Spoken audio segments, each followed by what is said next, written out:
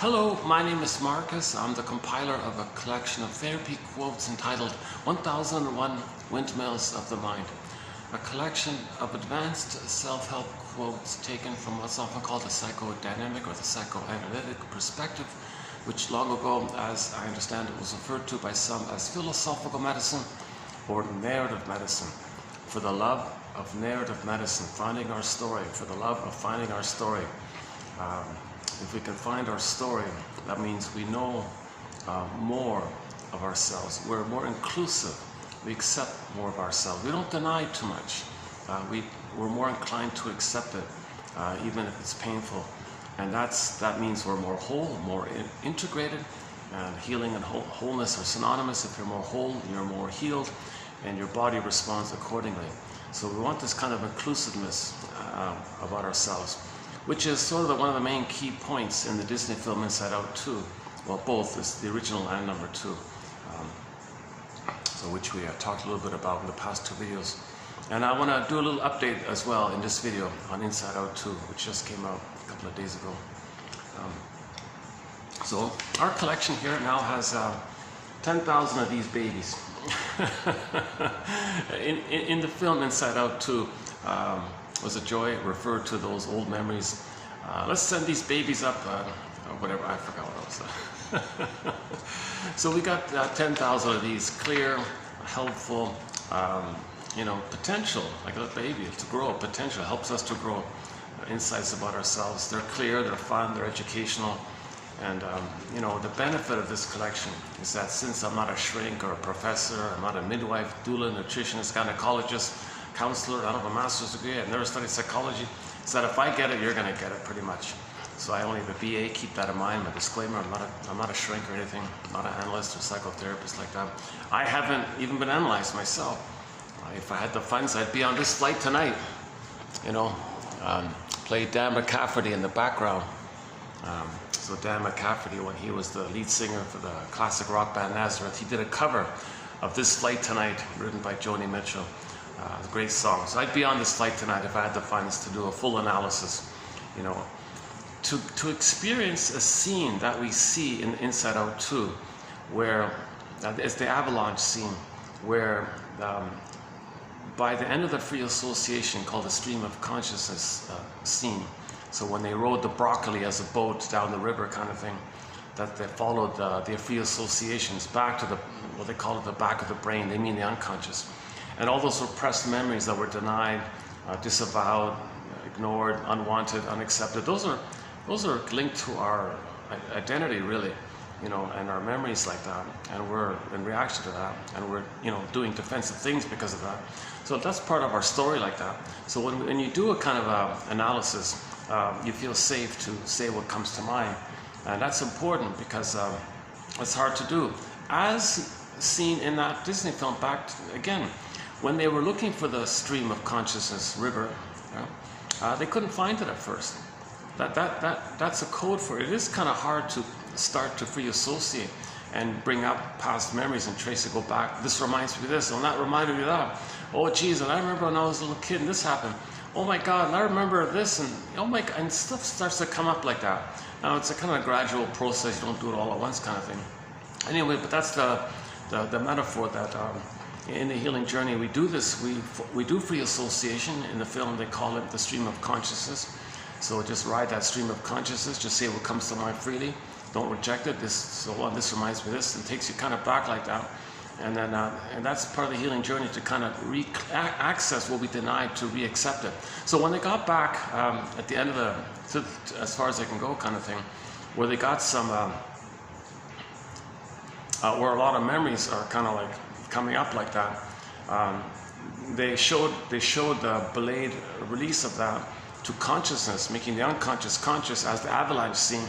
So all that material came to consciousness, okay? And now, can the person, the psyche, Riley, can she accept this more balanced view of herself? Okay, so then you saw that dramatic scene there, where in the conclusion, long story short, the conclusion was her authentic, real, genuine sense of self, okay, like her healthy sense of self with healthy joy and all that, comes about when the person can hold all sides of themselves, like all aspects of themselves. So we saw the conclusion of the film, okay, that these were coming up to her. Geez, I was unloved, I'm no good. Well, my needs were sometimes met, maybe I'm okay. I've got some gifts that the Great Spirit gave me.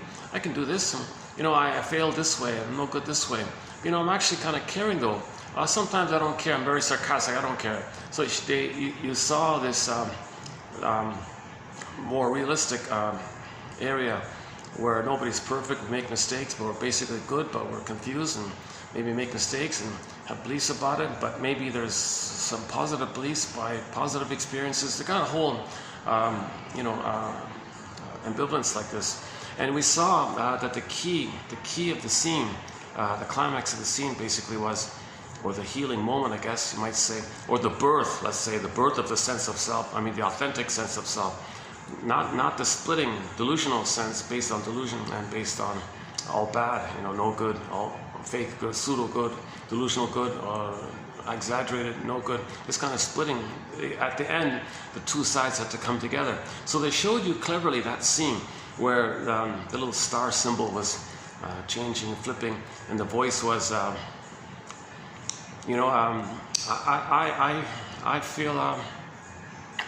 feel an appreciation for nature and stray cats and things. Sometimes I ignore people and don't listen to them. Or sometimes I care people, sometimes I don't care. Sometimes I feel good about myself, sometimes I hate myself. Sometimes I'm sarcastic, sometimes I'm kind of helpful in my comments, sometimes I'm hurtful in my comments. So there's this kind of thing going on like this. And the poor, and the protagonist, represented by Joy, the protagonist, or the psyche, the person, the mind of a person basically, says to themselves, wait a minute, it's not an either or thing. It's not where in other words, I can no longer deny a lot of things that I did before. I got to accept the painful truth, whereas previously I denied it. So now when you deny things, it kind of comes up like that. And if you want to heal, it's going to come up. You see, if you reject it, it causes symptoms and psychosomatic symptoms, and that Mr. Gloom guy comes out and things get worse for the person. So you want to cooperate with the healing process to let the past memories make unconscious to conscious. When you make the unconscious to conscious, you get belated understanding, a belated realistic understanding. There's a belated release of the feeling, that's the avalanche scene. And then so you get this, the avalanche scene means you're connecting old memories and bringing old memories to consciousness. You have amnesic memory, now you make it conscious. And with it, it's the release, so the flow, that was like the rush kind of forward like that. So now you're feeling what you couldn't have felt. So now you're feeling what you couldn't have felt. That implies you're going to be more balanced, more rounded out about yourself. You're not going to deny and do splitting either or. It's a both and, not an either or. Okay, so then the scene was the previous two quote-unquote sense of self that was developed prior to that climax scene was the original one, which was mainly based on denying anything bad. Okay, so it was, you could say it's a delusional positive sense of self. Okay, and then so because Joy at the beginning of the film was popping away the bad emotions, they showed you a thing called repression. So in the beginning of the film, Joy said, gee, Riley had a bad experience. I don't want to think about it, put it away. She put the orb, the memory, in a kind of ejection tube. We only keep good memories, no bad memories. Very Pollyanna like this. Very, very extremely Pollyanna. I don't want to accept any bad feeling. I don't want to accept any bad memory. No good to it. I don't care. I don't want to know about it. I don't think about it. I don't want to care about it. I don't want to bother it. I don't want to affect me. Only a good memory, I'll keep it. Any bad memory, poop, I'm going to pop it away. So she had this little ejection machine. She kept popping away all the bad memories. So she kept doing that. Then the sense of self was, gee, I'm pretty good. Okay. But it's based on a kind of a lie. It's not a full goodness. It's maybe partly true, but a lot of it's exaggerated and a little bit diluted. They even refer to it as being delusional. There's a lot of delusional ideas there. Partly realistic, partly delusional. I think Joy plays both roles. I think Joy plays healthy identity and delusional joy. Joy plays both healthy joy and pseudo joy, or fake joy, or pseudo joy, delusional joy, or made up manic joy based on denial. this kind of fake joy or something. Like this pretend joy or something to deny the pain. So in the beginning of the film, Joy was zooping away all the bad feelings. Okay, so then you had a sense of self based on that. So the Ratty's sense of self was kind of based on very positive kind of ideas or beliefs, let's say. Actually, they called it beliefs. That's interesting. Now that I think about it, they called it beliefs. They didn't. They called it these beliefs. So she had these beliefs, but they're actually kind of delusional beliefs. She's not only amazing and perfect all the time. She's both, right? If you do either or, they're both wrong. It's a both and, not either or. They're like either or is like partly true and true. You got to be inclusive. That's the healing thing. The mother's not a goddess or demon, in other words. The mother's one person. That's the source point of it all. The reality is that mother is a person, one person, not a goddess or demon, a split. Now, if you say mother's all bad or mother's all good, well, jeepers, there's a little bit of truth in both, but you got to have some sense of what they call ambivalence or tolerance to ambiguity, or the third side holds the third side of the coin, or the golden mean, or the middle way, or the way. Okay, some kind of temperance like that, some kind of temperance or three-dimensionality of it all. Not this cardboard two-dimensionality of either or. You need like a three-dimensionality. Interesting about the card. Let's go. Yeah, I forgot about that bit about the cardboard. Let's pick up that one. I discussed this film already in the last video and the one before. So this part I'm going to do now is just a continuation of it. I'm not going to redo the whole thing of what I did. This will be an attempt to maybe update some of the points and maybe add one or two points that came to mind afterwards. So back to the conclusion of the film, Inside Out 2. There's this scene where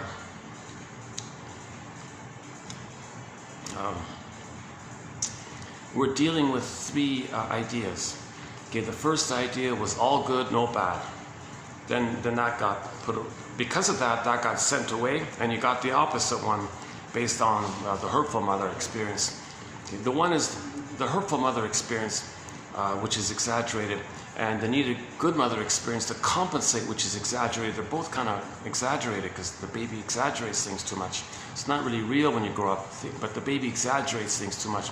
So the first sort of quote-unquote sense of self was this bright one, the positive one at the beginning of the film. But because it was created by denial, then the other side came up, the splitting side, to reflect this either-or issue.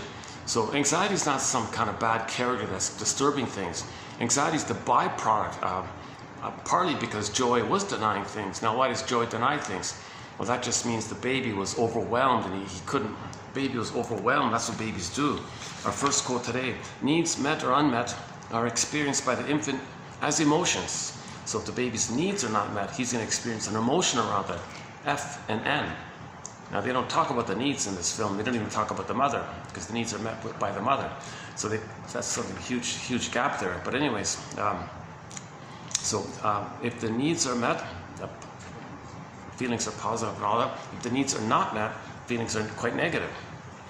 We can imagine that a child would conceive of emotions as potentially dangerous to him. If he's feeling bad, he thinks his needs are not met, now he's angry. Maybe that emotion, anger, is dangerous for him. Like he doesn't understand it yet, right? So he thinks maybe the emotion is dangerous, against which he or she must at all costs learn to defend himself.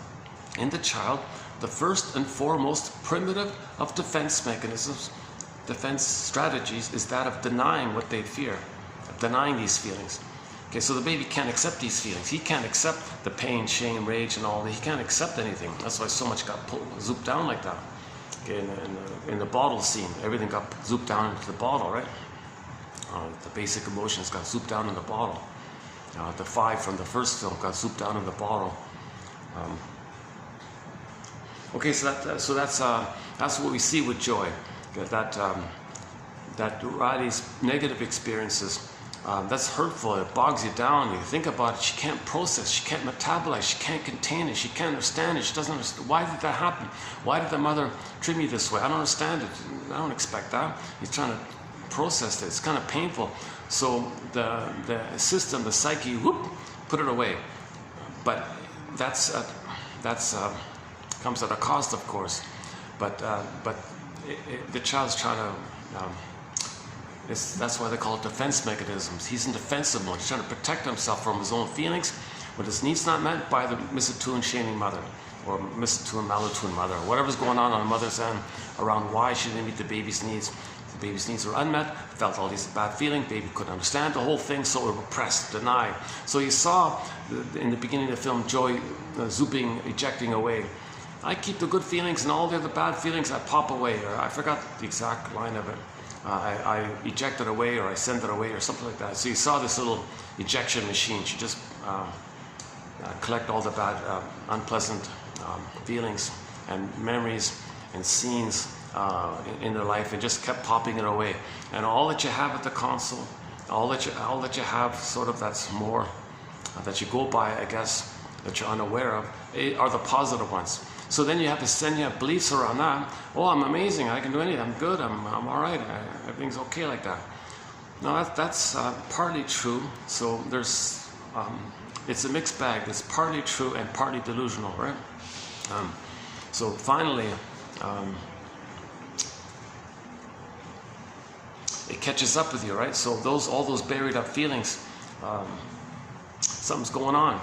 So at this point, we can say anxiety enters into the picture. So anxiety enters into the picture because now those old fears are going to come up, you see. So now joy is zooped away because this delusional stuff, it's hurting the person. Actually, joy is hurting the person, if we think of it that way. Now remember, we're not saying she's like directly trying to hurt the person. We're just describing the metaphor that a person's going to feel hurt by their own need to repress their feelings. But this comes about as the baby's primitive, desperate strategy of his limited means to deal with the pain with the mother. So he's just trying to survive and cope with this difficult situation. He's trying to adapt. He's trying to adapt. No baby's meant to be betrayed by his mother. Betrayal trauma, attachment trauma, relational trauma, interpersonal trauma, this strain trauma. This mother's in a bad mood, or old cunning tale. Maybe she is angry and just takes it out on the kid or something. So this how does the baby adapt to these kind of things? So he has limited means, so he pops away all those negative feelings called repression, and then but he's got to feel that the mother's good, so he'll elaborate or keep and elaborate the positive sides and exaggerate the positive sides, or make up the positive side, the delusional one, because the baby's got to think the mother's all good for him to feed safely, to make it, because he'd be overwhelmed with anxiety. He'd collapse, he'd go kaput. And we saw a scene with the anxiety breakdown scene. The person was almost going to go kaput. And then Mr. Gloom is waiting in the back, if that's the case, right? That's the added point I want to add, this thing about Mr. Dark Seeker, or whatever he's called. I didn't mention it last time, but because I wasn't sure about it. I want to just experiment. I'm just brainstorming myself here. I don't have a set answer here, so I'm just kind of a little bit trying to brainstorm myself here. Keep that in mind. Huh? So let's go back to the. No, let's just continue where we are here. So when we see the character Joy zoop away the positive feelings like that, then the belief system, what we saw, a little star image there. So she had extra confidence, she can do anything, she's Superman, she can star. So with that kind of attitude, it does give you the energy, and you expect positive things, and you believe these positive things, true or not, half true, half delusional, whatever. So she was kind of very successful like this, right? But the reality is, as you're getting older and older, you're repressing more and more. Now there's a bigger gap there, there's a bigger split like that. So those past repressed memories are gonna kind of be triggered up. So the idea that as we're going through life, we're gonna be reminded of the pain with the mother, okay, that's called anxiety. So the reason anxiety appears on the console now is because old fears with the mother, we're gonna be reminded of it. So now anxiety slogan was, I prepare for the future all the time, right? Our main slogan, right? So she means that as she goes in the future, she's going to be more prepared this time to face that memory with the mother back in the past. Doesn't make sense. Well, in trauma, there's no time. Okay, when the baby's traumatized like that, there's no time. So the present is going to remind you of the past, and those old fears are going to come up, and anxiety says, I'm going to be prepared this time. So you saw anxiety always catastrophizing. What if this scenario happens? What if this scenario happens? I'm going to prepare. And that's why Mr. Fear liked her a lot, because he's always trying to protect, because fear failed in the beginning, right? Like originally the baby was terrified, it was overwhelmed. Okay, now he goes to life, those old fears are going to come up. Now since it's invisible to us, we don't know what it is, that's called anxiety. And the language of anxiety is physiological actually, so you saw her very nervous and tense and bouncing around and jittery like this. By the way, the image of anxiety that signifies that there was trauma, oral trauma, was the gaping mouth, that's oral trauma. And the baby teeth means trauma during the breastfeeding time. Or the gaping teeth was the baby was thumb sucking because the breast wasn't there. And so that's a sign, that's abuse. That's a sign of trauma. If the baby has to use his thumb instead of the nipple. And that means the mother's not around. He's got to turn to his thumb for his mother's nipple. What a betrayal. Huge betrayal. That's a betrayal trauma. No baby expects that. This is a very strange, disturbing thing. He feels really rejected, like very enraged and shamed and angry by this. Or if the rubber nipple is used and the baby cries, mother dips honey on it. What are you doing, mother? I need I need a real feeding here. I don't need this rubber nipple with some concentrated sugar on it. You're just tricking my brain to release serotonin to tell me that I'm safe by the surplus food. But that's what I'm looking for. I need to feel safe in a relationship way. I need the experience of being seen and accepted, and I need like psychological, emotional feeding. Like I need you to,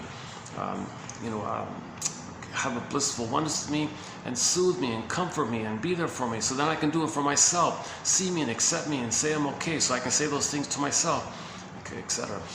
So he needs that kind of emotional experience. Then he's saved by that relationship. Now that's a relationship trauma that takes place, attachment trauma. It's not a secure attachment, so it's called attachment trauma. So the mother says, well, I don't know. Here, put some honey on the rubber nipple. That'll calm you down. Well, what a betrayal. Yes, the baby's calmed by the trick of the sugar, but it's not the serotonin by the interaction with the mother that would lay down neural circuitry whereby he would be able to soothe himself because the mother soothed him. The mother never soothed him, so-called contained him so he can contain himself. He can't contain himself when he's under stress. Then he may be a binge eater, a drinker, a smoker, using things, or a shopaholic, or buying things, or manic behavior, or detaches, or he finds some kind of defensive way to deal with his inability to soothe himself if the mother never soothed him. So the mother's got to soothe the baby. That's a basic kind of thing. Rhythm of safety and comfort and soothing and warmth, and they call it attunement. Someone calls it attrainment. They're on the same track or something. There's got to be this kind of back and forth, like a rhythm of safety, between baby and the mother. Skin to skin, breastfeeding, loving gaze, warm embrace, most in particular for the first 4 to 5 months. So if that's missing, then later on, how does he regulate himself? He has no memory to draw on. He has no neural circuitries to do that within, because those circuits get laid down by the interaction with the mother. Human connections lead to neural connections. The interpersonal leads to the intrapsychic. He's missing this intrapsychic experience. The mother failed him, betrayed him, the greatest hurt of all. Mother failed me, kind of thing. So the anxiety character is a code for that, because we saw that the breastfeeding time, it was failed. She either wasn't breastfed or the bottle was used. Something went wrong. Forced feeding, scheduled feeding, all these disturbing, crazy things. That's the trauma like that. That's the symbol of, that's why the mouth was so gaping like that. It's oral trauma. The baby's in the oral phase. Okay, and again with the teeth, you can take it either way. Either that the baby teeth image represents that the trauma took place around the time when the teeth just started to come in, just to emphasize that it's an oral trauma, or the gaping teeth was the thumb sucking issue, that the breast wasn't there.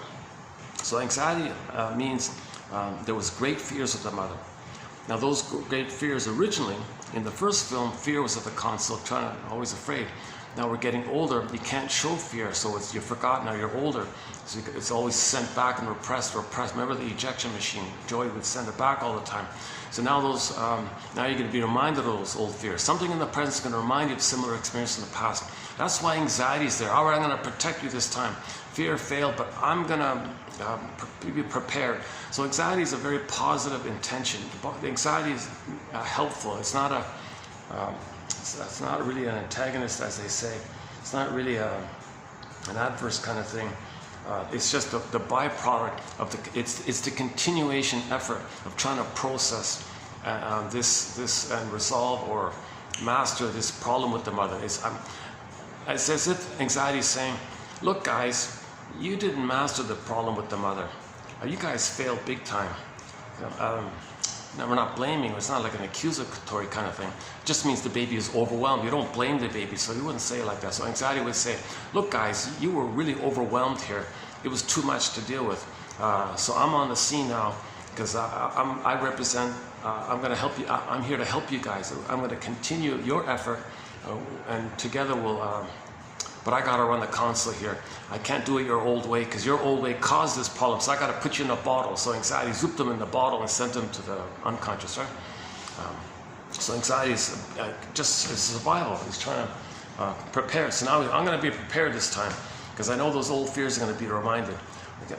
So again, so our second quote here. Anxiety means well. Anxiety. So from the film, anxiety means well. The character, anxiety, she means well.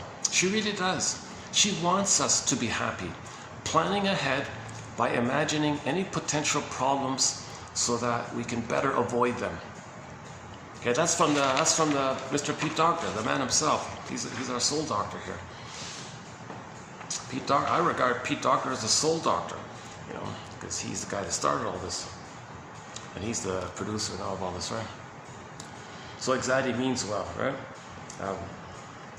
That's why in the imagination land, it's like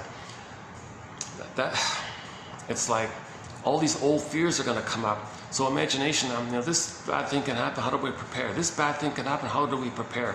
So you're kind of stuck with all these this overwhelming effort to try to process and master these problems. Now it doesn't. No one really truly ever masters that trauma by seeing somebody in the present as the mother who hurt you in the past. It doesn't really work, even if you are controlling or if you are tricky or you're slippery or avoidant, and whatever little tricks you do with people, and what they call survival anxiety. Back to anxiety. Oh, yeah, we can call her survival anxiety. Yeah, forgot about that. We might as well call her survival anxiety. Always just trying to survive all the time. That's why she's positive. She means well, because we're in survival anxiety all the time. Okay, because the baby survived by repression, but those old you can't repress all the time. You see, I think that thing with Mr. Gloomgare, if for some reason, I'm getting ahead of myself here. Okay, hold on. Let's back up a sec.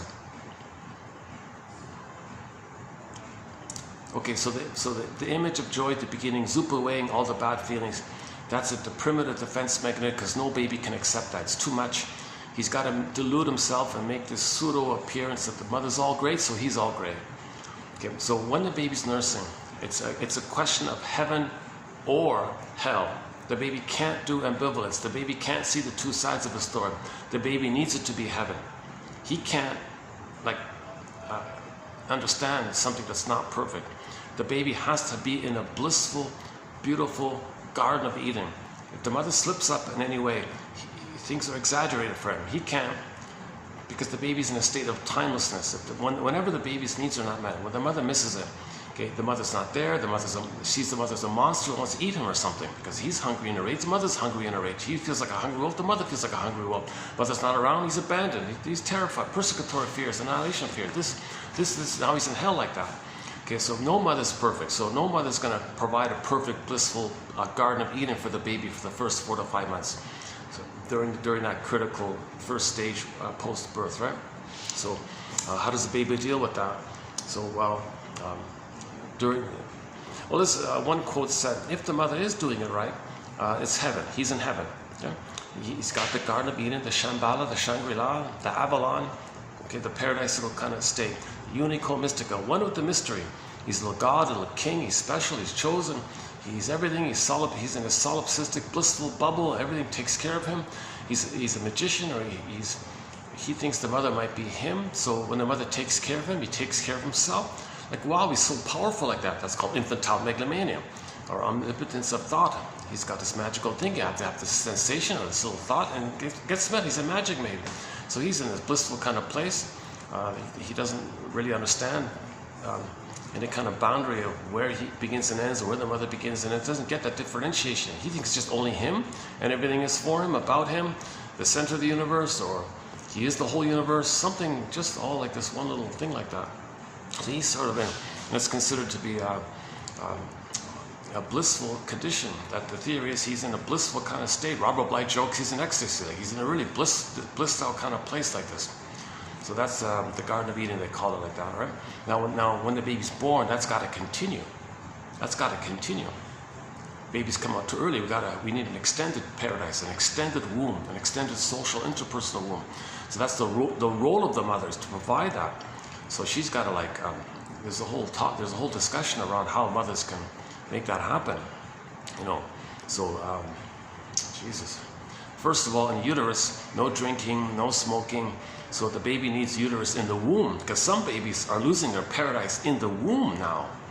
That's really a sad state of affairs. Babies are meant to be in a welcoming womb. It's meant to be paradisical for him. If the mother's smoking and drinking, he's not getting enough oxygen down the center vein that sends him the oxygen like this, you know, and the food and everything. So things are disrupted. The mother smokes, that vein constricts, sending the baby less oxygen. Now he's suffocating. He's terrified. And in his rage, he thinks the cord's a sea monster now. So he's fighting with the sea monster. That's his mother, a sea monster. He's not in paradise. He's in hell, in the uterus. The uterus is not a friendly place anymore. Okay? The uterus is not a friendly place. So he needs, there's knowledge of the womb. That's the first part of it. So assuming the baby has his paradise. Okay? So the mother doesn't argue or take pills or go to heavy metal concerts, do very distressing things, or watch scary films, or just shocked, she has a rhythm. She can feel it. She can feel it that the baby's floating around in a blissful, happy state. She'll know it, right? She's meant to have that kind of attunement with the baby. So she can sense it, and she protects it. She protects that the baby's in paradise in uterus.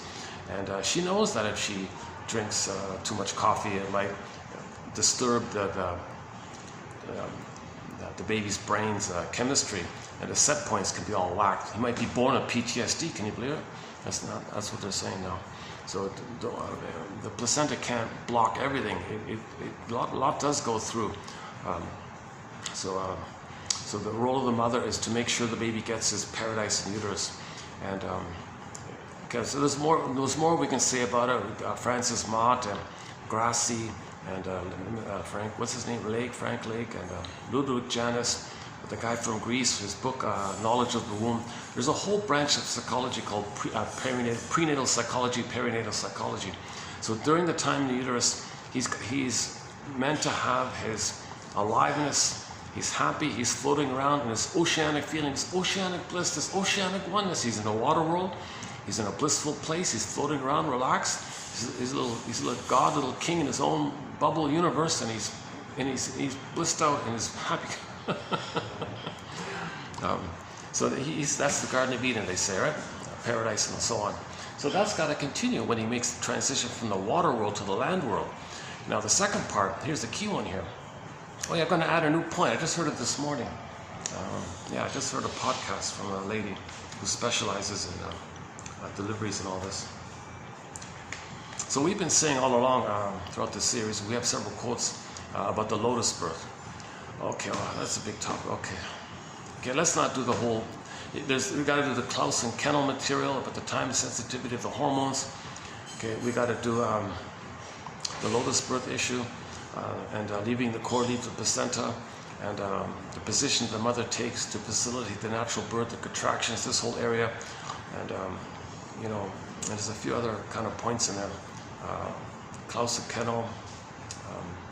Mr. Le Boyer's work, Birth Without Violence, this issue, and the mother shouldn't take anesthesia during birth if possible. Okay, there's a whole topic about the need for the baby to have a natural, gentle birth, like a natural birth. There's a big topic like that. So the added point was under the subsection of the lotus birth. One lady was saying. So all along we've been saying that leave the cord, leave the placenta, what's the big deal? The placenta is still pulsating, it's still sending blood, oxygen, food, nutrients to the baby. Give them the transition, leave the cord, leave the placenta. She's saying some indigenous people think the placenta is they regard the placenta for the baby as the baby's spirit, guardian, angel, and being or something. You're going to remove the baby's spiritual guide or something, spiritual source like that? What a cruel thing. Another betrayal. What a trauma. So leave the placenta. So what if it looks messy? Just put a bed sheet over the cord. Big deal. And leave the cord inside. The placenta inside. It might come out 2 days later, she said, or whatever. So the cord's still pulsating, it's still alive and all this. So when the baby comes out, you hand the baby directly to the mother, to the bosom. Baby finds the nipple, latches on, starts suckling, all is good. Skin to skin, don't wash the baby, warmest room, no shocking lights, no procedures if possible. Don't remove the baby, that'll do it. If you leave the cord, leave the placenta inside, hand the baby gently to the bosom, and everything's okay. If you remove the baby, you sever the cord, you traumatize him. That's a betrayal. Okay, then Mr. Gloom guy might come out. Even right there, that's called birth trauma. Jesus Christ. Why are we still doing this? This is a savage thing. This is not savage. Sorry. This is a disturbing, confusing, confused, angry, scared panic that took place 10,000 years ago with the mismanagement of our discoveries when we made the transition from global village to pillage, from tolerant to personality to prejudiced personality, needed to pillage, needed to prejudice, so babies are traumatized. So they remove the babies and they traumatize them. Then all these things are happening. Okay, that's a separate topic. It's a huge topic. We got a huge topic called the 48 Symptoms of Homotrauma's 2725 Part 3 of 3, 7.5-hour video. But let's just go back to the added point here about the lotus birth. Okay, lotus bite. So you notice the beautiful lotus flower, wonderful little flower on the water like that, right? You got the lotus flower. You notice there's a stem that goes down into a pod. Just keep that image. Flower, stem, pod. Okay? Baby, cord, placenta. Keep that image in mind. Preserve that image. When the baby's being delivered, have a giant poster on the wall of the lotus, okay, stem and the pod. Have a massive poster. Have an artist come in and paint the delivery room with a giant lotus or something. Just so that everyone is reminded make it parallel. Put a baby, put the cord, put the placenta, blur it in, or put it side by side, whatever. Imprint it in. The natural birth. Baby needs a natural birth. Don't take away his spirit guardian. Don't take away his soul like this. It's an organ. It belongs to him. It pulsates. It's part of it. It's him. It's not from the mother. It's his. The cord and the placenta come from him. They're like organs almost. So you gotta leave it like that. What's the hurry? What's the big rush? Still pulsating, still sending oxygen like this. So leave the cord, leave the placenta, and so we've been saying all along in previous videos that just wait and it'll drop off on its own accord. It'll drop off on its own accord, whatever, a couple days, whatever it is. When the placenta comes out, you can put it in a bowl. The bowl can sit on the bed beside the mother. Put a lid over the bowl, allowing some space for the cord. But just let the baby have that transition from the water world to the land world. It's a whole new world for the baby. Give him that support. Don't take away his support while he's making this difficult transition. In particular, if there are little complications at birth, he needs all the support he can get. So don't take away his soul animal, his power animal. Don't take away his support system while he's distressed out. He needs a support system, like Jesus Christ. And then he's distressed, so he's got a support system. You're going to take away his support system, he's distressed, and put him in another room, and put him on a scale, and then some people do worse things to him afterwards. Jesus Christ. Yeah, then Mr. Gloom comes, then Mr. What's his name comes out in the film. What was his name? Mr. Dark Secret or something? Was it Dark Secret or something? I want to tackle that point today a little bit. I mentioned it, I'm assuming, I assume, that probably just means depression or despair or something like that, or a gloomy feeling or something. Maybe there's something more going on. Okay, so the added point I heard this morning from the podcast from this famous doctor or nurse, she spent her whole life delivering babies. She's like a midwife or doula or something like that. I forgot exactly her formal title.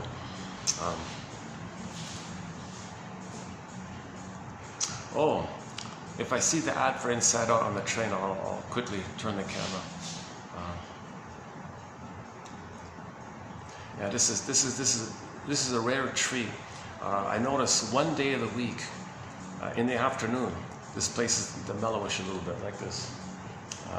This is sort of my go-to spot on Saturdays. Yeah, ironic it's Saturday.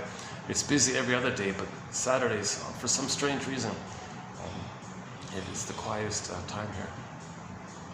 Still a trickling of guests and all this. And I had to beg and beg, oh please let me use this little cornered section here.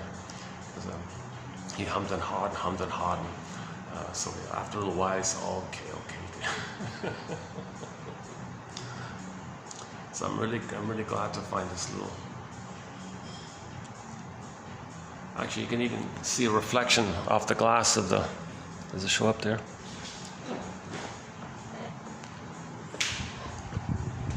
Yeah, a nice day today. And one of the nicer day today.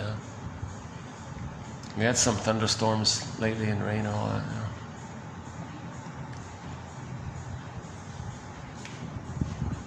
Well, back to this fancy building. Yeah, well, maybe we'll see the Spider-Man guys. One time we saw the window washer guys.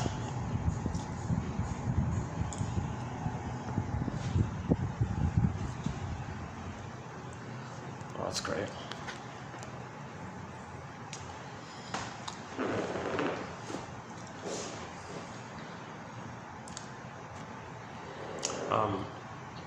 Okay, let's go back to the basics. So,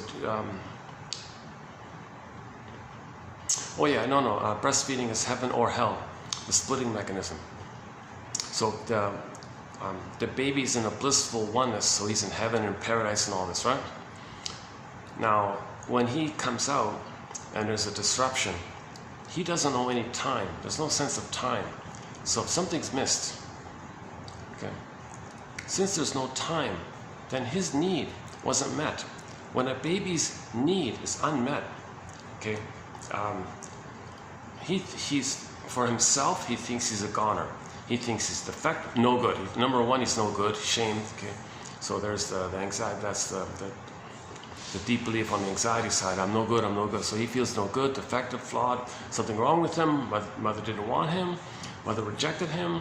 Is he no good? Something wrong with him? What happened? Why is mother betraying me? So he takes it upon himself. He doesn't say, oh, there's something wrong with the mother. What's wrong with you, mother? And life's longing for itself. Nature's greatest miracle. I have esteem here. Nature made me here. Baby, unfortunately, baby doesn't have that thought yet. He's totally dependent on the mother. The mother's the whole world for the baby. So if the mother rejects him, he thinks he's defective. He can't reject the mother. He's got to accept the mother and see her as good to survive. But he feels no good. Fairbairn calls it the moral defense. Baby makes this like moral decision. I'm no good, you're good. Like this. So if the mother makes a mistake or misses a tune, malatune, okay, whatever's going on with her on her end. So that's a huge topic, by the way, called the O Cunning Tale. So we discussed the various examples of the O Cunning Tales, a phrase by Emily Dickinson from her poem, A Great Hope Fell. You heard no noise, the wreckage was within. O cunning tale that let no witness him. So whenever the mother doesn't meet the baby's needs, we're calling that an O cunning tale. Okay, so surprisingly, there's a lot of that going on. One estimate is that 90% of the babies in North America are not getting a secure attachment style, that they're being betrayed by the mothers because the mother's communicating that she was betrayed, or she's reenacting how she was betrayed by betraying her child, or she transfers her anger at the mother onto the child, thinks the child's the mother and fighting with the baby. Baby's not the mother, but she's angry, so angry at her mother, she always sees everybody's the mother, so she's controlling the child, thinking she's controlling the mother. In her unfinished, okay, there's too much, there's so much material, I can't squeeze it in. There's so much material in this area of the O Cunning Tale. There's like a whole long list of them. We could do a 10-hour video on the O Cunning Tales. Jesus Christ. Oh man. So all throughout the past 3 years, we've been included bit by bit these various O Cunning Tales. Trying to understand why so many mothers are betraying their babies. Like, what's going on here? This is crazy. What's going on here?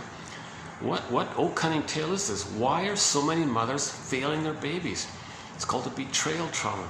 Okay, go to TQ 2822, a recent video by Lucy Freeman.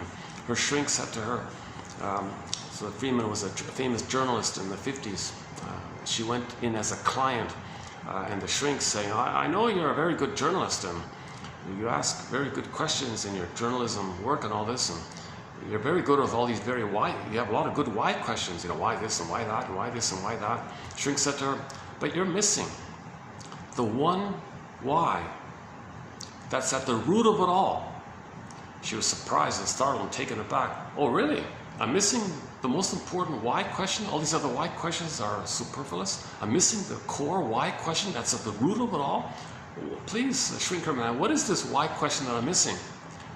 Why didn't my mother love me? And then you go from there. Follow the stream of consciousness from there. It's free association. And then she wept. She got it. She understood it. And then her symptom went away. See, her psychosomatic symptom went away.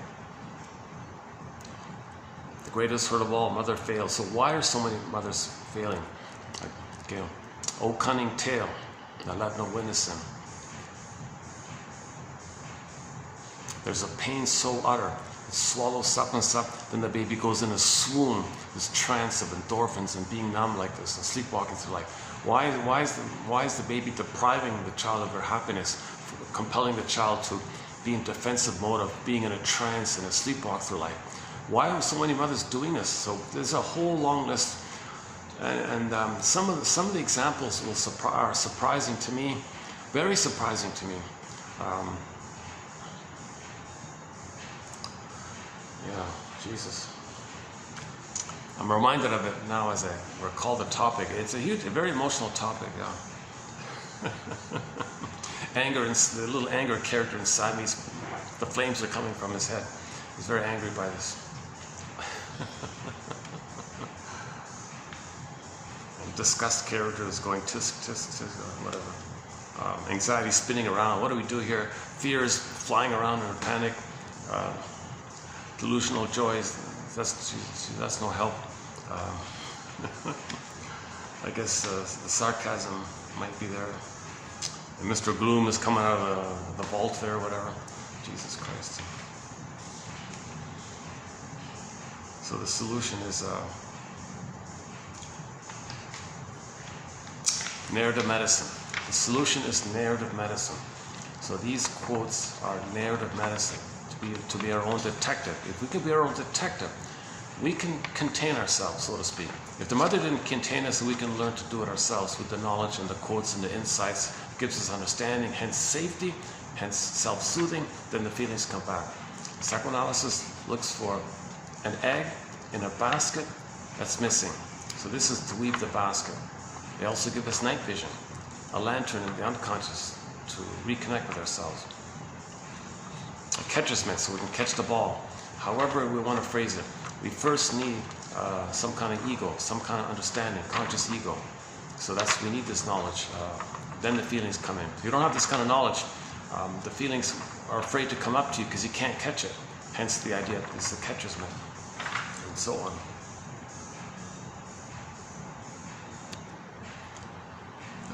Where were we? Okay, hold on a sec. Is the lighting okay here? I'm getting a little bit of a glare there. Maybe I can change a bit. Hold on a sec.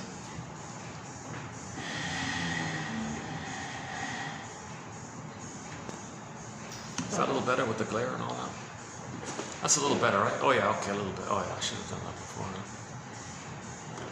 Huh? Okay, Heaven or Hell, right? Streetheart, a classic rock band named Streetheart. Their second album is entitled Under Heaven, Over Hell. Baby can't do it. It's either or. He can't handle ambivalence. He can't handle this kind of confusion. That's something in the middle like that. He needs the paradise of the mother. If the mother's not around, doesn't meet the baby's needs, okay, he's enraged. Okay, he's in the oral phase, so he feels like a hungry wolf. Okay, he's one with the mother, so the mother's a hungry wolf, but she's much bigger, so she's a bigger hungry wolf. And so now he thinks his mother's going to eat him. The mother's a cyclops, the guy with the horns. a witch that wants to hurt Hansel and Gretel, so the witch won't eat me. That's just the imagery going on, reflecting the baby's projected inner elements of rage and oral greed. Sees the mother like that because of the fusion. That's one mechanism called projection. As a defense, so the baby projects his elements onto the mother, thinks the mother's a hungry wolf. That helps him to not admit and deny that it feels like that. So eject it. So joy's going to eject it. So something in us is going to repress those feelings of rage, those memories of mother hurting us, right? It'll be just rejected like that. And the feelings won't even be alive. It'll be frozen. You know, that's another thing. One thing they could have done, all those rejected memories, we could say they're all frozen. Like that's one thing they could have done, yeah. Like it can't animate, like it can't flow, like it can't, it's fossilized, it's flash frozen, like they can't move, it's turned to stone. They could even be like stones even, like as a metaphor. I think there's an image there, but it's all stone, like little mini statues or something. So that may be one way to convey it. Or it's in a glass orb, so it's disassociated, so it's there, but it's disassociated in a dreamy-like kind of place. That's another way of doing it. Actually, that kind of implies that it's kind of frozen underneath, right?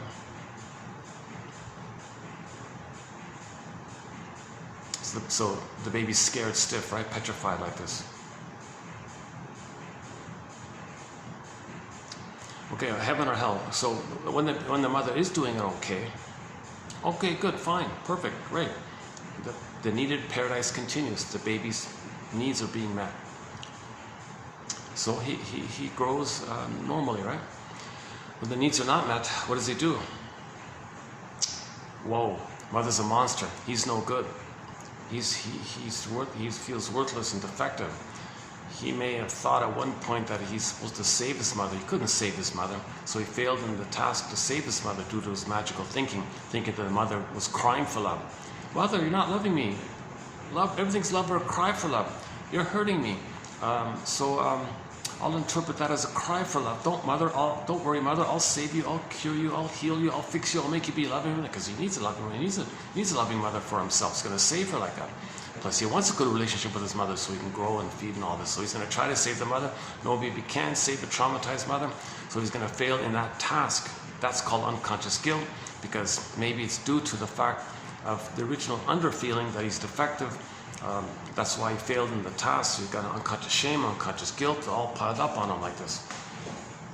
So he feels, let's just simply say, no good in some form or another. And the mother's a monster like this. Now this is all ejected away, and then he hallucinates all good stuff. He'll just make up everything's okay. So he'll just keep saying it's all good, whatever. So that's his. That's a sense of self that's very tenuous, very fragile. That's why it kind of got ejected away, right? It's very fragile. It wasn't a very stable sense of self, right? A very flaky, tenuous sense of self that easily got knocked off, right? So it did get knocked off, and then what came in its place?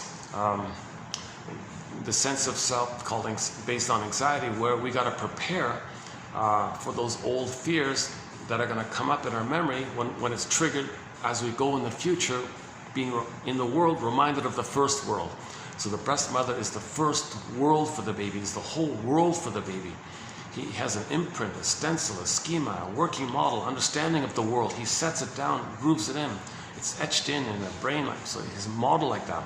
So as he goes to the world, he's reminded of the first world, but the first world caused all these pains. He doesn't remember, amnesic memory. Anxiety means, I'm going to be prepared now. As a baby, I wasn't prepared. I'm going to be more prepared now. So the anxiety we see always sort of in this anticipatory mode of every little thing is going to remind them of those old fears. So that's why she's so panicked and strategizing and conniving and trying to, how do I prepare? To what extent do I go to feel safe?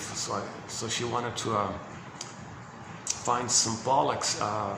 She wanted symbolic acceptance. If she's on the team, maybe the container of the team could be like a surrogate mother for her. Like Valerie could be like a surrogate mother for her, kind of thing.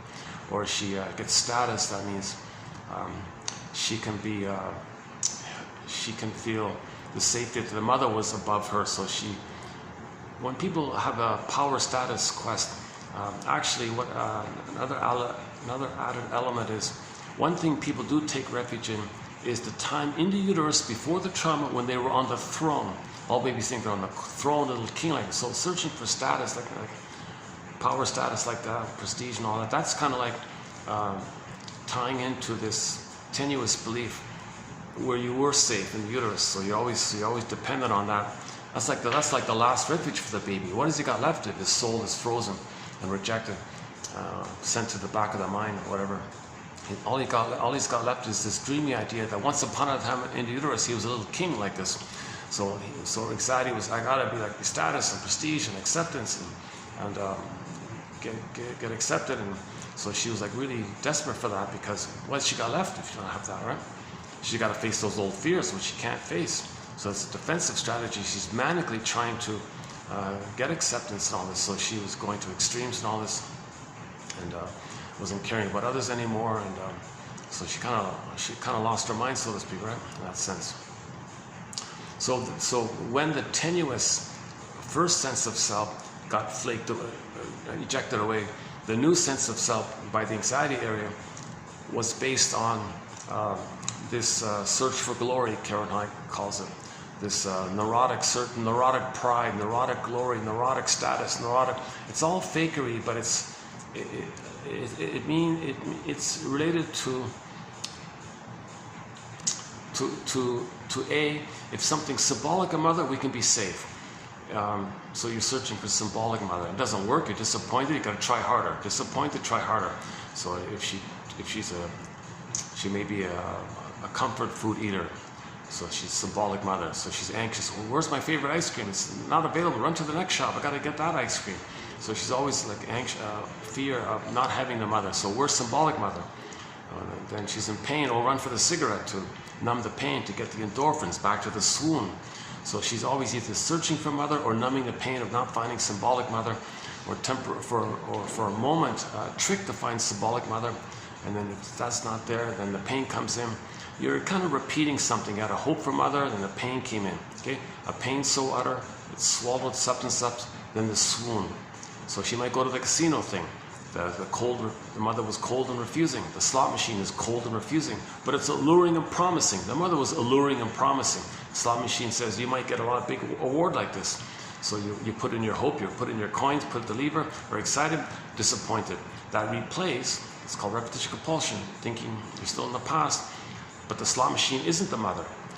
Okay, like a giving money. It promises to give money, but it rejects the person. Well, that's the original state. Mother, I need your sweetness and maternal supplies like that, and reject it. Oh, okay. Well, that's in a state of timelessness, and the person still needs to get mother's love. So how do you cry for it? What's available? You're out of the nursery. Well, you search for symbols, imaginations, fantasies, delusions of mother. So the slot machine's like a delusion of mother. Okay, come on, mother. Not realizing that that's a symbol of mother, but you're still in the emotional place of needing mother's love. Come on, slot machine. I'm very hopeful. You're disappointed. Okay, well, that's familiar. That's pain. That's my connection to the mother. Disappointment with the mother. So now that's your connection to the mother. To get the pain with the mother, they get the endorphins. So after you're rejected by the slot machine, then you might get a drink. Oh, a drink's 2 for 1. Oh, there it is. So this is because you're replaying the numbing effect of the endorphins that originally took place. So you create the pain to get you stimulate the safety, which triggers the disappointment, which gets the numbing, the endorphins. That's the comatose space, right? Jocose, morose, bellicose, comatose. Right? That's a separate. Okay, that's another little area there. Okay, I want to stay on track here. Hold on a second.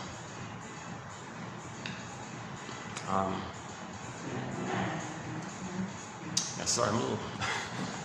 You know, it's funny about that anxiety issue, because that runs my console. Anxiety runs my console, like inside. Like that's a very good film, because I feel like I can almost imagine that character in me running around on the console. I have a fair bit of anxiety myself. I have been analyzing them.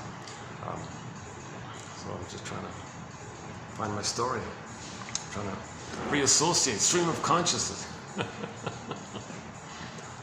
Now, ideally, you do it with you got to do it with a human who accepts his feelings. Then it helps you to pull up your feelings to yourself, so you can accept them. If the witness can accept his feelings, that creates a level of safety for you to accept your feelings.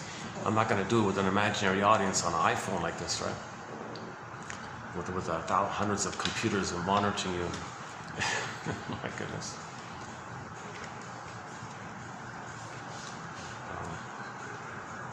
I don't even know if there's any real watchers. I still don't know them. According to the channel, it says the average watch time is somewhere between 0.05 of a second to 0.2 of a second.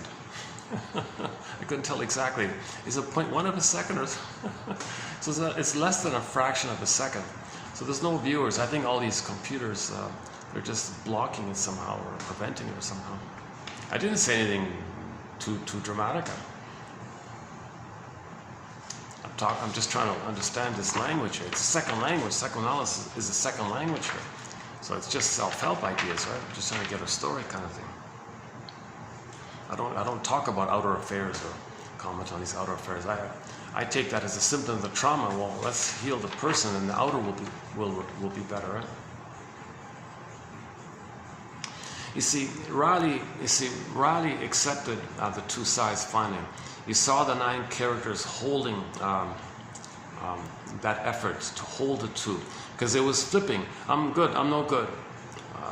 I'm worthless, no, I'm valuable. It was flipping around. It was kind of like constantly flipping it like this. Like it was kind of chaotic like that. So then you saw the characters try to hold the thing, like circle it, and all 9 characters were all united. Okay, meaning all of us tries to embrace, get to a place where we can hold the tension of the opposites, find some middle ground, some middle way. Okay, so the golden mean, find something that holds the two, like something like the third side of the coin. So the characters are trying to do this. It's not an either or, it's either this or that. What is it? This is that? No, it's kind of like both and, both and, both and. How do we do this both and? It's kind of complicated. They call it the presupposition. It's called a psychological birth, by the way. So it's where you get your beingness, from. You got it when you hold the tension, the opposite, then you get your beingness. So when they finally did do that, you saw the relief. Riley, she was breathing deeply. She was grounded. She could touch the floor. She saw the sunbeams. She was calmer. She had her feeling, and then joy represented the positive, healthy joy. So finally, the pathological joy. Okay, the character that Joy played for most of the film was mostly the pathological joy, the pseudo joy, the fake joy or something, this manic denial joy. Then at the end of the film, after the acceptance of the two, Joy played healthy joy, normal joy based on a beingness. So the first act, I remember the first act at that time was she was able to feel regret, and she made a sincere apology to her friends whom she treated badly in her prior state. So she felt that sense of empathy and pain, and wanting to make amends and apologizing, but still understanding and still accepting their choice or whatever, and hoping that one day they'll forgive them because she feels guilty. So they accepted her apology and all this, right? So she had the ability to apologize, whereas pathological joy wouldn't do it. They said, well, it's all about me. I have no time for this kind of stuff. Eject it away, eject it away. Pathological joy wouldn't apologize. Anxiety side, they would apologize like in a kind of like a pleading, like a please like me way. It's different, right? It's like they still want something, right? Like they're seeing others as the missing parent. Oh, please, parent, please let me. I'm sorry, mother. Mea culpa. What do you want, mother? Well, I'll do this for you. I'll do this for you. I'm always wrong. You're always good. She's excessively, extremely, pathologically apologetic. There's no like heartfelt apology because there's no identity there. The identity, okay, the authentic identity came at the end of the film when the 9 characters circled around and did this image that tries to create something new, a new synthesis, okay, that holds the previous two. It's not either or, it's a both and. After the both and, then there was a positive joy.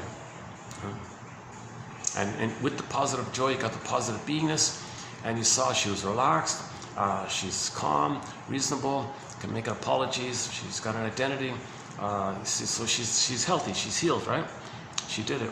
So the scene that led to the healing image was the holding of the two, the 9 characters circling around that little core device there that was like a symbol, some abstract symbol of our authentic sense of self trying to come into being. Our psychological birth, basically, our authentic beingness is trying to emerge. Our authentic beingness means we are able to see the two sides of a situation. Okay, not pathological joy, no, not that one. Okay, not pathological, I'm worthless, it's too much. It's not the baby's fault he couldn't save the mother. No, the baby isn't defective. If the mother didn't want him, the Great Spirit gave him a basic identity. So he's not all worthless, but he may feel that if the mother's traumatized herself, if the mother's depressed herself, the mother's narcissistic herself, or the mother's using the baby to meet her needs, even if the mother hurts the baby, there's still some innate kind of goodness like that. So it's wrong for the baby. The baby innocently, in his extreme effort to try to get a good relationship with the mother, concluded he's no good to try to have an attachment to the mother. Mother, do I have to give up me and think I'm so bad to have some acceptance with you? I'll imitate you and forget myself? Does that work? He's trying. He's trying so hard, right? So he concluded that he was defective, no good, no good. And we saw that with anxiety. She touched that point. She had this. She's playing on the ice hockey rink and all this. And she started off okay with her strategies, but it kind of came up, I'm no good, and she got more desperate, trying harder and harder, but she feels no good. Now, how did you compensate? You can't create something in the present to take you back in the time machine, to give you the love that was needed. Nothing in the present, no status, no symbol, no score, no 3 goals in the net, nothing you get in the present can correct the wiring of the trauma with the mother. But you're trying, you think you're in the place with the mother. Are you trying, mother? So imagine a baby with the mother. Mother, I need your love. Mother's not misattuned, malattuned. What's going on, mother? She's crying, baby's crying and screaming and distressed. Mother gaslights him. Mother, please don't gaslight me. The word of the year by Merriam-Webster Dictionary Company, 2022 was gaslighting. A lot of mothers are gaslighting their babies. I can't see your reality, baby. My mother never saw my reality, so you don't have your reality. No, mother, I have a reality. No, you don't. Yes, I do. No, you don't. I don't. He's really distressed. Like, so he's trying. No, mother, I do have a reality. No, you don't. Yes, I do. So he's like trying hard. No, I have the right to have my identity. I have the right to have my boy. Oh, you have the right to have your identity? Well, you're with me or against me? Well, what are you doing to me here, mother? Because some mothers brainwash their babies. They threaten to abandon their baby emotionally if they're autonomous. Why? Because that'll compel the baby to be in a trauma bond with her. Why? Because the mother liked the blissful oneness. She never got it herself, so she indulges in the youthful feeling of a blissful oneness, using the baby as a surrogate mother for her. All right, mother, I'll give up myself so you can enjoy this blissful oneness you never got. And the trick and how she does it is because she doesn't want to feel alone, she threatens to make the baby feel alone. Baby can't. Panics, says, no, I'll do what you want, I'll give myself up. Then the mother rewards this symbiotic regression, punishes the child's autonomy. That's what they mean in Alice in Wonderland, where she said, I have to fight for the right to have my own thoughts. Baby tried to have his own thoughts. Oh, you have your own thoughts? You're with me or against me? No, mother, I'm not against you, mother. So that's part of the struggle and the pain. So you can see anxiety in the dramatic climax scene where he's, how do I figure this out? How do I solve this with the mother? I'm calculating every possible scenario. I'm imagining every angle, every little way, I'm faster, harder, quicker, every little possible. How do I heal this mother? How do I fix this mother? How does a little baby cure their traumatized mother? Very anxious like that. How do I fix her? How do I save her? Spinning around, looking desperate. This is not working. This is not working. Pain. Now she's in a trance. She's floating, disassociated, and she's stuck in this panic, this traumatized state. I don't want to be traumatized. I don't want Mr. Gloom to come out of the door. I don't want to be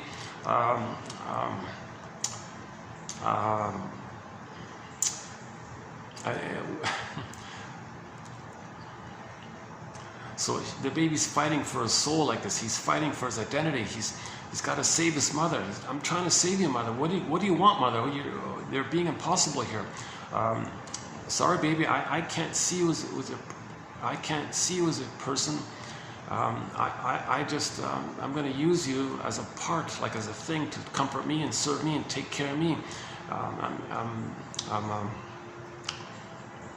I can't see you as a person, in your own right. I got to see you. I got to see you as an opportunity for me to find me. Okay, enter Anne Sexton's poem.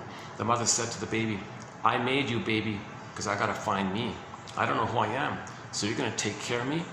You're going to be like a teddy bear for me. You're going to be a stable presence for me. You're going to do for me what my mother should have done for me. And I'll brainwash you to make that happen. And then, so I don't see you or your needs. I don't care about that." So she thingifies the baby, objectifies the baby, has this cold indifference to the baby's reality because the mother doesn't have her feelings.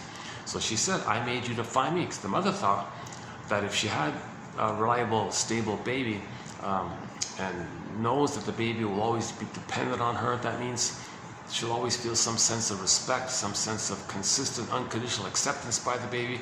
So through that process, she thought with that stable presence, that anchor there, that maybe she can find herself by using the baby as a mother for her. She missed her development, so she's trying to resume her development by turning the baby into a needed good mother. Baby can't do it like this. Now here's anxiety spinning around that twirling scene. How do I do it? How do I do it? So that's why the dramatic scene was she gave up. I let it go. So we saw her let go. I can't do it. I can't say, I can't do this anymore. I can't, right?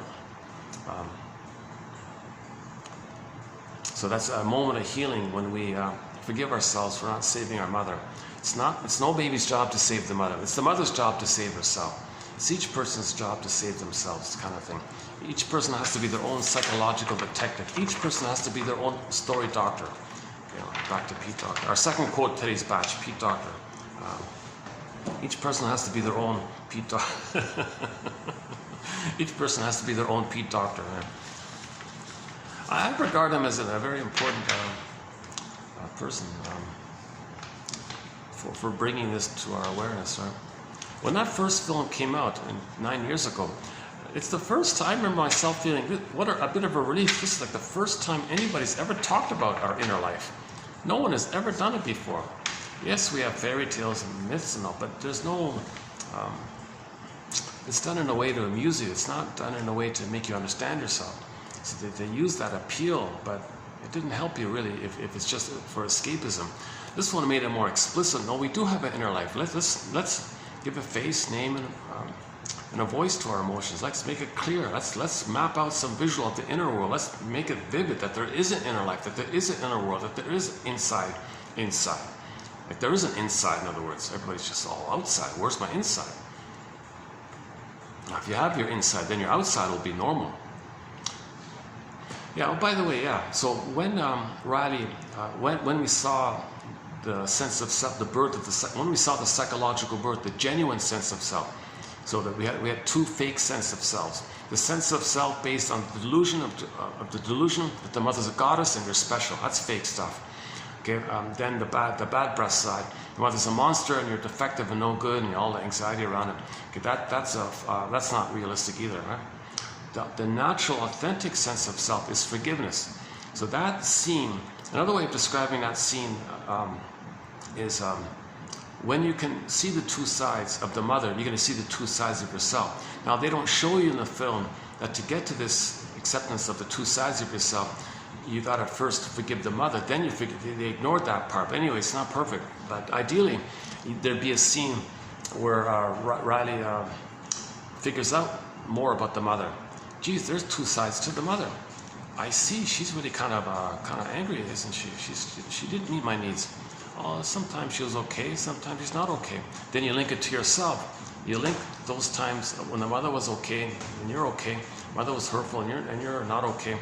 Like you kind of have the memories are relational. They don't show you that relational side of the memories. They only focus on the self inner side area. But to get to the acceptance of the two sides of ourselves, I'm good, no good, and find a new medium that's a new creation of the synthesis. And the previous two poofs away, disappears, and you got some new, healthy, proper place based on your beingness. To get there, you do it by forgiving your parents. You understand your parents, get the story, why they do what they did. Okay, Bruce Springsteen, Independence Day, Toronto, YouTube, intro. Listen to his intro. See them as parents. Rosanna Deerchild. The more I learned of my mother's story, the more of a person she became. See your parents as people, hopes and dreams, and panel, still some blessings. Reality, there was pain. They would have, they could have, they couldn't. Victimized, traumatized. Their humor's dark, well, they're traumatized. Try to get some kind of story like that. When you understand them, you understand yourself, reparation of the other leads to reparation of the self. Understand your parents, heal yourself. It's kind of like two sides. You can't just do it only inwardly without linking it to what the mother did. How do you heal yourself if you don't understand why you have these two things going on? It's in relation. You got these two things going by the relation with the mother. So that they kind of missed all that part, right? The movie's not perfect, but it's an excellent movie nonetheless. One second. Well, speaking of tension, my goodness. I remember anxiety was sitting in the massage chair. So by the way, for the price of half a cup of coffee, one can get this encyclopedia. Once again, imagine this times 2,000 pages. Clear, easy to follow, quotes just like this, 2,000 quotes just like this.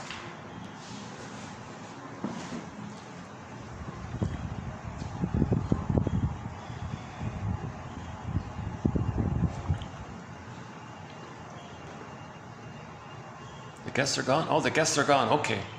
On this side. Yeah, okay.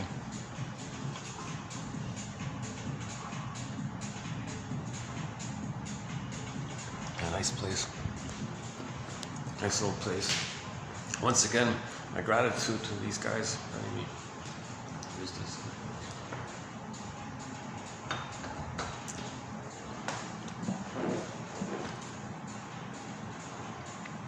I bounce around different venues doing these videos. I'm on my third continent now. I have 1,000 videos here. On average, 10 quotes per video. So the 10,000 quotes are on this channel, actually.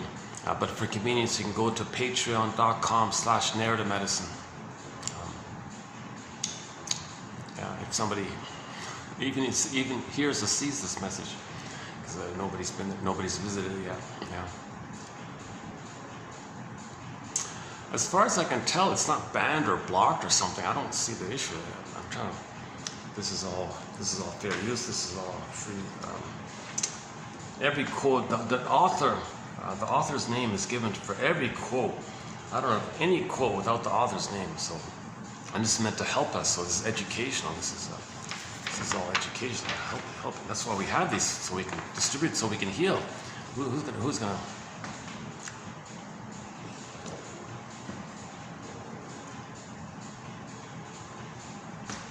So I'm not sure what the. One theory is that people know themselves, then they understand what's going on outwardly. If people don't know what's going on inwardly, they don't know what's going on outwardly.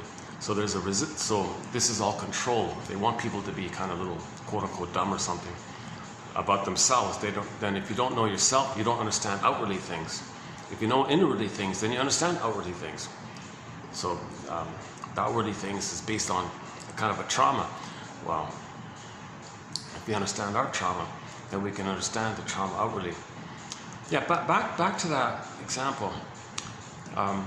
When Radhi could accept the two sides of the situation about her mother and herself and got that synthesis, and then you saw her breathing, her physiology calmed down, the physiological response, and she was present, she could touch the wood and see the sunbeams, and was calm, and she could dance a little bit, and she was relaxed. And she was comfortable with herself. She had her beingness. She had her sense of self. She had an authentic sense of self. So now there's a new quality to her. Now there's like a warm embodiment. Now she's embodied, and she touches the ground. They even focused on this. She touched the ground. She's embodied. She senses things. She's in the present. She's in the now, as they say, right? So she has that embodiment, a sense of self. So she got the authentic sense of self. Then if as above, so below, inside out, then if we want to see acceptance of differences outside, we got to accept the differences inside, and find that synthesis with them. Then there's a synthesis or acceptance with them. Then there's an understanding of others. If you understand yourself, you understand others. If you understand others, you understand yourself. Okay, it's kind of linked like that, right?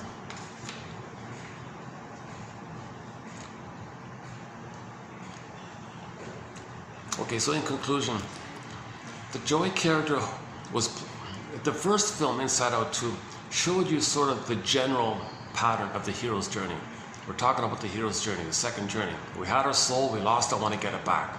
Common universal motif in most myths and fairy tales is the common monomyth for anybody with trauma. Again, most people have trauma or homotraumacus. So we're born with a golden ball, went down the well, want to get it back up. This core, the core of ourself, the Greek maiden, in case she got pulled down, comes back as Persephone. Odysseus is far from his inner home, long journey inwardly to get back his inner home, then Penelope comes in, and so on. All this basic motif of we have our beingness, okay, it can be personified as a character. Okay, a common metaphor for our beingness is Snow White. Okay, she's in a coma in a glass box. So when there's trauma, the baby's beingness is in a coma in a glass box, so we don't connect to it because the barrier there, and Snow White's in a deep coma, so it's not animating, it's not alive to us, right? It's there, but it's not touching us, we're not feeling it. She's in a coma like that, and there's a barrier there. So the beingness is like that. Then the positive, pleasant feelings represented by the golden ball or represented by joy, sadness, our basic primary feelings, okay, got zooped away. So in the first film showed us two very basic, let's say three very elementary kind of 101 basics.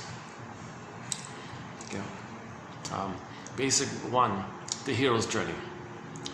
Joy and sadness getting zooped away. Okay, the hero's journey is we got to get it back. So we had joy and sadness, loving life, joy, pleasure, and affection, tenderness. Okay, enjoying your present, being in the now, embodiment, present. So joy is the natural, animating, pleasurable feeling of your embodiment, the serene, inexhaustible fullness of being. If you have your authentic beingness, word of the year 2023, authentic, you have your authentic beingness, joy is there. Okay? Now sadness just means if there's a loss, you mourn the loss, so there's a basic primary thing. But joy runs the console, and joy can step aside to let sadness run the console when there are losses, natural response to loss, grief, go process, admit it, you feel sad about it, you release the tension, and then joy can come back. So that's like the basic kind of thing. Now when the beingness is frozen, okay, the golden ball goes down the well where joy and sadness get zooped away. And so the whole motif is joy and sadness wants to come back to the console. Okay. So the beingness can be frozen, petrified, turned to stone, joy and sadness zooped away, golden ball. So the beingness part could be a character like Faithful John, like Echo. Echo becomes a statue. Echo becomes a statue. Okay. Any kind of personification of a person's beingness. Okay. If it gets frozen, flash frozen like the woolly mammoth image, or petrified like the frog image in the Dobie Gillis show, Maynard Krebs' character talked about earlier, or a character turning to stone, or a rabbit becoming a velveteen rabbit, not alive, right? What does it mean to feel real? So in trauma, we don't feel real and alive. We don't feel real and alive. We're going through the motions of life and all this. So yes, of course, we can have some, when the beingness is frozen like that, we develop a false self. Okay, it can be like two false selves. You know? We can flip back and forth between either or thinking maybe, or now with the false self, a scaffolding or a bundle or a bunch of defense mechanism, we can drive a car and get 10 PhDs and 10 medals and 10 awards and score 10 goals and write 10 hit songs. We can do stuff and all that, but we live to the extent that we feel the pleasant feelings, the bluebird of happiness, okay, is within. So we live to the extent that we feel at home within, embody within, our sense of self, embodiment. Okay, so you can go through life in a metaphorical emotional coma, emotional hypothermia, emotional catatonia, not feeling real and alive like that, and you can still function in life in a swoon, in a dream like that. You can still function in a practical way like that, but we live to the extent that we feel. We live to the extent that we feel embodied. So we're missing some famous gap like that between our true self and our false self, basically, or the mask or the persona and our authentic beingness. There's a huge gap like this. So at some point we recognize, usually in midlife, gee, where's my beingness? Where's my beingness? Where's my sense of self? Where's my embodiment? Where's joy at the console? Where's my ability to accept losses and have sadness at the console? Where's this quote-unquote more human side of being human? Affection, tenderness, apology, making amends to saying sorry to my friends, making amends, something, like joy in the present, creativity, spontaneity, and play, being an elder and caring for others, empathy, moral, ethics, morality, ethics. Okay, when your feelings are there, you're ethical and moral. That's the normal state of affairs. A person might say, gee, why do I think in such a selfish way? Where's my compassion, all that? Where's my empathy for others and things?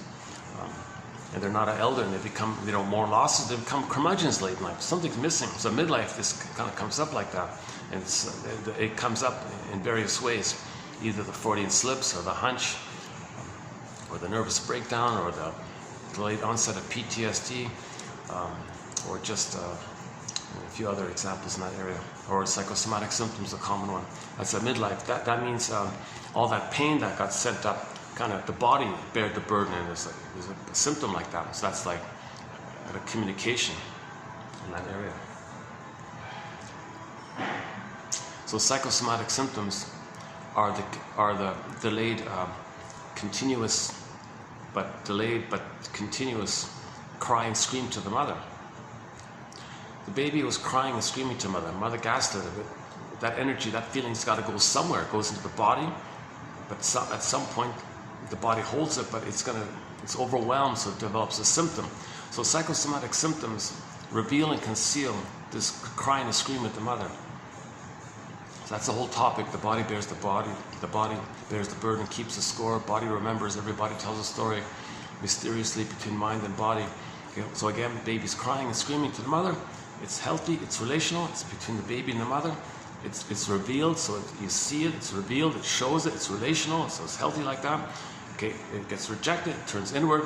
Now it's not relational anymore. It's going, actually it is relational. It just goes, it goes detoured into the symptom. Now the symptom has a problem. The problem of the body symptom, it's still revealing that emotional cry and scream to the mother, but it's concealed because you don't hear it. The body's keeping it quiet, but it's revealing it through the pain of having the symptom. So the pain of the symptom is the continuation of that cry and scream that it was originally relationally, healthily relational between the baby and the mother. It just detoured inward to the body symptom, that the body expresses the symptom. So Capexis was saying that psychosomatic symptoms are a continuation of that cry and scream to the mother. Okay, for example, Sarno kept saying that all this tension, that's rage at the mother. That's from when you were a baby, you were in rage at the mother. And that rage went into body tensions, all this tension and body armor and the pain and the super tense body and all this. That's the rage to the mother. It's still there, just the body's holding it, kind of thing. Sarno says, yeah, then people do this added thing where they don't see the symptom as emotional communication. They just ignore it or something. Then it comes out some other way. Okay, this whole issue may be needed sometimes, but at some point, why don't we regard these symptoms as an emotional communication? They're trying to tell us something. That's what that's what the attitude of the shrinks. But the symptoms trying to tell you something. That's the attitude of the shrinks. We got to talk about your symptom because they're communicating something. So we did 4 videos on the work of John E. Sarno. A lot of great material here. A lot of great material. No matter how much caffeine I drink, I can't get it in. The coffee makes me speed up a little bit. I'm not normally a coffee drinker. That's why I find myself a little more jittery. I'm like anxiety buzzing around. It was kind of funny that anxiety seemed like just panic.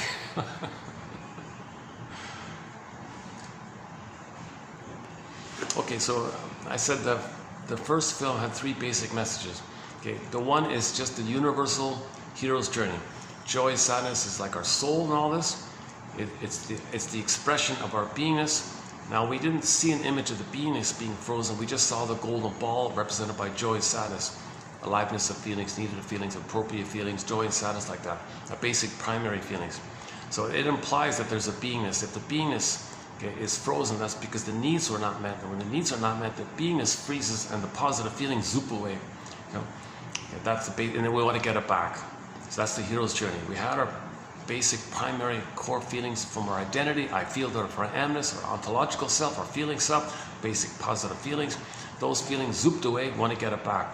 That's linked to the authentic beingness of our person. When we get the beingness, okay, when you resolve splitting and forgiving, mourning process and getting your story, your parents and all this, and you do the synthesis of the two sides, you get your beingness back, like in the Disney film. Okay, then you get your feelings back. So after when the new sense of self came, then you saw joy, enjoying the present, being grounded, enjoying the present, and enjoying the sunbeams, and feeling the earth. Feeling the earth and feeling the sunbeams, and then having the ability to make apology. She made a decent apology, you know, like how many people can make a heartfelt apology, right? She's only 15, and here she is making what's meant to be a heartfelt apology and all this, right? Close enough, good enough for a 15-year-old, right? Like that, right? See, when the person doesn't get that authentic sense of self, they don't apologize. You've got to be kidding. Or if it's the anxiety version of apology, it's not a real apology. It's this pleading kind of apology. It's like that, ingratiating, pleading, mea culpa, please, I'm no good, please save me, please. I'm sorry, I'm always wrong, you're always right. That's not like the heartfelt apology of understanding that your actions were hurtful to others. It's the childlike pleading, please love me, mother, apology area. That's different, right? Or in the pathological joy area, she would, what? I did something wrong? I gotta apologize? No, just eject it away. No, wait, I'm never wrong. I'm always right. Never wrong. No apologize. No regrets. No bad feeling. Go zoop it away, zoop it away, zoop it away. So that's the first part, that joy, the pathological, the pseudo joy, or the manic joy, or the joy based on denial. Let's say, what do we call it? In the film they called it delusional joy. That's pretty good. Let's stick with that. The delusional joy, or joy based on denial, or a fake joy, or a pseudo joy, or a manic joy, or a made up joy. This delusional. Yeah, delusional. Yeah, maybe that is the best word. Delusional joy.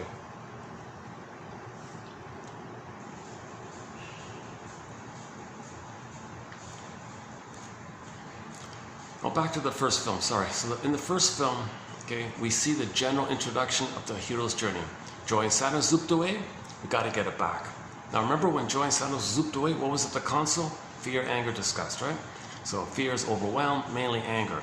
So anger, jeepers. Who wants to live their whole life constantly angry? Spite, vindictiveness, greed, envy. Who cares? Survival mentality, always angry. That's kind of a poor life right there. You're always in survival, you're always angry, you're always in pain, you're always hurt. And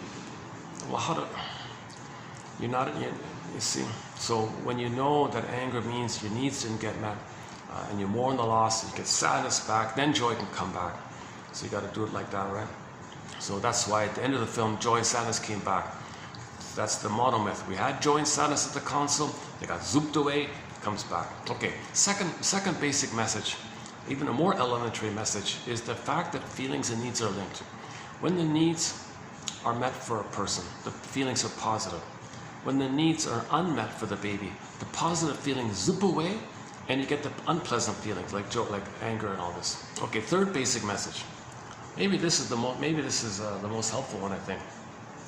The first Disney film, Inside Out, showed you that we all have basically two groupings or sets of emotions.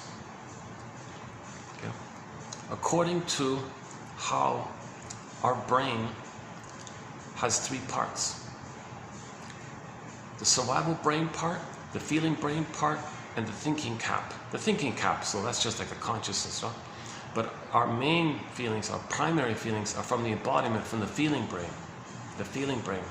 So the feeling brain, okay, from the embodiment, the beingness, that's joy and sadness. Now when joy and sadness got zooped away because the needs were not met, they got zooped away, you went back to the primitive survival brain. Now that survival brain, it's mainly fear, anger, the stress response. Now although we call them fear, emotions or feelings like that. It's more like visceral sensations, noradrenaline, cortisol, physiological issues, and all that anxiety comes from there. So that's the stress response.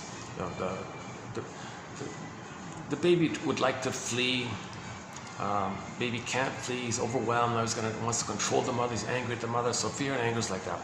So that's just the basic point. That the fear and anger is about survival. Okay. Now that first again, triune brain, 3-in-1 brain. The brain with 3 parts. Okay. So the brain with 3 parts. The first part is based on the original primitive starting point. It's based on evolution, they say.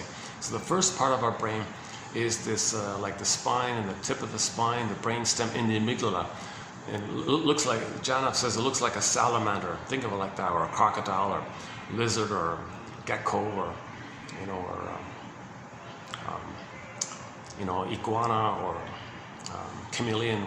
Pick your favorite creature like that. And those creatures like that only care about survival. Their instinct is only about survival, reproduction. So love or feelings or play or joy or generativity or gratitude or tenderness. There's nothing like that, right? That's why that part of the brain is nicknamed the crocodile brain, the salamander brain. I've been calling it the iguana brain, just to change it up. I noticed they all have their own little pet nicknames for this brain. Most of them call it the lizard brain or something like that, a crocodile brain or something like that. So the main quote-unquote emotions or feelings from that is the sensations of fear and anger, the stress response of fear and anger. So that those fear and angers, it's only about survival. Fear and anger, flight, danger, flee. Okay, oh, it can't flee. Oh, maybe you could control the mother. Control the mother. Maybe if you control the mother, anger at the mother, maybe with your anger, maybe you control the mother using your anger. Maybe your mother will change her ways and she'll give you the love that she needs. Really, it's not going to work. Baby being angry, but he's trying.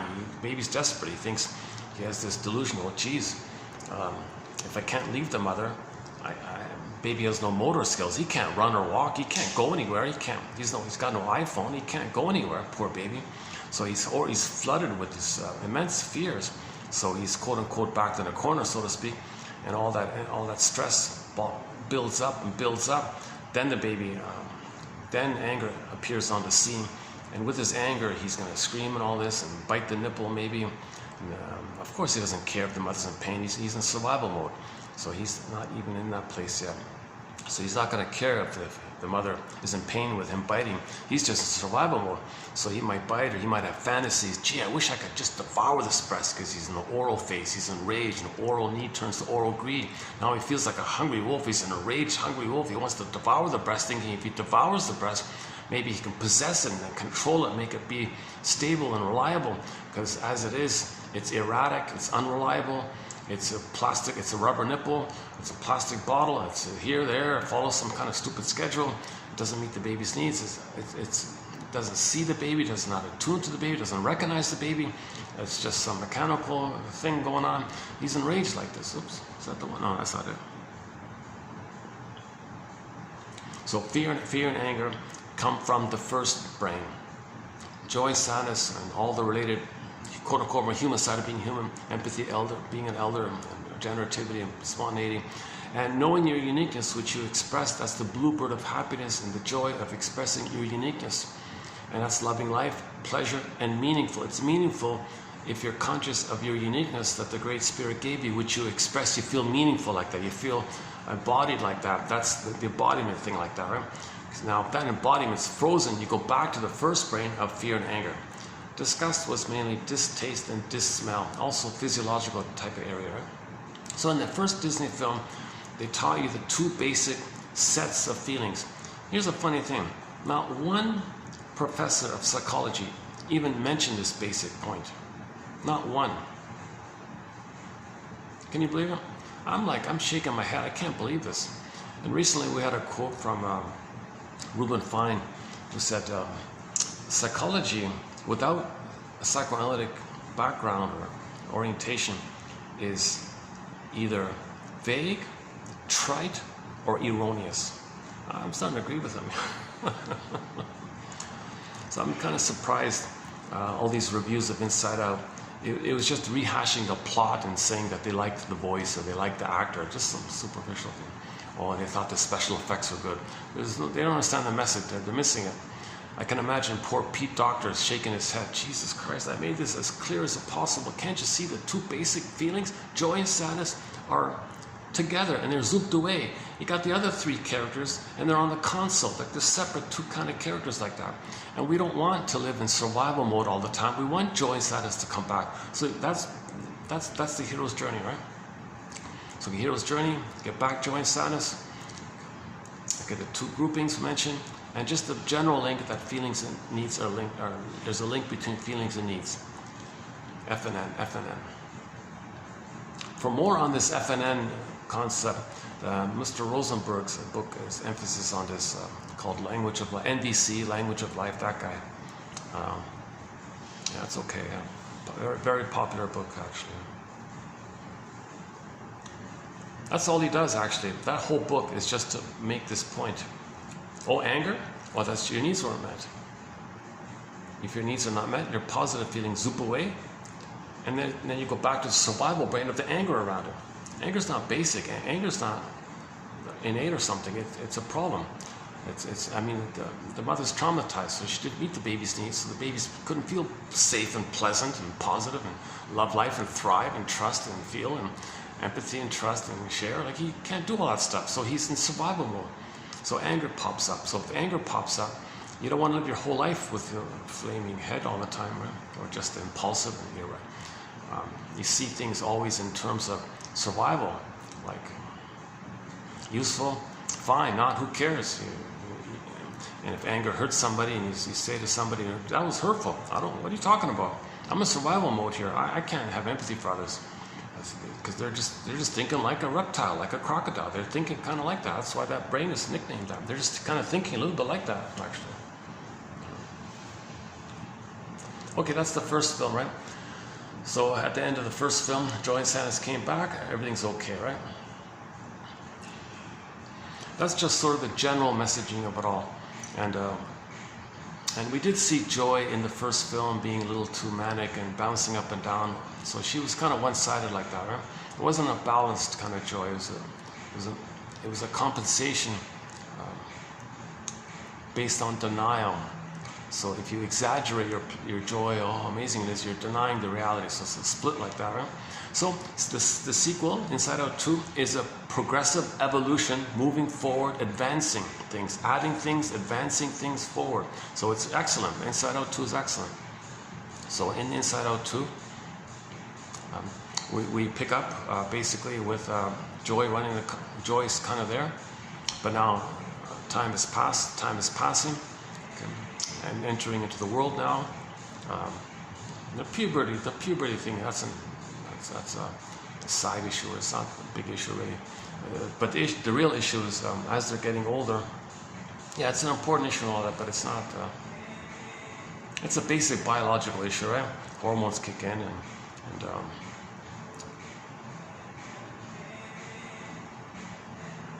changes take place. More focus on friends than family. So you saw the family island was in a distant, and the friend island was made larger like that. So they're moving more away from the parents, becoming more autonomous. So things like that. And the theory, they presented the theory that when the hormones kick in, a little more moody or something. I didn't understand that part. I don't care about that part. Anyways, so in the sequel, okay, so Joy's at the console again, but we see it's mainly the delusional Joy, mainly, right? The character Joy plays double duty. She can either play the healthy Joy, which we kind of see at the end, but an embodied Joy, or mainly she's playing mostly the delusional Joy, who doesn't want to accept anything bad. Only good, all good, no bad. Only good, no bad. So if it's good, okay. If it's bad, no. Just splitting. She was splitting. She was doing the splitting, right? And because that splitting was going on and on and on and on, now you're getting older and older, you're going to be reminded of what you denied. Then anxiety pops on the scene. So Joy goes in the glass bottle, right? Joy and sadness goes in the glass bottle. So all the 5 characters from the first film go into the glass bottle. And on the console was mainly anxiety. So anxiety reflects the fact that this delusional thing can't go on anymore. Because if you keep repressing your fears, it's going to come up like that. You're going to be reminded of it. So you're overwhelmed with the fear. So that's anxiety is there. Now fear means present fears. But what you're experiencing in life is the memory of the old fears. Since it's unknown, that's called anxiety. That's why anxiety is there, not fear. So fear's in the bottle as well. So all the 5 characters are in the glass bottle, repressed. There's even a line in there where the 5 of them jump in the glass bottle, like Snow White in the glass box. So we are suppressed emotions. So the 5 are zooped down. Okay, that's the old way, the delusional way. Everything got zooped down like that. Now my theory about so the motif is joy and sadness in the first film got zoomed down to come up. Second film, same thing, same basic hero's journey. Joy and sadness get zooped down, they're going to come backward. But why were the other 3 zooped down? Like in the second, inside of 2, why did anger, fear, like why aren't they at the console? I thought maybe, my guess is, they don't clarify this, my guess is, in school you don't want to show your anger. Instead, you get punished or something, so you bottle your anger. You don't want to show your fear because you know, others might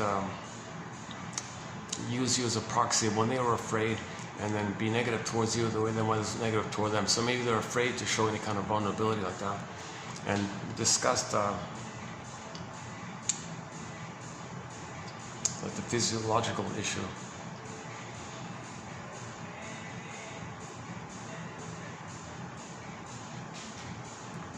So I have this, my theory all along was, but today we got a quote that clarifies something. My theory before today's video was that disgust was doing double duty. At the end of the first film, disgust represented shame. Because in order to get joy and sadness back to the console, a person had to feel the disgust, shame, and rage at what happened. Then joy and sadness come back. That's the mourning process. In the mourning process, you admit that you really felt shame, mainly shame. Shame is the emotion linked to your identity. Shame, when your identity is rejected, the emotion is shame. The identity is rejected, the emotion is shame. So I'm thinking, the disgust character was kind of playing both the physiological issue of, ugh, I don't like that, can't reject, and maybe also the sense of self. That was just a working hypothesis, right? So in the second film, all 5 characters got zooped down. So anxiety at the console is mainly linked to, like a little link there, to fear in the bottle, right? Because you're going to face all the old fears of the mother. As you go through life in the world, you're reminded of the first world mother, okay, breast mother. You're reminded. Now you're going to be prepared. I prepare for the future. Those memories of the mother are going to be triggered up by things in the present. As I go in the future, I'm going to be prepared for it. So I'm going to be very anxious now because as a baby we were overwhelmed. We couldn't do it. Now we're a little older now, like we're physically older, so maybe got a little more knowledge. Maybe I can now. I'm going to re-experience those old triggered fears. Got to process it, got to master it, got to digest it, got to accept it, got to understand it. That's fear. That's fearful stuff. We repress it, it's going to come out. So you repress it, so now that's anxiety is about this preparation for us. I'm going to be prepared. So she was always imagining, she was always catastrophizing all these worst case scenarios in relation to this. How if it's this, those catastrophizing fantasies. It's close enough. It refers to all the immense persecutory fears with the mother. So something in the present reminds you of some wild, life-threatening fear with the mother. So in the present, what if this happens? What if this happens? It just means that, I think. So anxiety at the console links to fear in the bottle, right?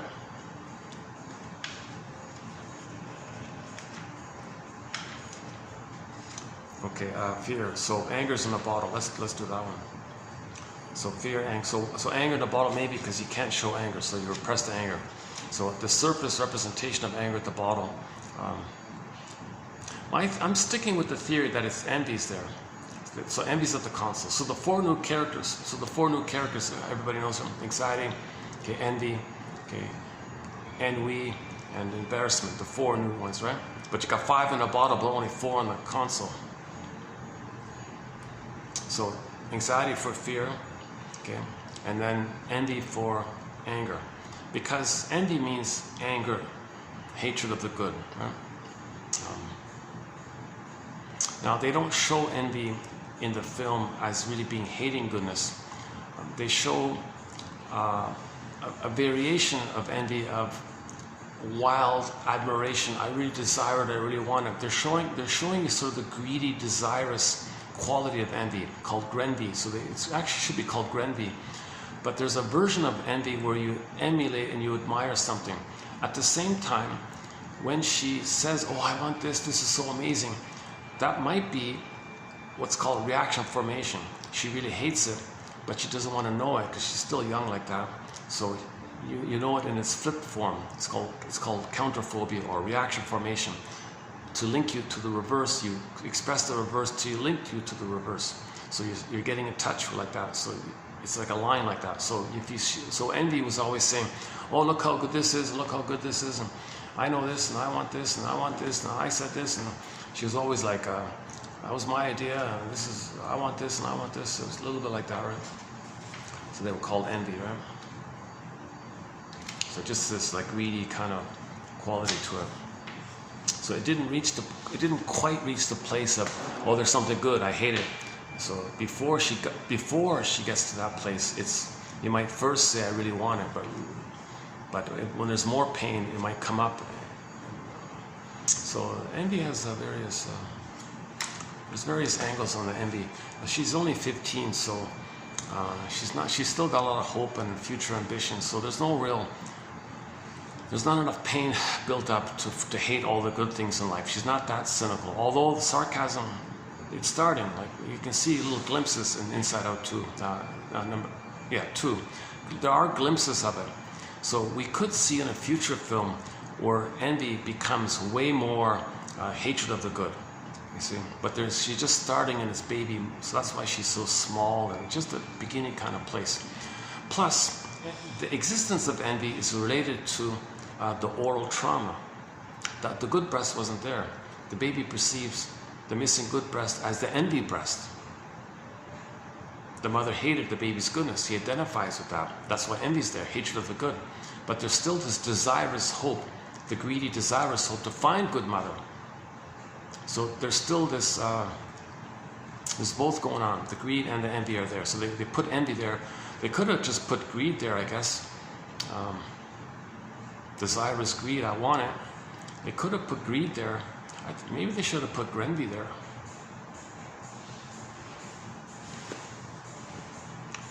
And I know in the Spanish, one quote from de Rivera, what's his name? De Rivera.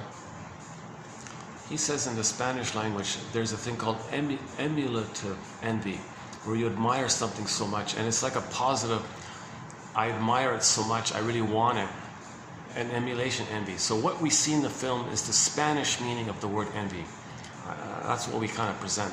It's emulative envy.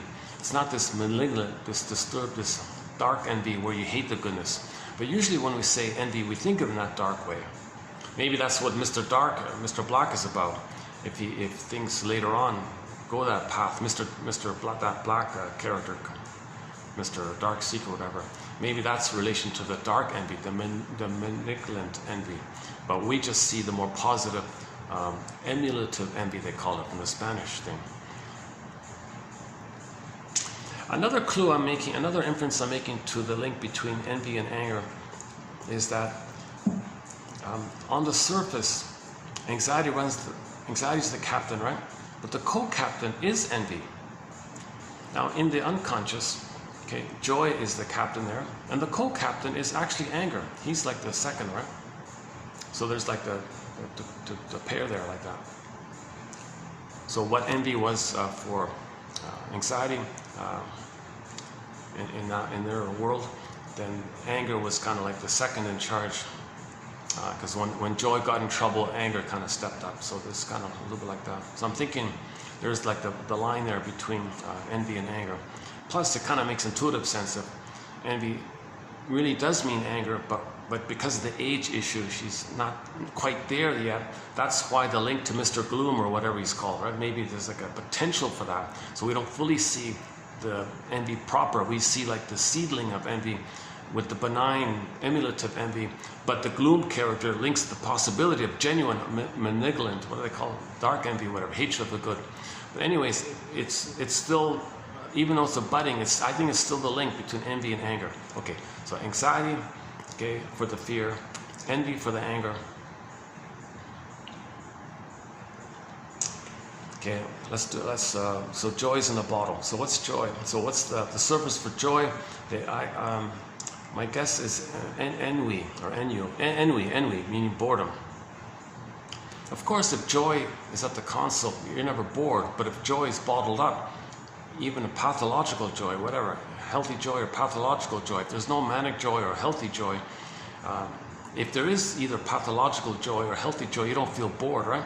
So since joy is in the bottle, the surface representation is the boredom character, ennui, right?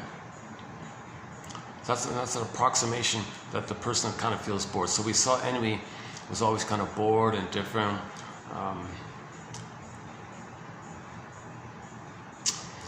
Now, interesting about ennui, they linked the sarcasm to the ennui character, right? Because sometimes the ennui was sarcastic. So that's the deeper rage. So the rage, the Mr. Gloom to the so we saw sarcasm in there, right? We saw sarcasm in the unconscious linked to the ennui character. So the bored made him enraged. So the opposite of joy would be this boredom, because the breast was missing. The boredom means the breast never came for the baby, the proper breast never. He was waiting and waiting and waiting and waiting. He's bored, never came. He's supposed to come, waiting. Poor baby was waiting and waiting for how many months, years, never came. So he feels defeated, bored like that. So you saw ennui just sleeping on the couch all the time, just doing nothing, just once in a while making a joke or making a comment or something. But they made ennui to be the sarcastic voice, right? Instead of the envy.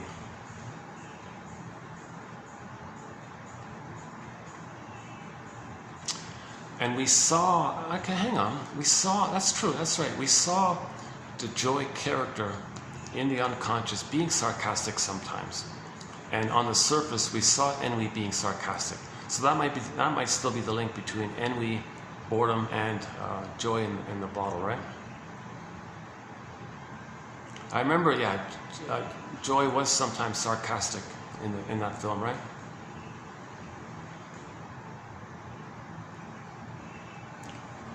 The famous delusional scene when anger says, "You're delusional."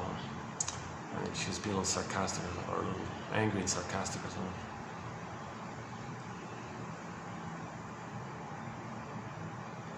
Yeah, let's pick up on that. Let's pick up on that one about the ennui. So in other words, the question is, what do you have at the surface if joy's in the bottle? We get the anxiety, okay? We get the envy, desirous, greedy, or whatever. So what else can reflect that there's no joy in a person's life? Now, Riley has the potential for joy, so it wouldn't be like depression or anhedonia or one of those more extreme cases. What's a milder version of that? So maybe they picked boredom there. Envy. It's bored, yawning all the time, bored, nothing's interesting or something. But why did they link sarcasm with the boredom?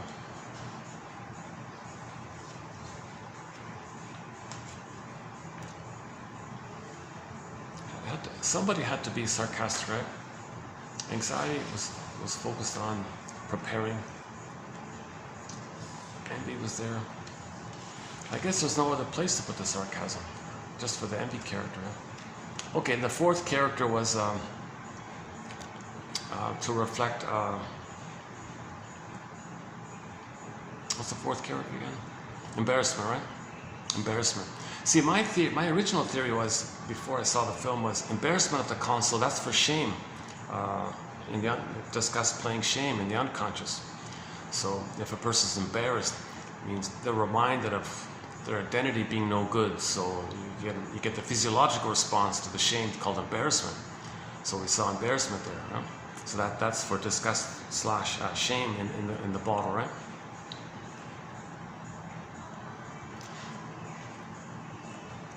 Okay. Now what about sadness in the bottle? So my main hypothesis is that if Riley were to admit some kind of loss, she would need to feel sadness. But no, she can't feel sad because sadness is in the bottle. Now, in order to feel sadness, you need your authentic beingness. That's going to bring up the fear around the loss of beingness needed to have a floor for joy, for sadness to stand on. So anxiety is for the fear. So anxiety is doing double duty. Anxiety reflects how both fear and sadness are in the bottle, because sadness is needed for your identity, linked to all the fear of the loss of the identity, and sadness is needed for the identity. So to face sadness, you got to face your identity and all the fear around it. So I think anxiety was sort of for covering for fear and sadness in the bottle. Okay, so anxiety, okay, fear and sadness. Okay, so envy, hate, and then okay, envy and joy and embarrassment, shame, or disgust, shame. And then I heard somebody say that there's going to be nostalgia in the film. And before I saw the film, oh really? Okay, well let's go with that. If nostalgia is going to make an appearance in the film, well, that would fit for the sadness character. Because if there is sadness, if there is a need to admit a loss and you can't do it, a lot of pain. One defense against pain is nostalgia. So nostalgia means you look in the past of some good time and put rosy glasses on. They saw the grandmother with the rosy.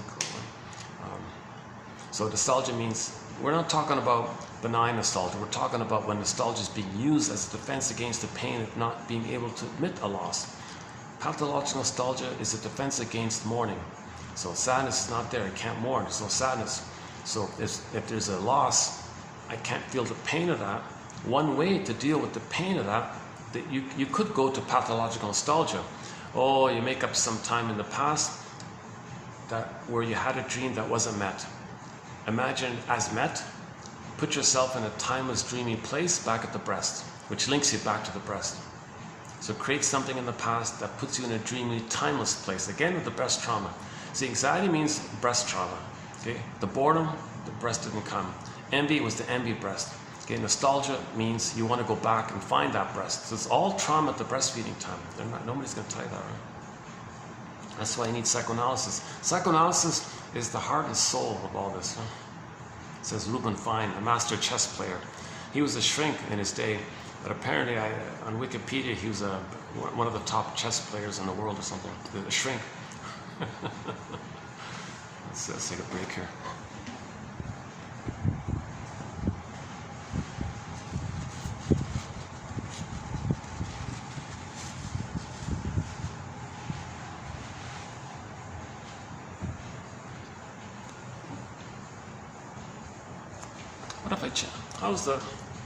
Do I get any better lighting?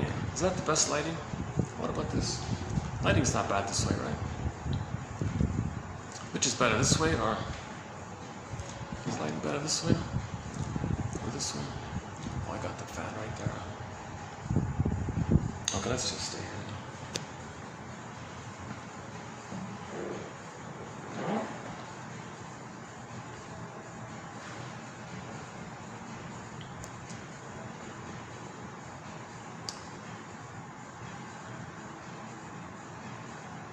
So embarrassment is code for the shame. Now they didn't specify, they didn't identify disgust playing the role of shame, so they made it invisible. Why? Why? We have one quote on it. Somebody said why. In the early days of development, we had the emotion of shame in the film. They had it. It was supposed to be in there. They had it. They were going to divide, they were going to create shame. A specific character named Shame, which would make perfect sense because the baby felt shame at the loss of authentic identity. They feel shame, that's the natural feeling. Shame and rage will be linked actually. Shame and anger would kind of be together all the time actually, if that were the case. In the early days of development, we had the emotion of shame in the film.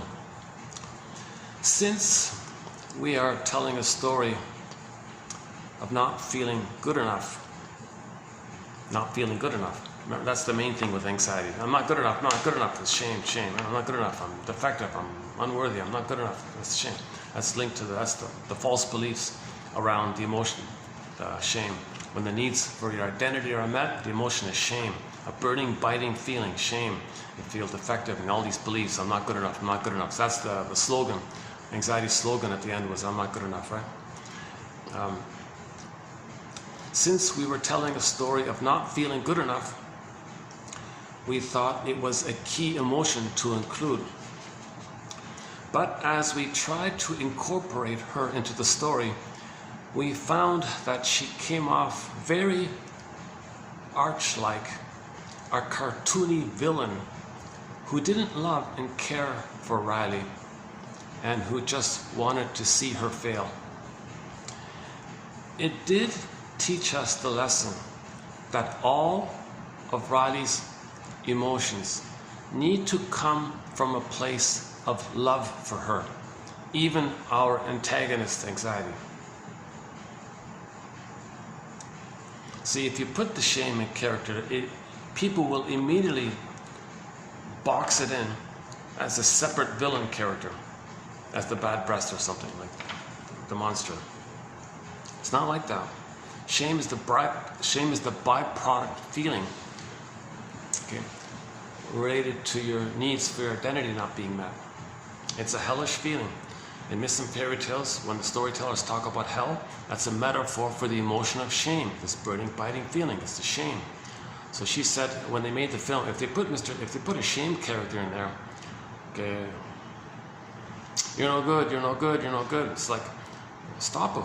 You're like a villain or something. No, it doesn't help us. Shame is the symptom of the mother hurting us. It's not a villain. The shame is the byproduct of the mother traumatizing the kid. Now the mother is doing what's called an oh cunning tale. So she's in her trauma. There are no villains here. It's nonsense. Forget about this. That's why it's not helpful. So if that's the case, they weren't able to find a way to present the emotion of shame as a non-villain. So they took it out and just had embarrassment do that. So it's just implied, whenever there was embarrassment, it was implied that she felt kind of shame or something, right? The teacher singled her out in the class, right? Wasn't there in the locker room or something?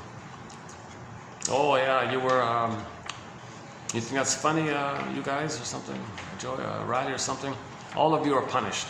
So the whole group of them were staring at her, so she felt embarrassed by that. That's her identity, she's punished, rejected by the coach and all this. Oh, by the way, a little tidbit here, just a side tidbit. That coach lady, the voice was Nicole, Yvette Nicole something. I didn't recognize it at first, but the voice actress for the coach lady, this tough lady, the actress who played, she played in the Community, a comedy show called Community, just simply called Community, with Chevy Chase was in there, right? And it was sort of a wacky kind of a offbeat kind of a comedy about a variety of adults going back to college at a community college for one reason or another. So you have this real mixed bag of characters, like a football star and an older guy just bored, another one trying to get her diploma. I forgot the reasons why. They all had different reasons, but it was a mixed bag, and they formed their own little self-help group, like comfort buddy group or something, study group or something. And the show was called Community. And one of the characters in there was this Yvette Nicole something, I forgot. And she's the voice for the coach in there. Talk about nostalgia. Talk about nostalgia. Hold on a second. Where are we here?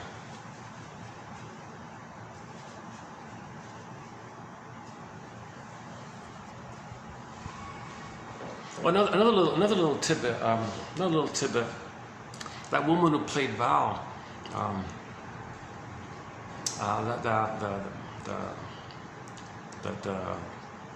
the star of the hockey team, the older of the high school team, the Valerie girl, right?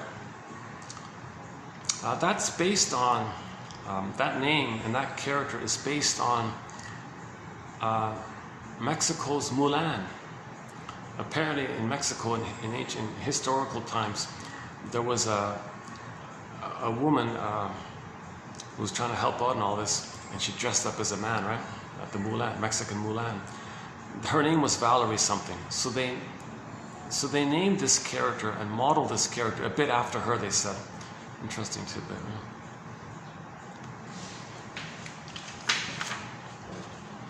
I don't know the full story about that one, though.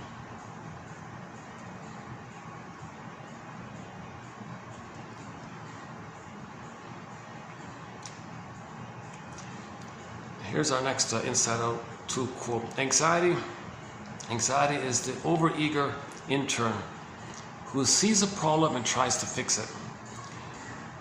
We have to always keep in mind that emotions are there to help Riley. Emotions tell you whether or not the needs are met or not met. Emotions are communications or expressions or animations around whether your needs are met or not met based on your developmental need. They just don't always go about it in the right way. Yeah. So you may have these emotions, but if it's in reference to something in the timeless past, then you're feeling something from the past, so it's not going about it in the right way. There is a time in the present, but the survival brain doesn't know time. That's what it means. They just don't always go about it in the right way. So the anxiety at the console, we have a hard time saying, oh gee, my body's reacting. Well, it's a physiological response. Your body reacts to the memory of the trauma with the mother. So it's not going about it, it's not reasonable, right? So these emotions are confusing sometimes. But anxiety is not the villain in the film. Anxiety is not the villain, just to be clear. And finding the difference between anxiety and the idea of her being some kind of villain was a real struggle. It gave me, as one of the co-writers, script writers, a lot of anxiety trying to figure this out. So how do they present anxiety not as a villain? I never thought of that for a second. I never in any way, shape, or form thought of it in that negative way. I totally get it. It's nonsense. It's not some separate outer thing like that. Even to call it an antagonist isn't quite right. They're referring to anxiety as the antagonist. They're both on the same team like that, but they're all part of Riley. They're all inside one mind. They're all part of one person. All 9 emotions are in one mind, but they're not meant. None of them are meant to be against each other. They're all just part of a person. Meant to. No emotion is against another emotion, right? Anxiety means you're feeling the old fears from the past. Pathological joys will cause that situation, because pathological joy means you have to repress the pain to delude yourself that your mother's wonderful so you can feel safe to take in the powdered stuff. So the baby's delusional to survive. So that's all it is, right? They're trying to meet the baby's needs. All these emotions are linked to the baby trying their best to adapt when their needs are not getting met. So the emotions, you got to think in those kind of terms, right? It's a practical joke to ask any writer to write about anxiety. What helps a lot is giving them a face and a voice and a name to an emotional problem. What helps people is giving us a face and a voice and a name to an emotional problem. Another one of the co-writers there. Is that it? Yeah, that's all I could find for the time being, yeah. Again, needs met or unmet are experienced by the baby as emotions. He gets emotions, needs met emotion, needs unmet emotions. We can imagine that a child would conceive of emotions as maybe dangerous. He's confused. The baby doesn't know the emotion is a signal that his needs are unmet. He doesn't know that he has these needs. He just has these needs. The mother's supposed to know that. The mother's supposed to understand that the baby has needs. The baby doesn't have to do that. The baby expresses, it's just a given that the mother is a mother to know the baby's needs. Baby, you need to feel safe. Baby doesn't, mother, I need to feel safe. Baby doesn't say that or communicate that. Mother should know that, obviously, right? So, if the baby gets emotions around not feeling safe, he's got to protect himself from his own feelings. He's got to defend himself. He's in defensive mode, hence defense mechanisms. He's got to protect himself from his own feelings aroused by the mother failing him. The first strategy is denial. The most basic, original strategy for a baby is denial or repression. Repression, and they named it in the film. They talked. They said this is all repression. This is all denial. So they mentioned two psychological terms in the film: denial, and delusional.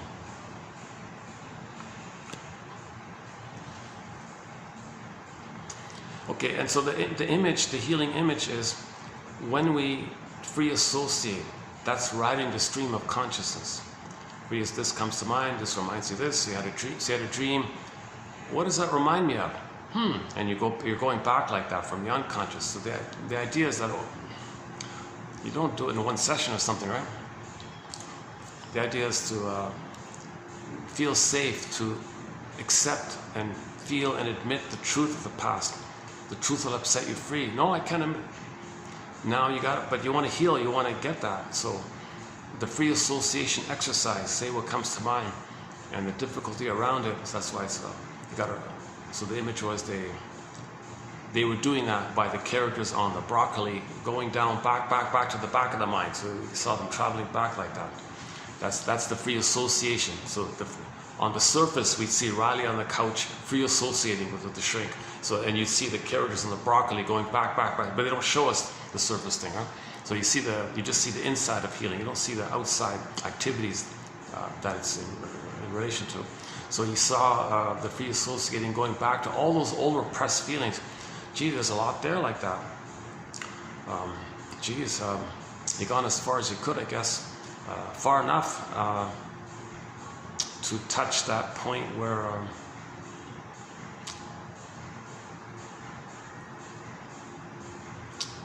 there's a basic truth that we all innately have a soul, like we all innately have a beingness. So they found that beingness at the end of all those repressed memories. Then you saw the explosion scene. The metaphor was there's going to be a flood, like a release. So all those old past memories are coming up like that. So when those old repressed memories came closer and closer, the wave like that, to the consciousness, then you saw those old memories, the beam lights, those little beams, those little wire, those little guitar string wires, they were trying to reach up to consciousness, the thread to consciousness. So now they're entering into consciousness. Now on the console, the consciousness didn't want to accept it. It's joy, it's delusional joy's mechanism that's on there at the ego. But those things are trying to come up. And joy freaked out. Wait a minute, I always denied it, now it's coming up. I denied it, now it's coming up. Wait a minute, I denied it, but it's coming up. So she realized, I can't do this anymore. So she admitted it. So took that, let go of this false belief that it's necessary to lie to yourself that the mother's a goddess and she didn't hurt you. So you accept the two sides of the mother by doing that. I got to accept the two sides here. I can't admit this. I can't lie to myself that my mother was a goddess, not a demon, not a person with two sides. I can't do this trick anymore. It's a primitive defense. It's called a splitting mechanism. I can't do this babyhood mechanism of the mind called splitting. I got to see the two sides here. I don't understand it yet, but I can't do this denial anymore. I got to find some kind of truth like that. So she ripped off that little symbol there, and then I was kind of open like that. So she kind of left like this unknownness. Now in the unknownness of it all, now she's finally realizing the two sides of this coin. Oh my God, they're both part of me. Like they're both part of me. Like there's something healthy in all this, and there's something hurtful in all this. Something healthy, something hurtful. How do I manage this? I don't get it. So, see, it's easy peasy when you just do either or, but that's not the natural state of affairs. That's a sign of trauma. So back to the first part of this video, the characters realized we got to hold this, we got to embrace this. So all 9 characters did like the group hug around the thing, and then from that group hug, we're holding it, and it consolidates, it fission and fusion. It's like a new synthesis comes up. So now there's an authentic sense of self. Authentic sense of self, where you're inclusive, you're self-inclusive. You include everything, right?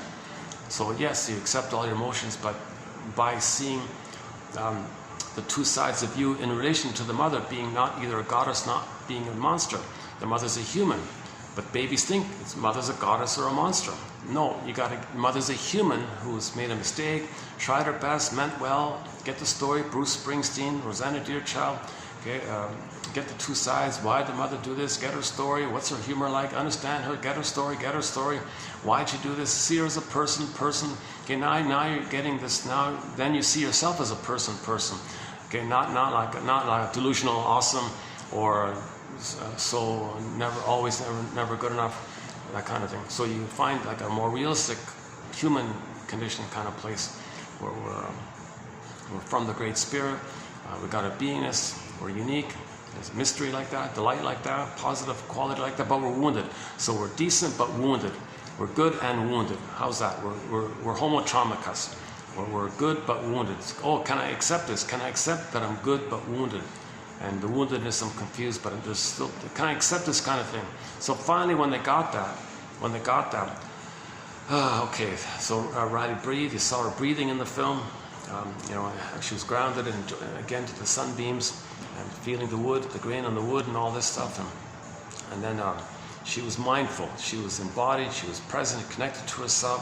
And then joy wasn't manic anymore. Wasn't delusional manic, and wasn't bouncing around like a grasshopper all the time, like a drugged out grasshopper, like anxiety. See, anxiety is just a continuation of joy, by the way. Like that anxiety, that manicness of anxiety was really joy, just a continuation, right? Like they're not really, they're all one, right?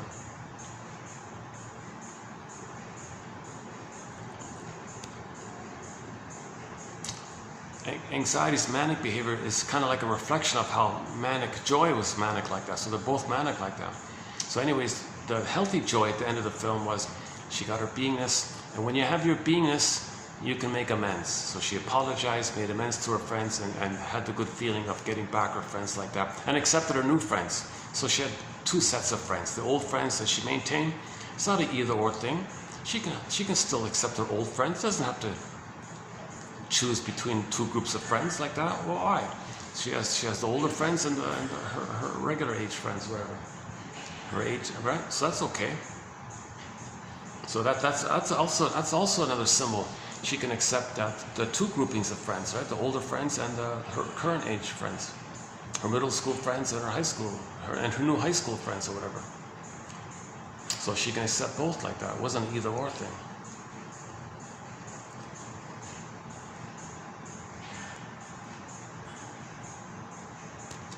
Okay, back to the Mr. Gloom or whatever he's called. I don't know. I forgot the name. In the scene where the anxiety identity is I'm not good enough, right? Since we are telling a story of not feeling good enough, okay? So this whole shame area, if this goes on and on like that, that means the mother was too abusive. And so she felt way too much shame and too strongly not good enough. So if we don't heal this issue,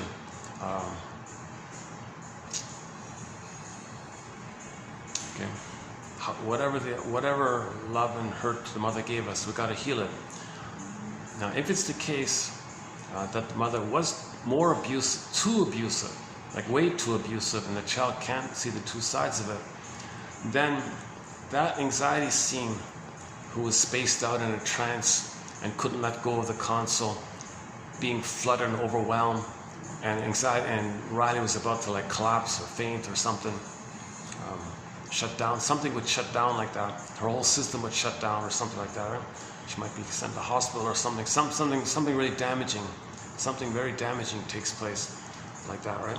So if that were the case, where joy, the image of joy, come on, anxiety, let go of the console. Come on, you're not her identity. I'm not her identity. You're not her identity. It's something new here. It's neither me nor you. It's a both and. It's not an either or. Come on, it's not you. It's not me. It's a both and, not either or. Anxiety says, oh really? Is that what it's like? Okay, so anxiety, let go, and then the new third came up, right? The third side of the coin came up.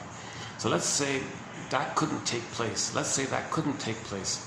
Let's say there was really too much shame with the mother, too much abuse with the mother, child abuse in the womb, birth trauma, visitum, malatum, oh cunning tale. There was just too much abuse. They call it a strain. Just way too much like a.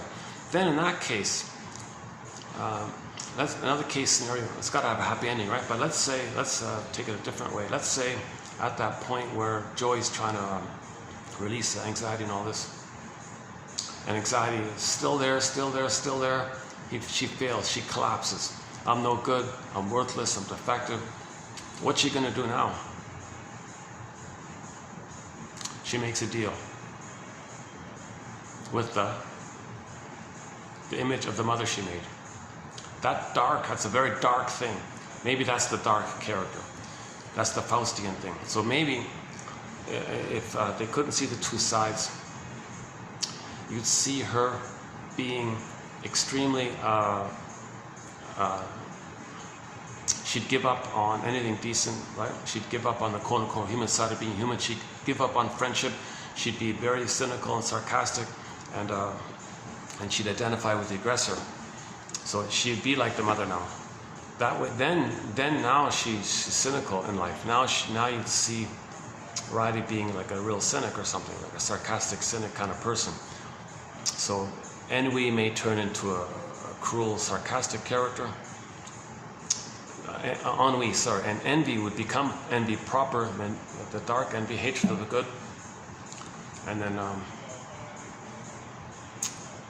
anxiety would go in the bottle, embarrassment would go in the bottle. So if that's the case, if that were the case, then anxiety would go in the bottle. I'm not on anxiety anymore. I forget those. Why am I anxious? I identify with the aggressor. I make a deal with the mother. I'm going to be you, mother. The image of the mother he makes as a monster. So he's going to be like the wicked witch, in other words, the evil witch, right? Snow White, evil witch, right? Snow White's gone, evil witch, split. So let's say we take it that way for a minute. I'm just brainstorming here. Okay, so let's say so that means anxiety would go in the bottle. So you'd say, "Oh, hi guys, how are you doing here? It's me, anxiety. I failed." And Joyce said, "Yeah, I failed too. Geez, we didn't figure it out that we're both wrong. We both were stubborn we were both stubborn in our either or thinking. We couldn't come together and find a new synthesis. And oh boy, now embarrassment would be zooped down because that's linked to they're not going to admit any kind of shame anymore because they're going to be the shamer. They're not going to feel shame. They won't feel embarrassed because they're going to be shamer. So embarrassment will get zooped down to the glass bottle. Anxiety will get zooped down to the glass bottle. Now you only got the two characters left. Right? There's four of them. Right. You'd only have envy and ennui. Ennui is already sarcastic, and envy would become negative envy. So now the envy would become envy proper, hatred of the good, and sarcasm. So now you got the two characters on the console. Envy runs the console, and the second captain, the lieutenant would be would be the Enu, who's now going to be more aggressively sarcastic, I guess, right? Maybe Ennui becomes more nihilistic in her philosophies and more like maybe she turns into a wicked witch character, and envy turns into a villainous kind of character, but not villain. It's not a villain. It's just it's called identification with the aggressor. So all those characters. So now there's 7 in the bottle, right? You got 2 in the console and 7 in the bottle. Now you would see that Mr. Gloom guy Okay, the negativity of Mr. Gloom guy kind of running around somewhere. He might actually be at the console, right? Maybe at the back seat, like a puppet master telling what the other two to do. So now you're getting to this whole area of where Riley identifies with the aggressor. Okay, so she rejects the life of herself. L-I-V-E. She doesn't live for herself. L-I-V-E. She rejects it. Now, how do you spell that in reverse? E-V-I-L. So now you see Riley becoming the evil character, right? So now she's going to act in an evil way. Again, it's the response of all this trauma. If the baby's too traumatized, he may act in an evil way now, right? So he won't care about others and feel entitled and not care, and he'll treat others the way his mother treated him. Because the source point is the baby thought his mother was evil. Right? Put it that way. The baby interpreted mother's coldness and cruelty and the plastic bottle and the schedule. Mother's some kind of cold monster, and he identifies with her. To have a mother, he becomes her.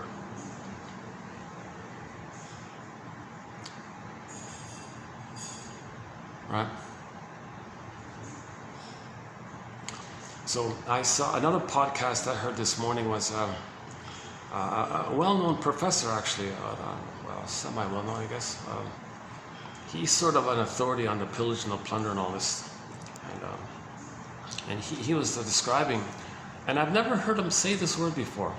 I've listened to him a few times. A knowledgeable guy, a professor, in, I don't know, Michigan or I forgot where. One of those. Oh, Michigan. No, that's Riley. Riley's from. No, she's from Minnesota. I forgot. One of those states. One of the states. He's like a professor of something over there. I forgot. Anyways, I heard him in an interview that he gave like earlier this year, I think, a few months ago or something. And I've never heard him say this, but for the first time, he's knowledgeable, but he's a political professor or whatever it is, something like that, history, politics, whatever. And he describes things like neutrally, like a professor all the time. So that's fine and all that. He's a professor, right? But for the first time, he's retired now. But for the first time, I heard this guy say, you know, this pillaging and plundering, it's evil. He actually used the word, huh? That's what prompted me to reinvestigate this topic. Right? So, not seeing any human being as seeing other human beings, we're all one family, but if you say, oh, they're not human, if you say like that, and then you brainwash people to transfer your need for a good mother onto them, and now you have people being cheerleaders and celebrating, and people doing the cruel things, people doing evil. It's fair enough to say, right? But what is the evil, right? It's just too much. It's just acting out of all the hate and the rage and vindictiveness that the baby feels. He doesn't have access to his real self anymore. Now it's there. It's buried. It's way, way buried. So now the mind, the back of the mind goes further, further, further, down a tunnel, down a cavern, further back, back, back. Go, I know not whither. Bring back, I know not what. Go past 9 mountains. Go past 10 oceans. Go underground. Go above. It's just far, far away like that. It's getting deeper and deeper. Kind of like in the warehouse 13. That warehouse got bigger and bigger like that. It just gets deeper and deeper or something. It's still there. So if somebody is acting in that way, they're saying, look at what my mother did to me. How are they going to forgive their mother? How does somebody forgive their mother in such a place? If somebody has to identify with her, she really did a nasty thing. Like she was hurt herself. This is called intergenerational trauma. So now you got more work to do. Find a story. Why did the mother, back to Lucy Friedman, her shrink said to her, John Thurot, the why question, that's at the root of it all. Why did my mother not love me? Go to 2822, those quotes there, excellent batch. From a book called Fight Against Fears by a famous journalist from the 50s, Lucy Friedman. We did 4 or 5 videos of her. 2 from that book, a famous book in 1951, a famous book came out called Fight Against Fears by the journalist Lucy Feynman. And she reported her time with the shrink. And she reported in that book that the shrink asked her that question: why didn't my mother love me? Something like that.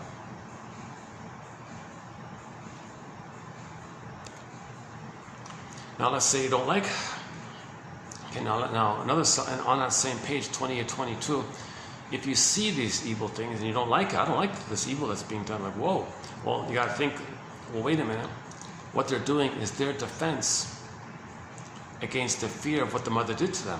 They felt an immense fear of what the mother did to them. Being removed, being betrayed, separating the cord, putting on a table, putting in a separate room. Maybe that medieval barbaric CIR's cruel thing took place, the violence on the baby. Okay, Laboyer, birth without violence, and there they got violence. Maybe some immense fears like that. So the only way to deal with those fears is to identify with the aggressor. That's called identification with the aggressor. Okay, the deal with the you-know-who is identification with the aggressor. It's Talionic like that, it's vindictive like that, and it doesn't care about the feelings anymore, because they only know, the only thing they know how to do is be the mother. What did the mother do? The mother pillaged the baby's soul. The mother gave the baby emotional poverty. The mother pillaged the baby. The mother exploited the baby, used her power, exploited her power on the baby. Okay, the mother was a hungry wolf and gobbled up the baby's soul like that. So now they become plunderers and pillagers. So you see all this plundering and pillaging going on using various euphemisms, but you want to be seen as good. So then to not be identified, you brainwash people to transfer your need for a good mother and your loyalty to the mother on them. That's why there's this worship of the mother all the time, because the plundering will stop when we admit the truth that the mother did this stuff to us. But as long as we keep glorifying and idolizing, putting the mother on a pedestal, Mother's Day, oh, world's greatest mom, as long as we keep doing this delusional denial, okay, as long as we keep doing this delusional stuff, then you'll see the harm being done and the harmers being seen as your need a good mother, the loyalty to your mother. So you transfer your delusional loyalty to your mother to that.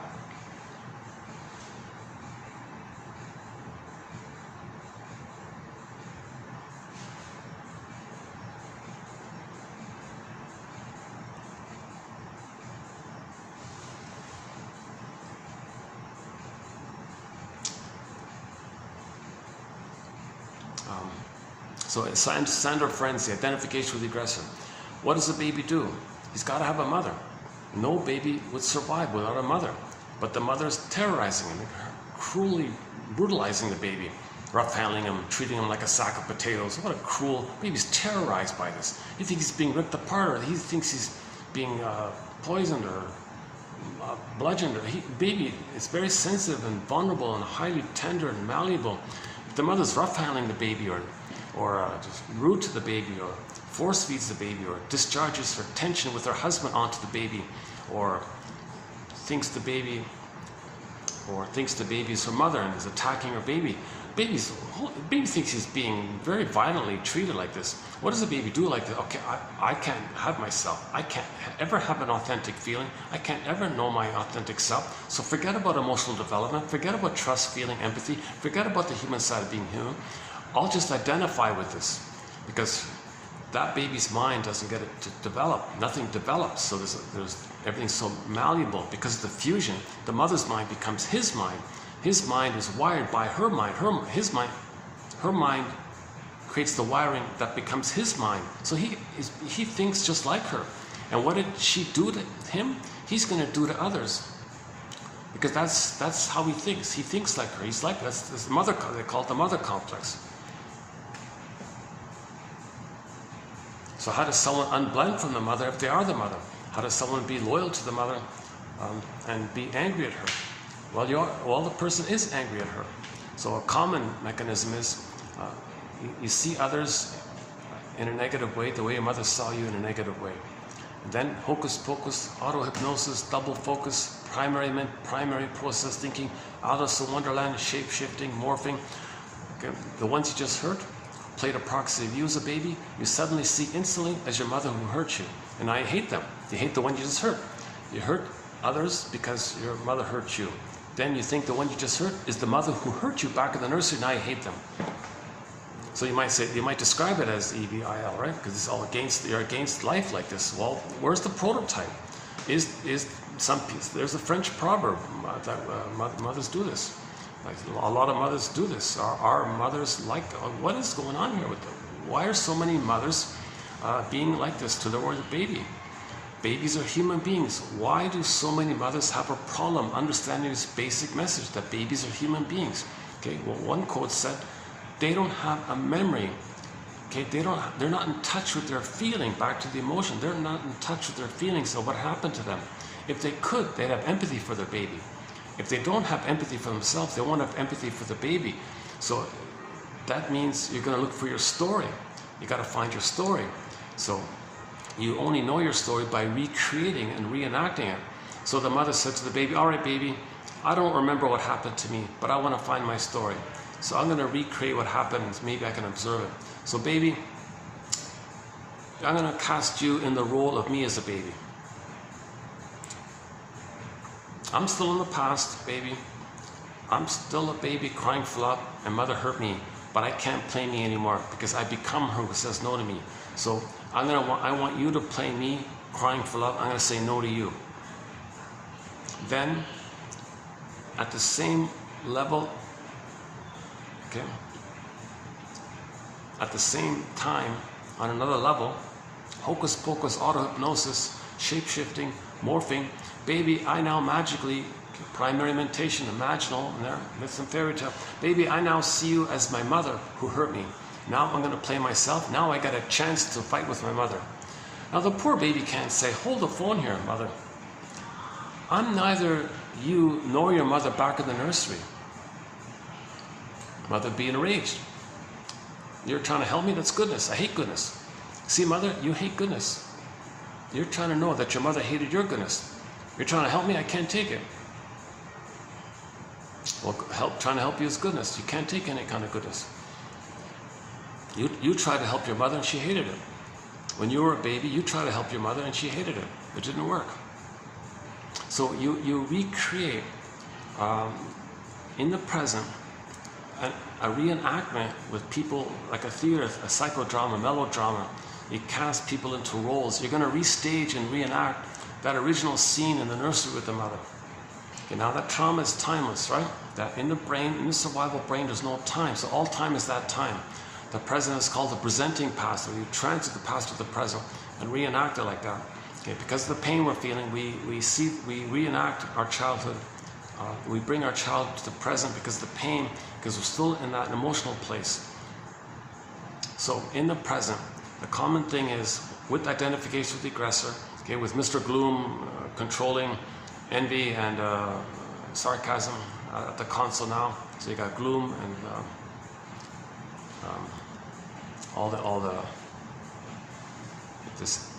the determination to not show any sign of feeling. I guess it's all blocked like that, or is that it? Or Mr. Gloom could be called Mr. Evil, anti-life, right? I mean, anti your life, because your mother was anti your life, so you become anti-life because mother was anti your life. If the mother doesn't meet the baby's needs, he thinks the mother's anti his life, and if he becomes her, he becomes anti-life, and that's what Mr. Gloom character is a personification of, right?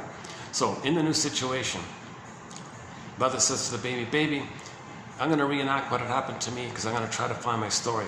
So you play me crying for love. That's the role you're going to play. I'm going to see you as me because I'm the mother who says no to me. So now I'm going to reenact the thing. Repetition compulsion. We repeat when there's trauma. We keep repeating, thinking we're going to change it because of timelessness. So, but the problem is the mother can't play herself crying for love. It's too painful. So she finds a proxy to play her. So proxy means evocation of a proxy means you find someone else. Proxy means someone who feels for you, plays a role for you, does something for you, is something of you, or so, like that, plays an identity of yours. Baby, you're going to play me crying for love. We're back in the nursery. Now I'm the mother who says no to me. You're playing me, I'm saying no to you because you're me. Now, hocus pocus, you're my mother, I play me, I'm angry at you. Now the immense harm involved, okay, this is anti-life against the baby. EVIL is a reverse spelling of LIVE. She doesn't let the baby live and thrive and live. She's against it because that's for her to know how her mother had treated her. Okay, a summary of this is, we had a quote about a year ago. The woman was about to have a baby. Let's check the battery here. The battery's holding up, 438. Okay.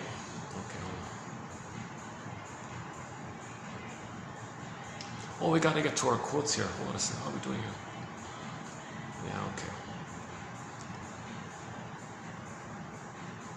Oh, yeah. I want to leave before the guests start coming. Let's see, what is it again? 4:38. Maybe I'll try to leave around 5-ish, a little after 5. I'll try to leave. They've been... I don't want to... I want to be out before the first guests arrive.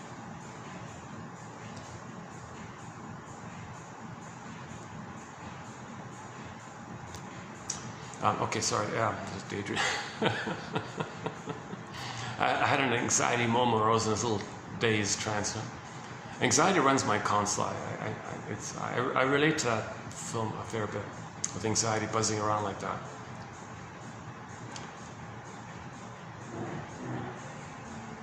To a point, not fully, but to a point.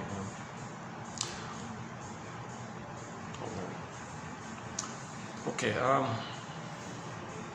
Yeah, the lady was, she was about to have a baby, and she said, "Hold the phone here, darling. I want to see the shrink first."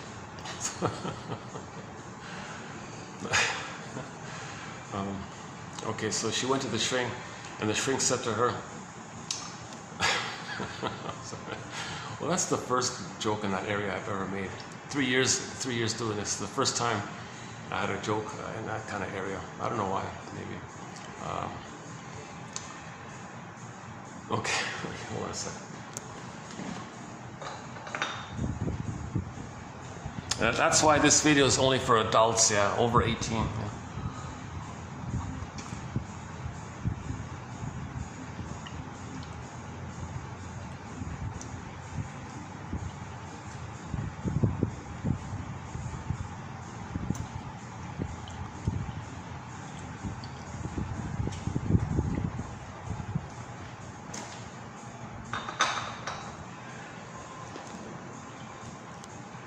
The shrink said to her, "Oh yes, you're letting me know what kind of childhood you had."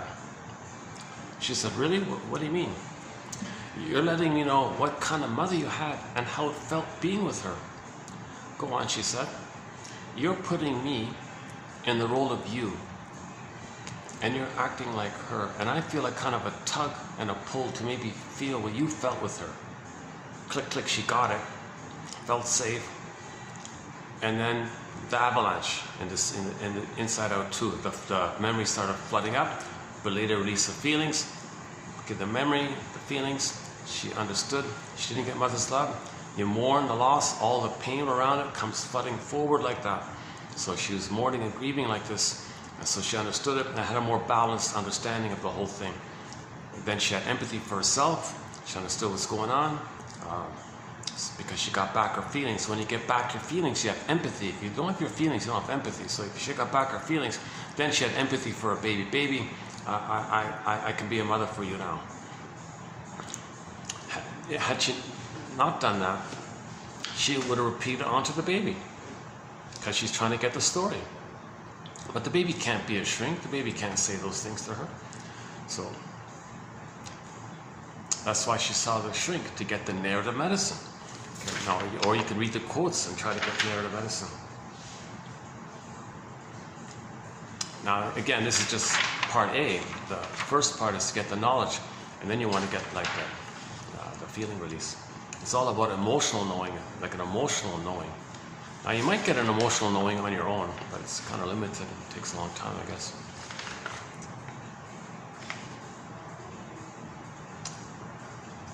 Okay, so yeah, so that the first bit was from Inside Out. Okay, the remaining quotes, a bit of a tag on. slightly related, but not exactly. The next one here. In 1948, one guy said this, according to Henry Hart: psychotherapy for the masses is passing into other hands than analysts. So already, I mentioned this before, there was the mental hygiene movement, okay, 40s, 50s, like that. But then it was under attack. So the shrinks were trying to teach the masses using films and all this, the mental hygiene movement. And I have a list of the top 20 films in that area in our search engine. So they felt a strong need for this mental hygiene. Like Robert Bly says, read psychology every day for 10 minutes, like a hygiene, like you brush your teeth every day. Well, read psychology every day for 10 minutes, like a hygiene. It's like an act of doing thing. And the idea was that long ago, people didn't have physical hygiene. But when they improved their physical hygiene, things got better. Also, they transferred that to the emotional, psychological area. Well, we need to do some kind of daily thing, like you brush your teeth every day.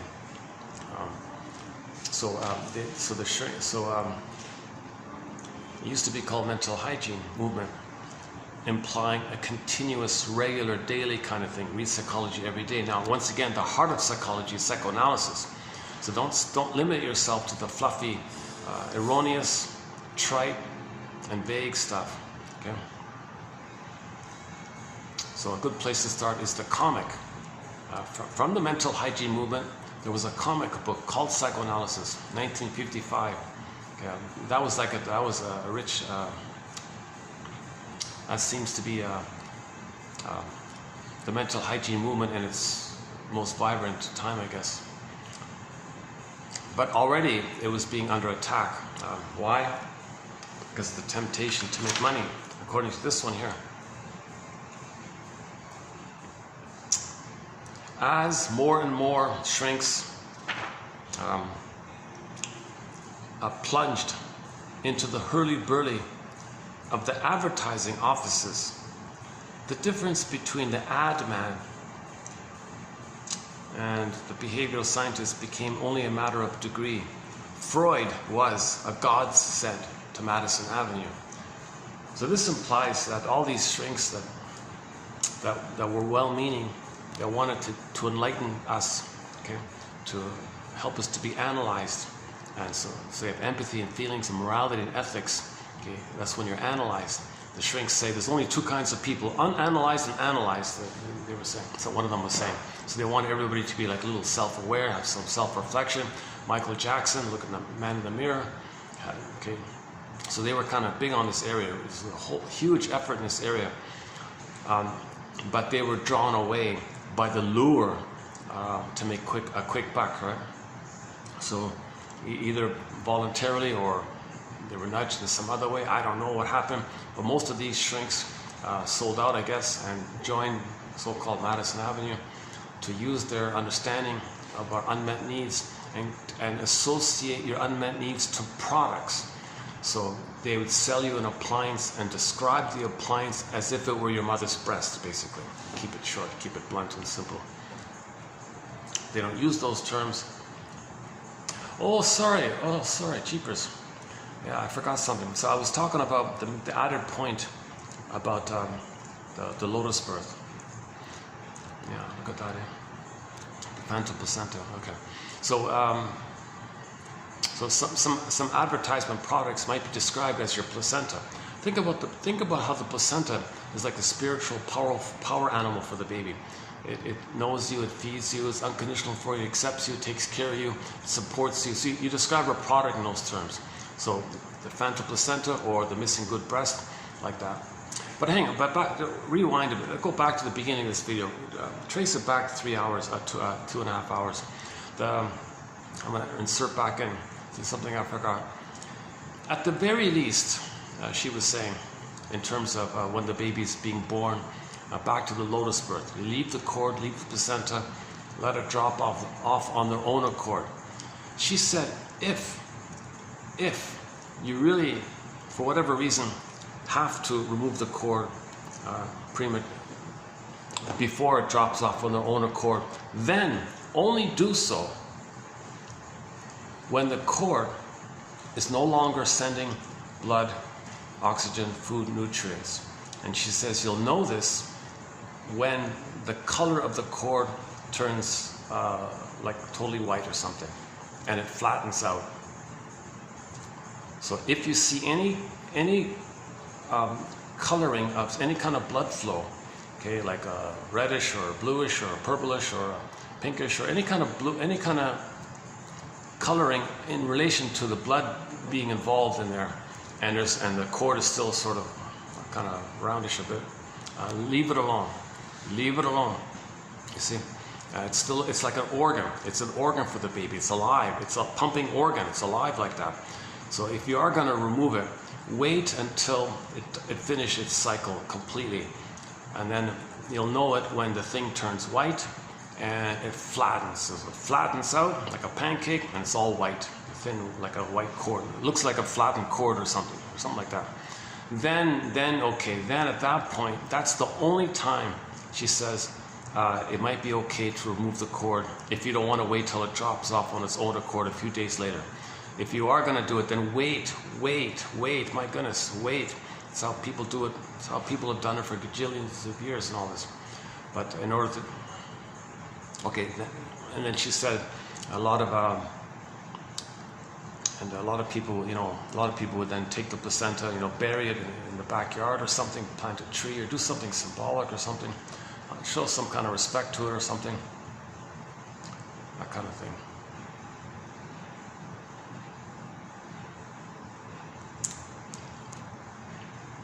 I'm a little afraid to mention her name because she's been blocked and banned on all this, right? They keep turning down her channel, all this, because let her speak. She's very knowledgeable. She's immensely knowledgeable. And she talks a lot about, she raises a lot of awareness to the public about the need for what the baby needs during the time of birth, and the harm involved if forceps are used, and that kind of thing.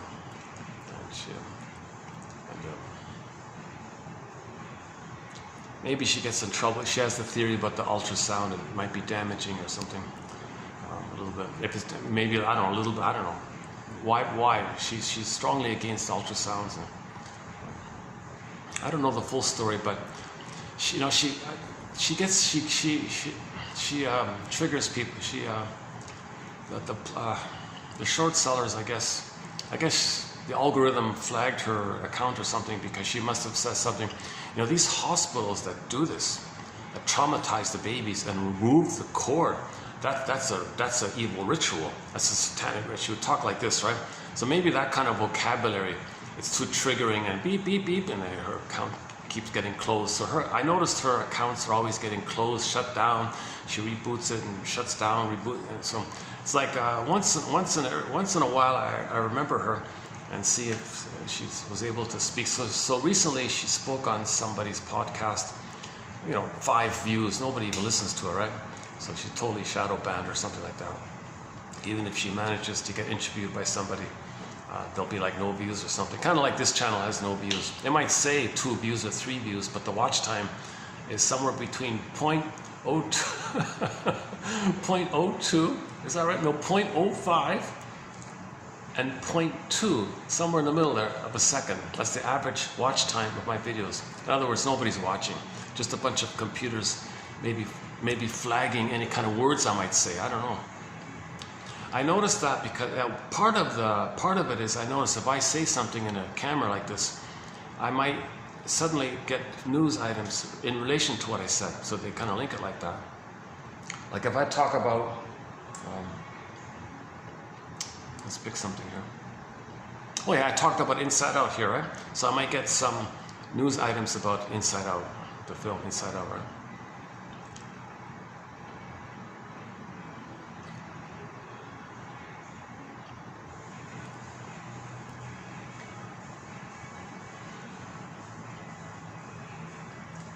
Yeah, Marie-Louise von Franz makes this point.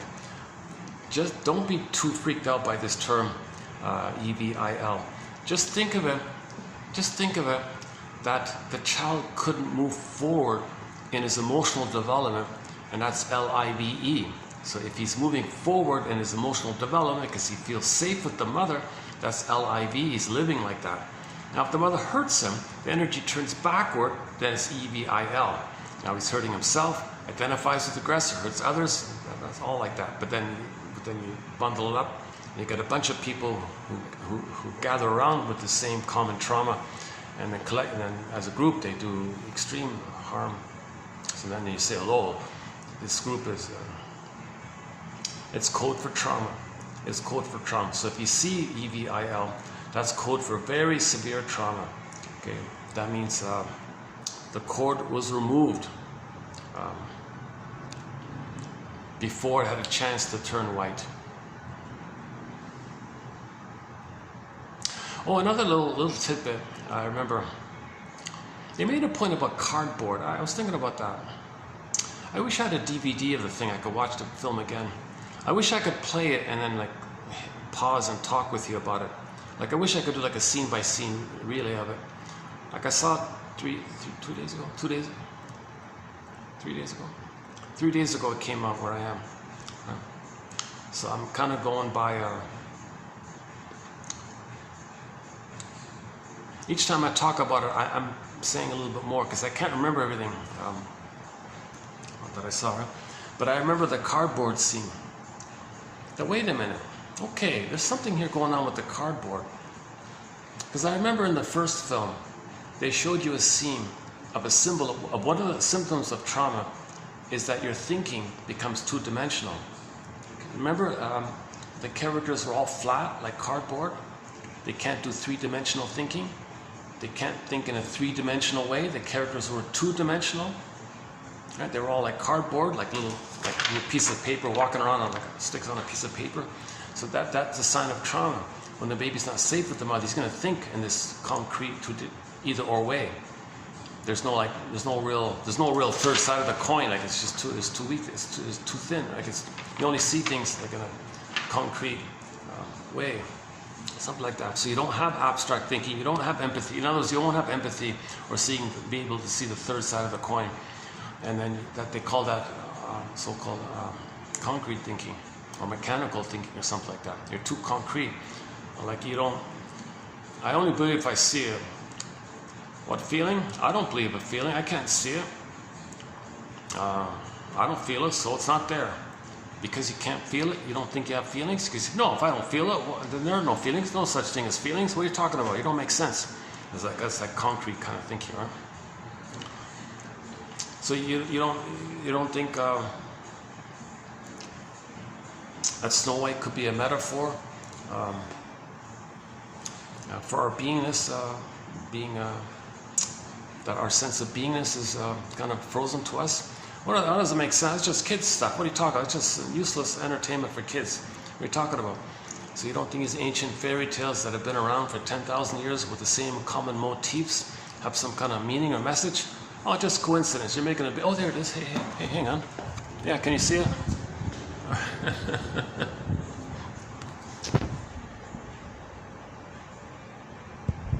Oh, it's fun to see. Yeah, it's fun to see. Yeah, it's nice to see it. Yeah, there's the ad on the SkyTrain. The final caboose had all the gang all together.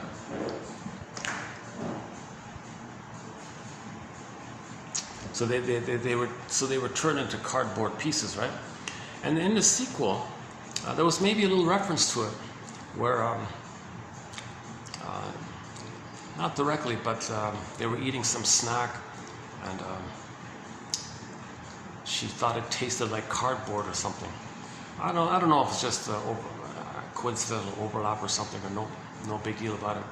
But they do a few little overlaps, because in the first film we don't see the soul being frozen, but we see the brain freeze scene. People eating the ice cream and they're freezing like that. Well, that's the soul frozen. A symptom of trauma is emotional hypothermia, emotional hypothermia, freezing. Okay, frozen. So how do they show that? So they showed it with the brain freeze. Was it a link like that, or just an accidental overlap that I'm seeing? So like the brain freeze, then in the sequel they had like the brainstorm, right?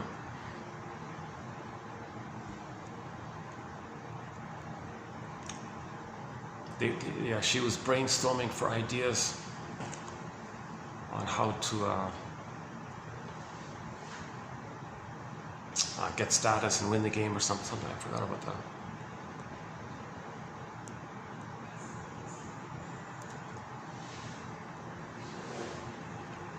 So when the ideas were flying around, they were in the unconscious. Oh, there's a brainstorm here.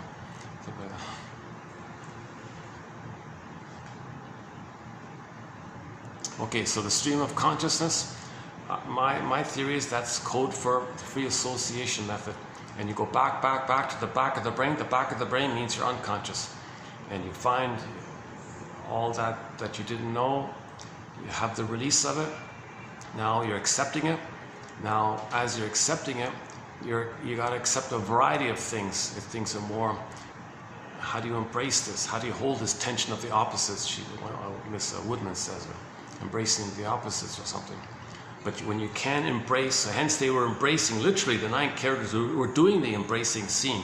That means embrace the opposites. Yeah, we could say it that way. They were literally trying to embrace the opposites.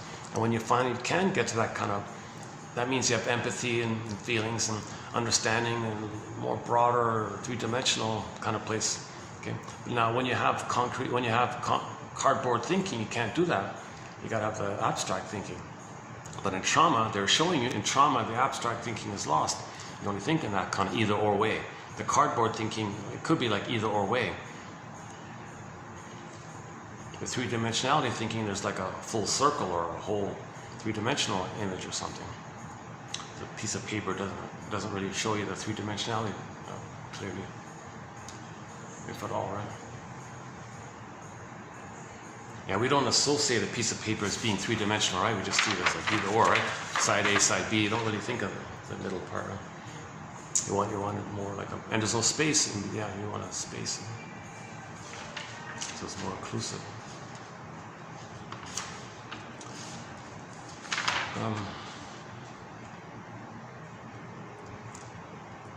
So psychotherapy for the masses is being passed into other hands other than shrinks.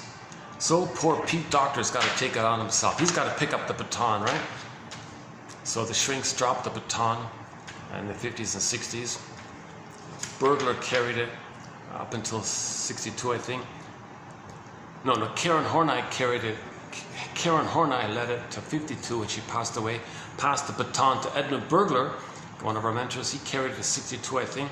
Passed the baton to James F. Masterson, another one of our mentors. He carried it to, I think, 2000, I don't know, let's just say 2001, I don't know, when did he pass away? Roughly 2000, I think. And then now it was dropped. Pete Docter picked up the baton in 2015 and gave us Inside Out. And now now we're running. Now we're running. So the education for the masses. Pete Docter, he's got the baton. Way to go, Pete. Him and his team, of course. His team includes Kelsey Mann, John Hoffman, David Holstein, and many others, I'm sure.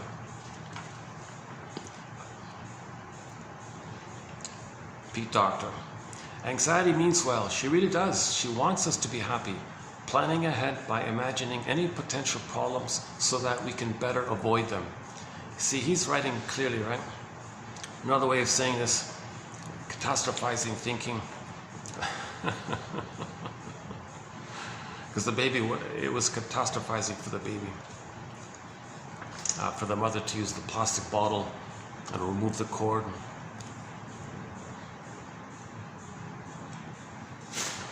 Okay, the next few, just a little assortment of kind of quotes here. Okay, next one here. Okay, this next one's about how we often project what's inside of us onto others and react interpersonally, what's intrapsychically.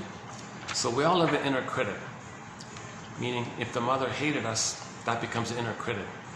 Or the memory that we didn't save the mother, that could be the inner critic. Did you save the mother? No, you didn't. So you criticize. You didn't save the mother. Or mother hated you. You hate yourself. Good. It's inner critic. Then you take that inner critic and say others are criticizing you. So Karen Horney's example was she was going to give a lecture or something, and she has in her mind what she called the tyranny of the shoulds. Huh? You should do this, you should do this. So she thought everybody in the audience was criticizing her. You should do this, you should do this. So in rebellion to that voice that she externalized, she projected her own inner critic onto the audience and then says, I'm in defiance of all of you. You're telling me what I should do all the time. I'm in defiance. And that affected the quality of her speech, she said, and didn't do a good job. Then she criticized herself. See, you're no good. See, you're no good. So self-fulfilling prophecy. The voice says you're no good, sees the audience is no good, panics because of that, doesn't do a good job, and it goes back, see, you're no good. She's reconfirming it. Huh? That's called projection of the inner critic. Clients demonstrate that they can externalize or project their own inner critic onto others so that others are reacted to as if they are the client's own inner critic. Criticizing me? I'm not criticizing you. You're criticizing yourself. You just don't know it. You thinking I'm criticizing you is for you to know that you're criticizing yourself. Joseph Sandler, 74, makes the point that transference is not merely a repetition of a fantasized behavior of the analyst, but the client's attempts to push the analyst into participating in a distinct way. Okay, we did a few videos on Mr. Sandler's jargon called role responsiveness. So back to Karen Horney's example. If she projects the inner critic onto the audience and thinks the audience is criticizing her, she wants to interact in a way with that belief. She wants to nudge them, tug them, put a pull on them. Come on, criticize me. Come on, criticize me. I know you're going to criticize me. I expect it. Come on, guys, criticize me. Let me do some little things here to make you criticize me. I'm nudging you. Come on, criticize me, criticize me. Because she's criticizing herself. She thinks the audience criticizes her. So she'll respond. I want you to play the role of my inner critic. Come on, guys, play the role of inner critic. Come on, criticize me. Come on. So she induces this, what they call role response. Come on, respond to that role I'm giving you. Come on, respond. Come on. So she acts in a way to induce another jargon, projective identification. Come on, identify with my projection. I see you as the inner critic. Identify with it. Come on, be a critic. Come on, criticize me. And then she wants to create that, and then she clamps up, doesn't do a good job. Then she can go back, and the inner voice inside of her, see, you're no good, see, you're no good. We're homotraumicus. We're doing all these things. Trying to get our story here. According to Nicole Berry Bertrand, 74, when the transference is securely in place, the client and analyst relationship is made up completely of unconscious fantasies. Yeah, so Karen Horney and with the audience, that's all unconscious fantasy. This is all fantasy. The audience might really like her and want to listen to her and respect her. They want to make notes, and they got their tape recorders and things, whatever. They're not criticizing her. They admire her. They read her book. They love her. And she's like, no, I see who's criticizing me. That's all unconscious fantasies. Unconscious fantasies. Okay, one guy here speculates that the baby attempts to rid himself of non-specific tension by excessive splitting. So why does the baby do either or? Because the mother doesn't hold him. The mother doesn't hold him. The mothers of these clients were not adequate enough containers, holders, to protect the baby from their vulnerability and tension-producing stimuli. So the baby's very vulnerable. He's going to feel a lot of tension. A lot of tension. Mother's holding him, soothing. You're safe. I'm holding you. You're in the warm embrace. Your body kind of like molds and skin to skin. You're warm and safe. You're like in the womb here with, don't worry, you're in my bosom. Mother's saying, you're safe, you're warm. Whatever little tension is going on, she soothes. Okay, then he can soothe himself like that. If that mother doesn't doing that, how does the baby do it for himself? He can't. So he splits. God is a demon. Pathological joy, pathological anxiety. Okay, it's extreme like that, and then that's what we saw. So now you gotta get your story, bring the two together, and hold yourself, embrace yourself. So that scene of the embrace, that's called self-reparenting. If the mother didn't hold you, you gotta hold yourself. You hold yourself by seeing the two sides. Okay, again, if the mother didn't embrace you and soothe you and comfort you, then you gotta do that for yourself, kind of thing, by holding the two sides and self-soothing yourself, called self-reparenting. So that image of holding yourself, that's also called inner child work, self-reparenting work, etc. You want to adopt yourself. You want to adopt. If the image is the baby's exiled, wounded in the forest, and it's you want to adopt your own baby, as if you got a feeling, and the feeling asks you, "Hey, you, what are you going to do with me now?" "Well, I'm going to adopt you." "You're going to adopt me, really?" "Yeah, I'm going to be your parent. I'm going to take care of you." "Really? I never got that before." So you do that for yourself. So if mother didn't parent you, you got to reparent yourself. So another way of saying it is we got to reparent ourselves.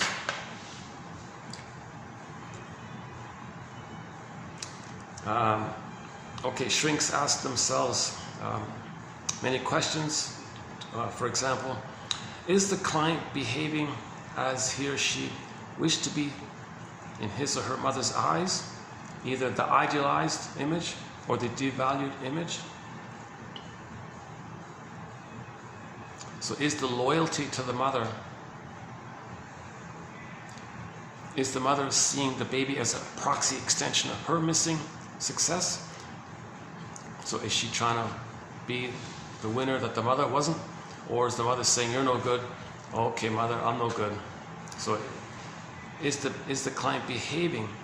How is the client behaving in relation to how the parents saw them? Number 2, is the client identifying with the aggressor and actively repeating passive experiences? Okay, this second one's the key one. Is the client identifying with the aggressor? Mr. Faust, right? The Faustian story. Mr. Goethe's story. Is the client identifying with the aggressor? So the baby sees the mother as the guy with the horns, identifies with that, identify with the aggressor. No, the mother isn't a monster demon, but the baby creates an image called an imago, and he's dealing with this image. It's only slightly in relation to the actual mother. Mother didn't mean to do all these harmful things, but from the baby's perspective, from the baby's end, if he doesn't get his needs met, he thinks he's a goner and the mother's a monster. And he's got the image like that. Then he thinks he's got to identify with her and has the slogan, "Well, if I'm not greedy, then mother's going to eat me." And mother's on the world, so his slogan is "Eat or be eaten." And he thinks in survival jungle mentality. So any kind of jungle slogan is a sign of trauma. We're one family on this beautiful earth. What's with the jungle attitudes? That's a sign of trauma. Okay? Babies are meant to be handed to the mother. Paradise in the uterus. No smoking, no drinking, no fighting, don't watch. Yeah, don't go to the theater. I would say mothers shouldn't go to the theater when pregnant and watch all those booming commercials or those loud booming kind of trailers and ads and all that. That's pretty shocking stuff. I don't think a pregnant woman should go to a theater, to tell you the truth. At all. If she's going to go to Inside Out, arrive a half an hour late, skip all those violent ads and all that, violent trailers and all that. Because how the mother feels, the baby feels it 100-fold, like 10 times or 100 times full. So you got to protect the baby. Give the baby paradise in uterus. Again, back to the birthing's a key one. The birthing's a key one. So the position, the gravity, the contractions, the tilting the tailbone, Laboyer, Clausen-Kennel, lotus birth. Wait for the cord to turn white before you remove it, at least, or better yet, just leave it on there. Just leave it, let it fall off 5 days, 6 days later, whatever it is. What's the big deal? Yeah, she was saying, like, when she was breastfeeding and the cord and the placenta, I don't know if it was still inside or if it came out, but she said while the mother was breastfeeding the baby and the cord and the placenta were still there, the placenta was still like alive. It was still like kind of moving kind of thing. So she was really emphasizing this is like kind of like an organ, you know.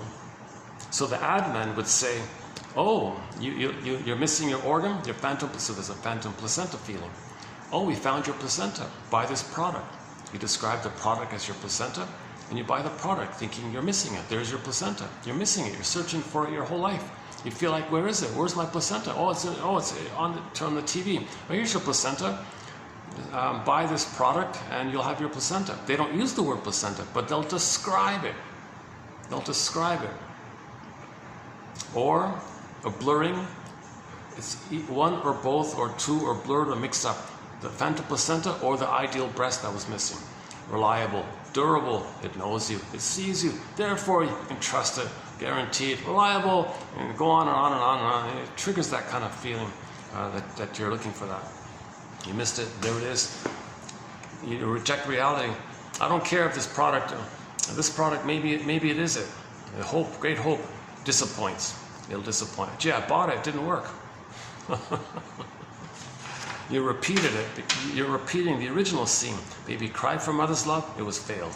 You buy the product. It's failed. Doesn't work. But the hope of the chase gives you the fantasy that maybe it can be it. So some of these beliefs trick the brain a little bit to send you some chemistry, a little bit suggestion. Where are we here?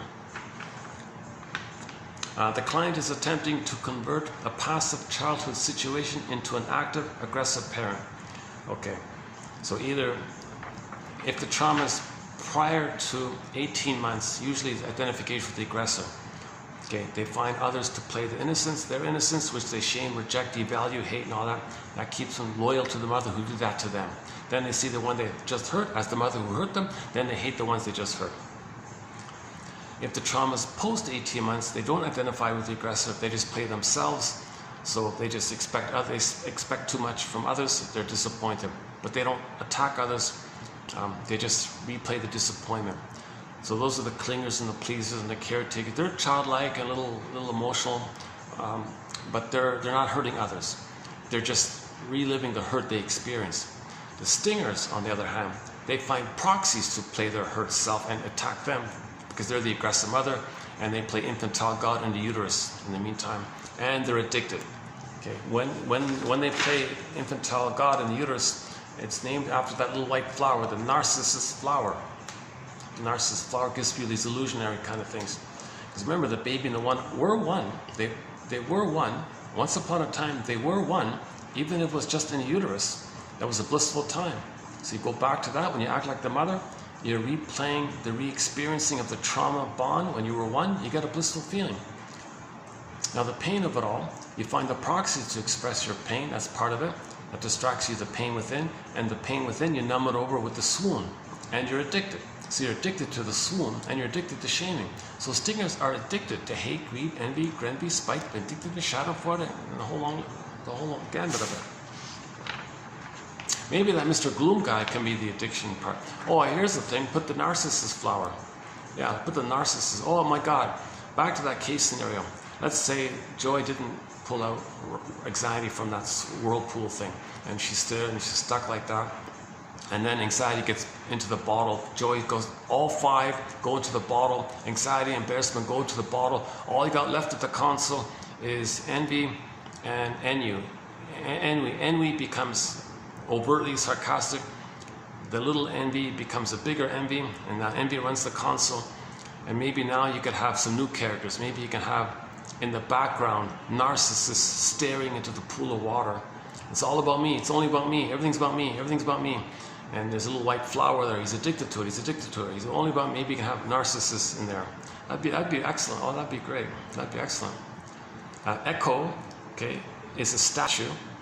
So you see the soul being frozen, turned to stone. So Echo could be there as a statue to make it clear. Or you could put Echo in the unconscious as a statue. That might be more, yeah, that might be more realistic. So the crew's got to find Echo. Echo, how do we free you? How do we free Echo? The princess is trapped. How do we free the princess? She's an Echo. She's turned to stone. Oh my God, what do we do here?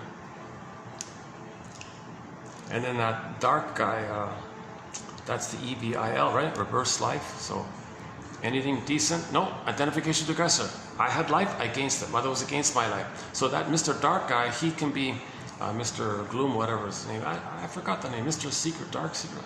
Was there a name for that guy? The guy that opened the door and all that?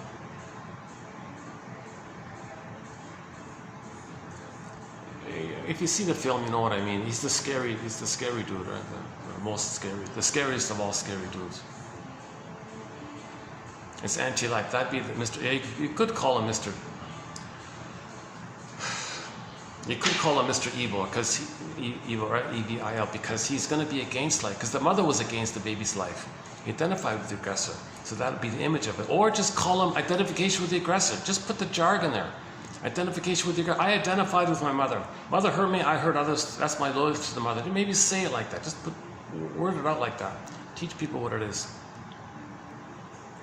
People watch the film, they think in concrete operational terms. Oh, it's a real thing. Like, no, it's not an outer thing. It's a metaphor.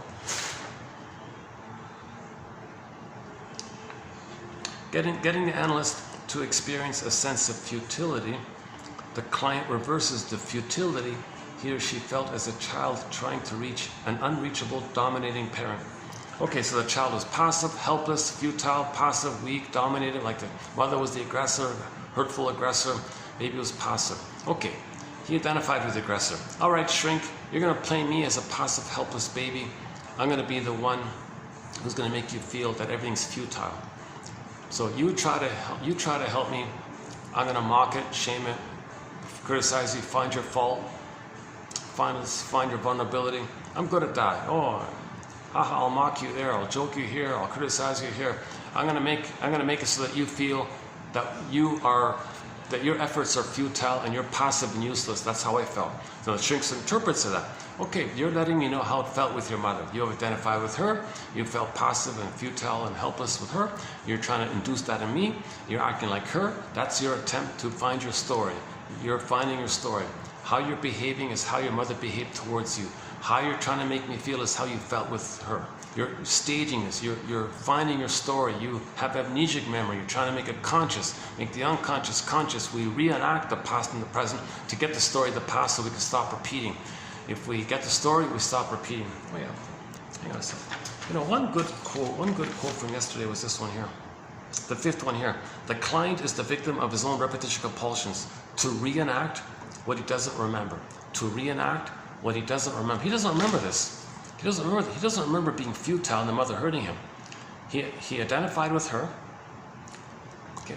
Wants others to feel passive and helpless and futile. Makes the shrink feel like that. You're incompetent. You're no good. You're defective. You're not good enough. So he doesn't remember feeling that. So he wants the shrink to feel that, or the friend to feel that. Okay. He's trying to remember. See, you reenact. That's repetition compulsion. To reenact what he doesn't remember. He's the victim of his own repetition compulsions. When there's trauma, we repeat. Paula B. Russell, 2119, is our head author on this one. 2119, Paula B. Russell, key pillar quote in our collection here. Morton Keeson, another one. 2291 and 2, another one. And we've got a few more.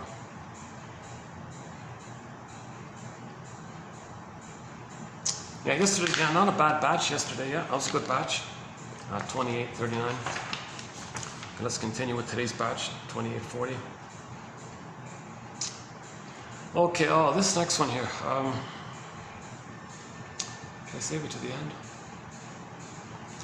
Okay, this is a new one for me. This is a totally new one. We have 10,000 quotes here, 0 on charm. Can you believe it?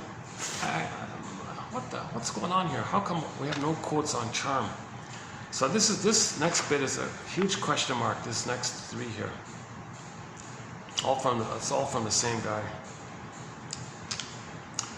Charm pulls the analyst toward the blissful illusion of oneness with the client. So if somebody's being charming and really smooth and you feel, oh, he's so charming, that's like a lull, that's like a hypnosis. Oh, let's be one, blissful union. He's looking for the bliss. So if the person didn't get the bliss with the mother, they may be charming in an attempt to be magnetically charming to get the bliss. So somebody who's a salesman maybe didn't get the symbiosis, so he develops an attempt to symbiotically reach out.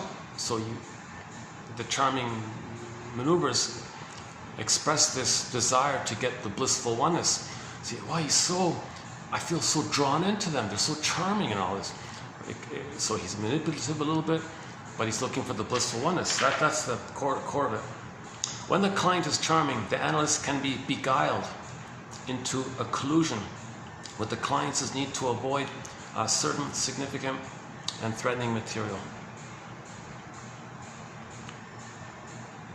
So the client doesn't want to remember, oh, just let's be like two peas in a pod. Let's be in this folie douce together. Let's feel like we're one. What's the defense against the pain around not getting that blissful oneness if you're still trying to get it? If you're still trying to get what you didn't get, that's a defense against the pain around not getting it. If you're still trying to search for it, you can have 20 lifetimes BSing or whatever, duplicity or tricking. It doesn't heal what actually happened. Only mourning does it. Only mourning, only seeing the two sides. Self-reparenting, two sides. Why did the mother do this? Taken in, okay, the shrink, he was saying that he was fooled by the charming client. When the client is charming, an analyst can be beguiled into a collusion with the client's need to avoid certain significant and threatening material. Taken in and made to feel quite fooled for a time, as he puts it. In short, these clients had charmed me, and that charm had cast a spell over my treatment, halting it. So once he created the folie douce or whatever, therapy stops. Once he clues, once he gets sucked in, once he takes the bait, sees the fish, not the hook, the therapy stops. Right? He could easily a similar area here. Oh, is that it? Oh yeah, but that's it. Oh, just two. Sorry, just two. Okay, next one here. Don Juan could easily seduce women and awaken their maternal impulses. He then took revenge on them as a means of hurting his sad, disappointing, hurtful mother. Okay, so the Don Juan is quite charming, right? The Don Juan can be charming. So he hooks the gal in and sees the gal as the mother and dumps the mother because the mother dumped him. That's for him to know that the mother dumped him because he identified with the aggressor. See, the mother dumped him. If he dumps the ladies all the time, that's for him to know the mother dumped him. Repetition compulsion.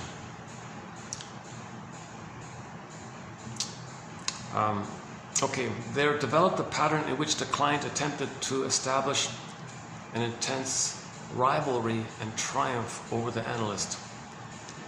Okay, one author understood all this as triumphing over me, either as the feeding breast, the confident breast, or the creative breast, by the omnipotent assertion that he was those things. Eventually, the client felt that the analyst was a good enough container. Okay, so he says, I don't need mother, I don't need you, I don't need anybody. I can feed myself, I can take care of myself, I'm confident, I'm creative. So he tried to make the therapist useless. You can't do any of those things, I can do it myself. So he sabotaged his therapy efforts because he's one with the mother.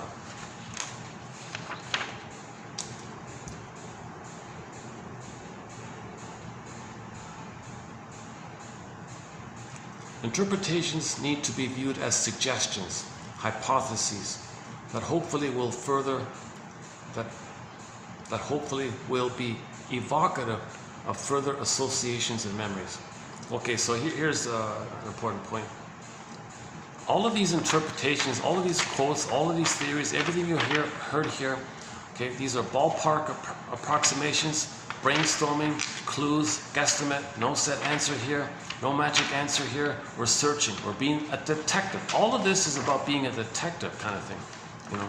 So you just, some clues might help, some clues might lead to better clues, some clues you put together leads to a whole new clue. So these are all hypotheses, suggestions that hopeful can lead to more free association, stream of consciousness, get you back to the back of the mind. Maybe finally you can get some release there.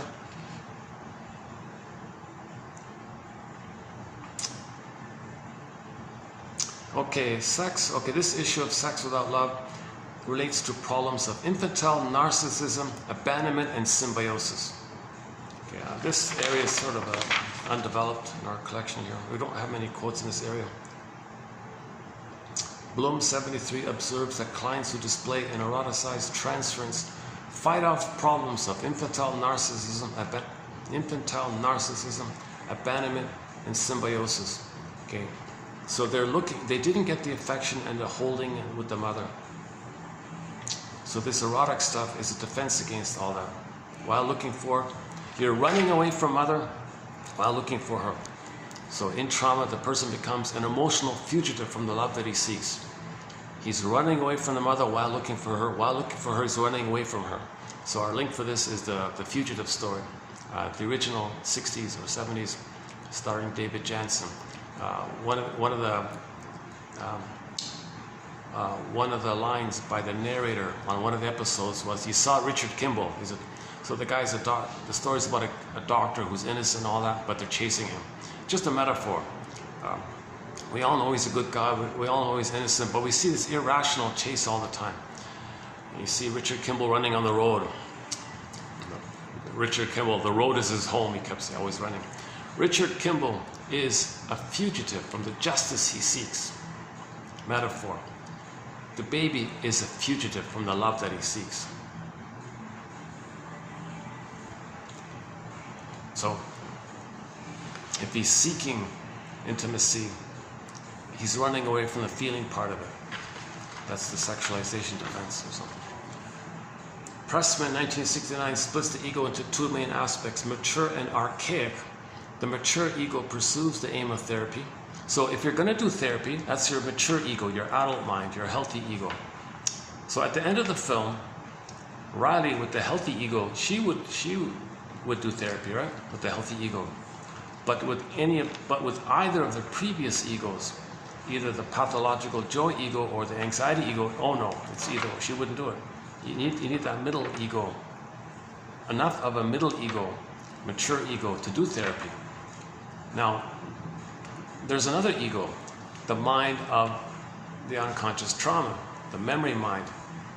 So the unconscious has a mind of its own. That's the archaic ego, which keeps you in the repetition compulsion, which keeps you trying to save mother, which keeps reminding you of the trauma, which keeps reminding you that your mother hated you, which keeps reminding you that you didn't save the mother. It's a mind like that. It keeps reminding you that you can't see the two sides of the situation.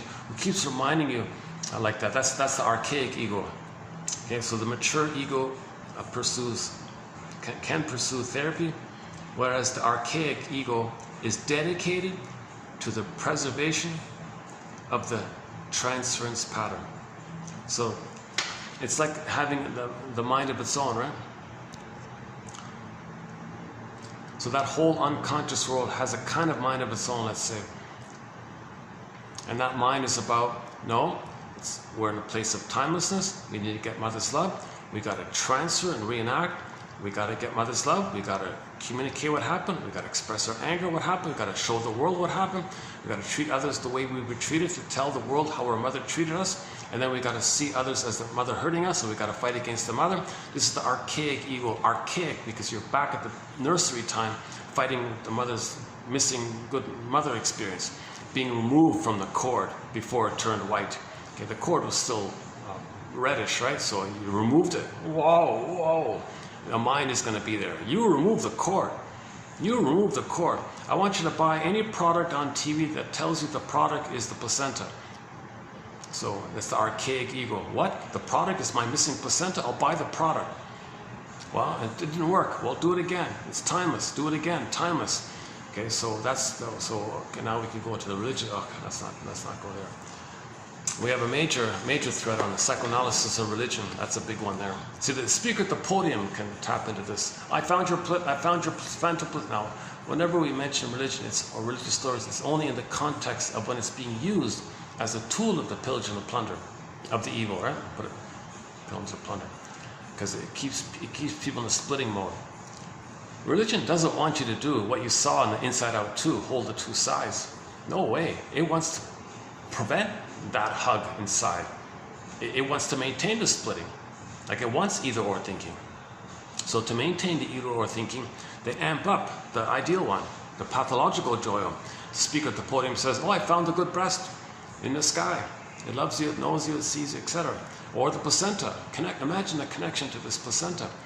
It's really powerful and really omnipotent and all-knowing and all knowing, all seeing, all powerful, all there for you. It's trust, you can trust it. And you feel it's kind of like, yeah, I needed that. And it may trigger a feeling that you once upon a time had a blissful oneness with the mother. So they're trying to trigger the paradise you once had. With this evocative imagery, it tries to trigger the blissfulness. Oh, did you get a hit of it? Did you like that? You're a believer? Put money in a basket. See you next week. So they keep imagining you to idealize the missing good breast or the phantom placenta, not telling you with their stories. The stories are about goddess and demon, goddess and demon. They're not telling you it's metaphors that in your own brain you created these images to adapt to a frustrating mother. You create these images, and in the healing journey you want those two images to come together and hold them together like the gang and Inside Out 2 at the end, and then you get a new sense of self, of embodiment and being in the present. And you don't have, and you, okay, and the good thing about Inside Out, you don't see prejudice in there. Everybody was treated like people and all this, right?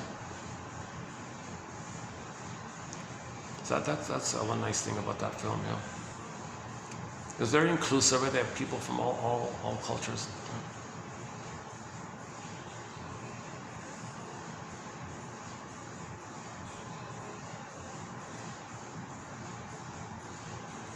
The only shortcoming, as I can see this, they're never linking anything about the trauma to what the mother did to the child. It's just oblivious. They don't even. There's barely any mention with the parents.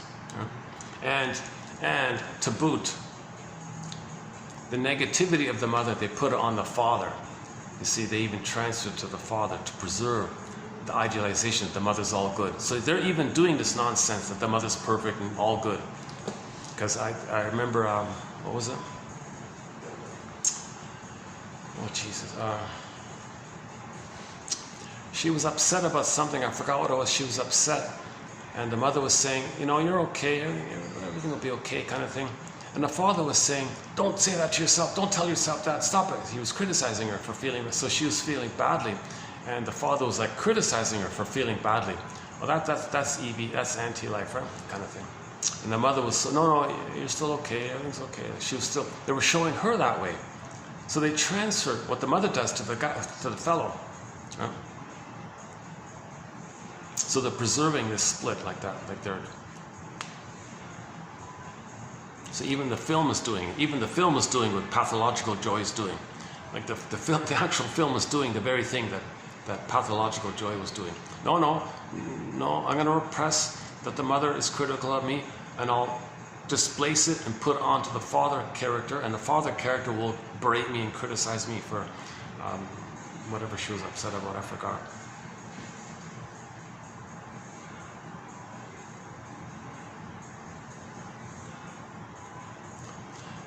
Is that? Oh, let's check the time here. Oh, 5:30. Yeah, let's get going. Yeah, we covered it. Good. Okay. We get so we went through them. Yeah, the first few. So yeah, so you see it there. If you click the more link, give me a minute to fix this stuff here. Let's take a peek upstairs, see if we get lucky. If not, maybe we can go outside a little bit. It's still light out now. Give me 2 or 3 minutes. Hold on a second. I need to fix the thing here. Let me put this. I got batteries holding up. Yeah, batteries holding up. Good. Hold on a second.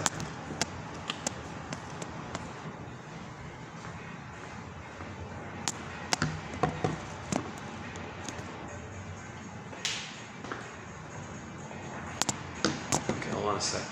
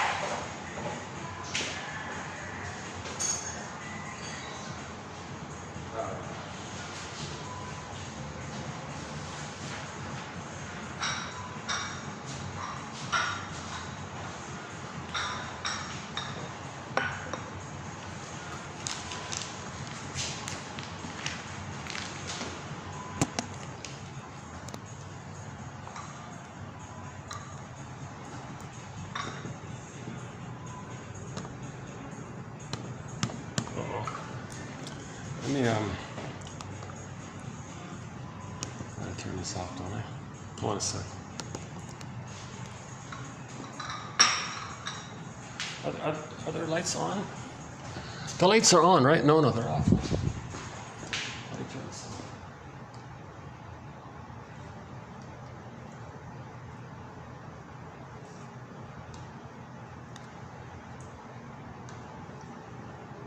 Oh, all right, I got it. These new high-tech things. Hi. Oh yeah. Okay, great. Thanks a lot. Yeah, I appreciate it. Thanks. See you next week. Yeah, see you next week.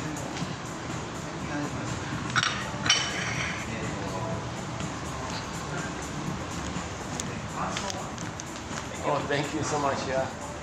Yeah, thank you. Everything's good. Yeah, thanks. I really appreciate it. Thank you again. Thank you. See you next week.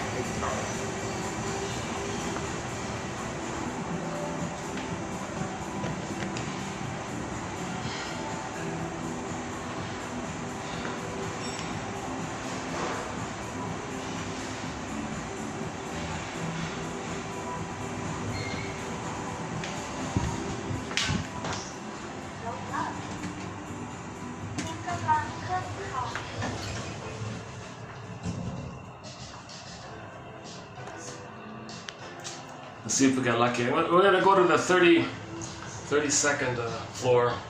They got a little balcony there, but if there's people there, I won't be able to show you. So if we're lucky, we'll see a little view there. Yeah, what did you think about today's discussion about Inside Out? How was it? Did you find any parts of interest?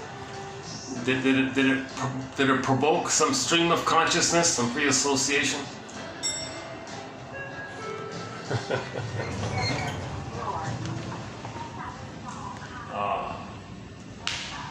Maybe not, maybe not. Okay, hold on a sec. Okay, hold on a sec. Maybe, let's see.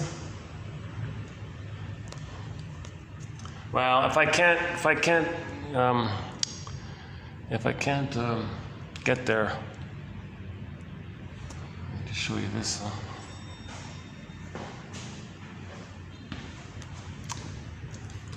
There's a bunch of people taking photos just right there. Let's wait a minute. Maybe we can wait till they're finished. Actually, yeah, today's, yeah, look at that. Look at, yeah.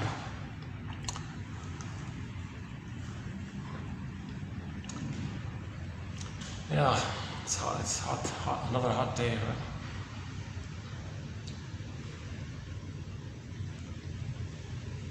I'm so glad to find a quote from the man himself, Pete Docter. I was excited. All right. It was a good quote too, yeah.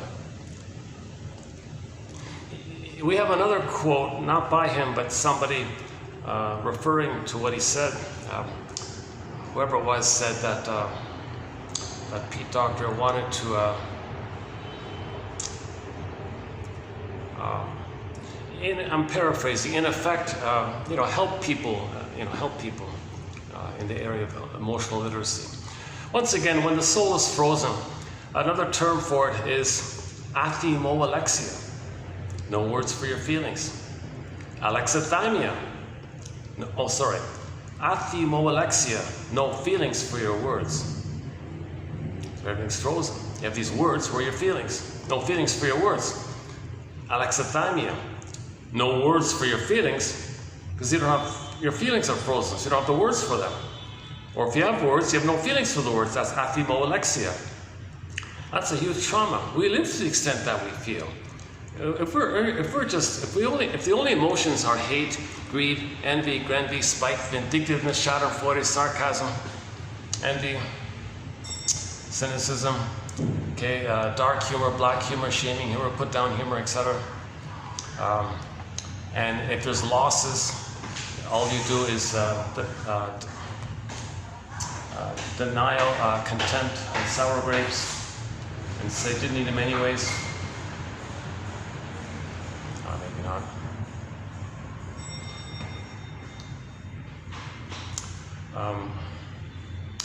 Yeah, well, so that means the person's going to become a curmudgeon late in life, one of those Grinches and Scrooge-like characters, because they know more losses. As you go through life, there are losses. Every loss brings up all the old previous losses which you didn't accept. So every new loss, it adds up. It has a snowballing effect. And as a defense against that, the person might become more angry, i.e. more OCD, more controlling. Wants every little thing to go their way. Because if there's a disappointment, that could trigger the loss of all the previous losses. So they're more controlling. That's why they become like you're on eggshells around them, and they're hard to be around because they want to recreate the maternal matrix. They want to control every little thing.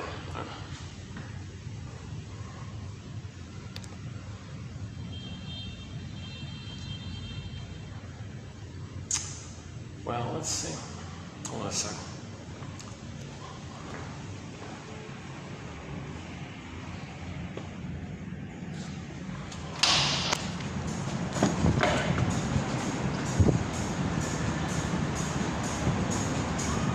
Oh no. Okay.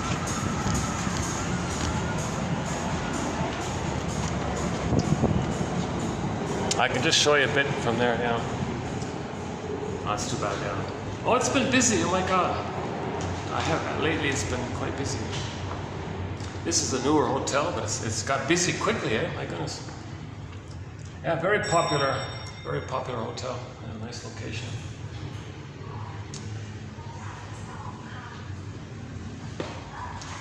The problem is there's no other real. Is there?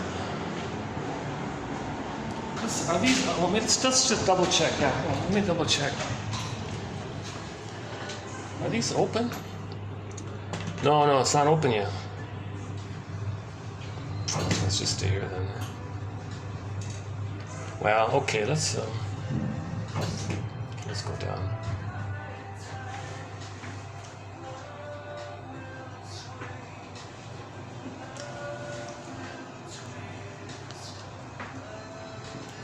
Yeah, the song in the elevator talks something about love, right? So of course, Riley, with the authentic beingness and the natural joy running the console, of course the person can love, because you have your sense of self, you can see the sense of self of the other. Then that's love, because you're not using the other as a part object for the past. You're not transferring the past to the present, trying to master some trauma with the past because you've healed. So once again, everybody's either analyzed or unanalyzed.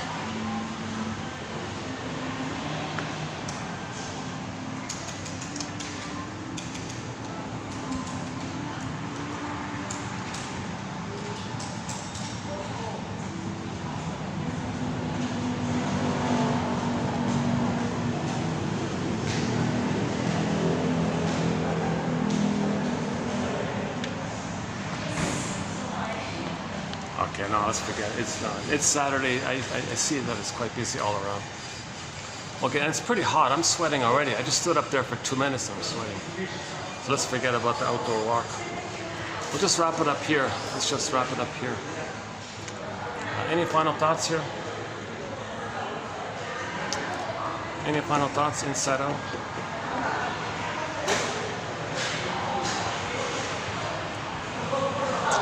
So one thing that's encouraging about this series, Inside Out series, is that they're not doing the fairy tale thing.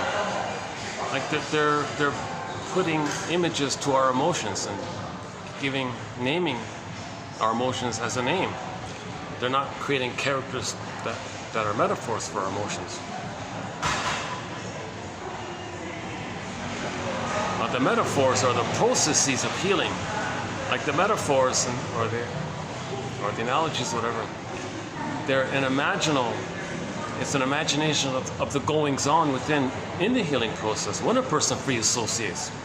So if a person free associates, that's a stream of consciousness, you get to see the two sides, then you have a release of your feelings, you get the two sides, then you try to accept the two sides, and that's the reality ego, that's the healthy ego, and then now you're more accepting of yourself. That means you're more connected to yourself. Now you have a beingness that reflects this greater connection to yourself. And you did it by holding the two sides. By seeing the two sides, okay, the pathological joy side and the pathological anxiety side. Like there's benign anxiety, right? We're not talking about benign anxiety, something you don't know in the future. Like if you know it, that's fear. If you don't know it, most anxiety is about the past, immense fears coming up to you, and its language is physiological. Unless some unknown present you triggers some past, that's the same idea. Most anxiety is about the past coming up. Most anxiety means you didn't mourn. Like I haven't really done it in the morning. I haven't done this process. I keep reading about it. Oh my goodness! If you read John Off's books, all these endless testimonials, I couldn't read them because, Jesus, I read some of them. My goodness, some of it's exaggerated, some of it's by actors, and some of it's show and salesmanship, and some of it's just maybe wanting to help the author. Some of it, it's maybe a mixture. Some of it's true, or maybe some of it's hypothetical or a composite. Anyways, but people do claim that there is such a thing as a greater connection to yourself, and a greater acceptance of yourself and others. And a clue to that is you're not engaged in things like prejudice or evil activity, activities that where if someone sees another human being as not a human being, that's severe trauma. That's code for the mother didn't see the baby as a human being. Hence the title of the book. No, mothers, babies are human beings. I haven't read that book yet. Someone made a reference to it. Babies are human beings. Mothers have to get to that place. How do they get to that place? Well, they got to realize that their mothers didn't see them as human beings when they were babies, and find out why. Then they can see their babies as human beings after they find out why their mothers didn't see them as human beings. That's it in a nutshell right there, right?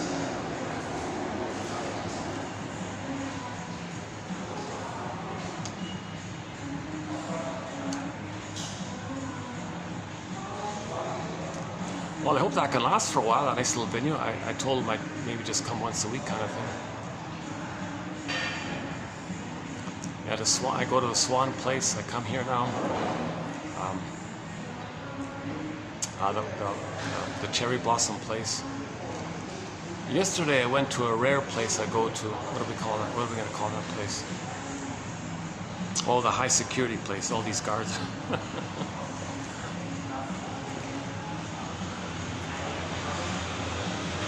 Yeah, mainly just the four, yeah. The Swan, the bright one, I'll call this place the bright place, the new place, the Swan place, the new place, the high security, and the cherry blossom place.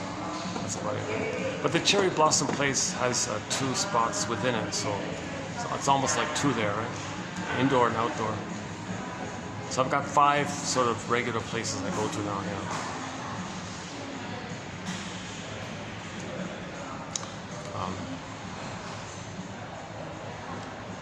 So, anxiety, in short, is trauma in the survival brain. Anxiety means at some point the baby thought he was a goner. And if anybody has anxiety in their life, that's code that they thought they were a goner. Pick up the phone. Mother, I felt like I must have, at some point, I want the story here. I felt like I was a goner. I'm making this inference by all this anxiety here. So what happened? Tell me the truth. Did you let the doctor remove me from you and put me on a scale? Did you do this savage? Did you do this cruel thing?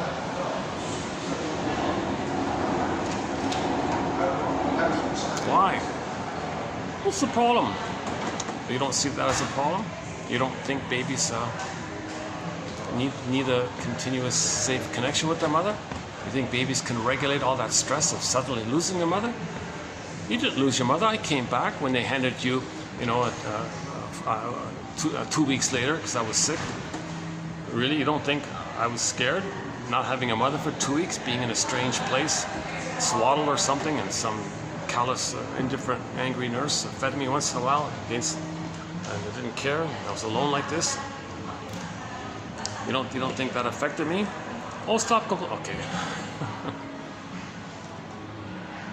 If a mother can't apologize like Raleigh did.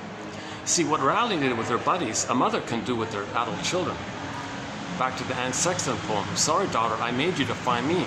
I had you. I didn't see you as nature's greatest miracle. I didn't see you as a little human being with needs. I didn't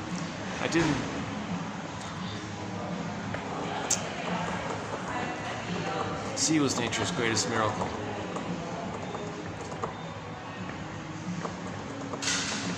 Some others say you're interrupting my career. You know. Okay, back to the old cunning tales. Yeah, okay. Back to, at the beginning of this video, I mentioned there's a whole long list of old cunning tales a mother might do onto a child that causes the child to freeze up their soul, right? And develop athemolexia, emotional hypothermia, emotional coma, back to Snow White, etc.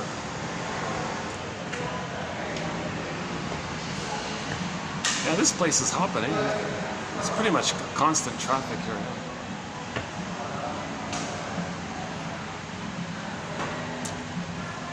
Let's see, how's the time here? 5:55. So we got about a good half an hour of light. Yeah.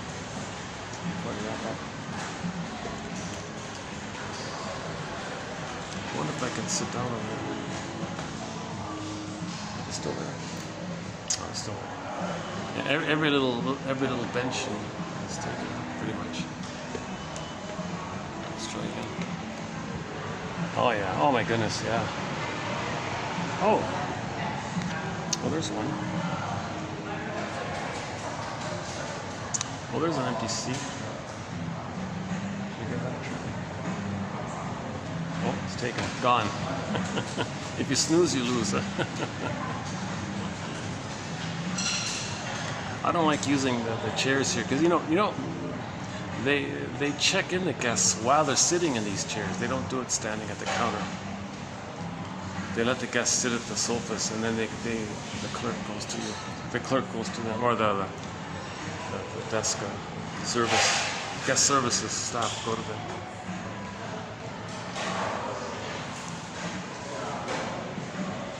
Any final thoughts here?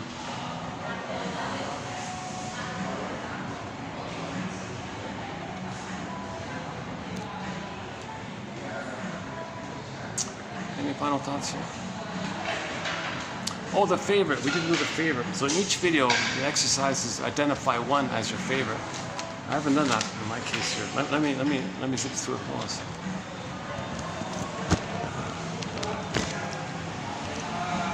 Okay, the first one's about denial. Yeah. The denial. Okay, that's a good one. The Pete Docter one. That's okay. Okay. Yeah. Okay. John Hoffman. Okay. Yeah, okay, the one about shame, that's an interesting point. Kelsey Mann, that one, okay.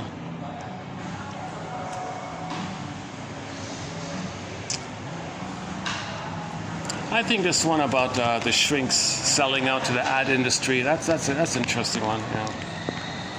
And then now psychotherapy for the masses is being passed into the hands of other people, right? Like film directors and things. They're not shrinks, you know.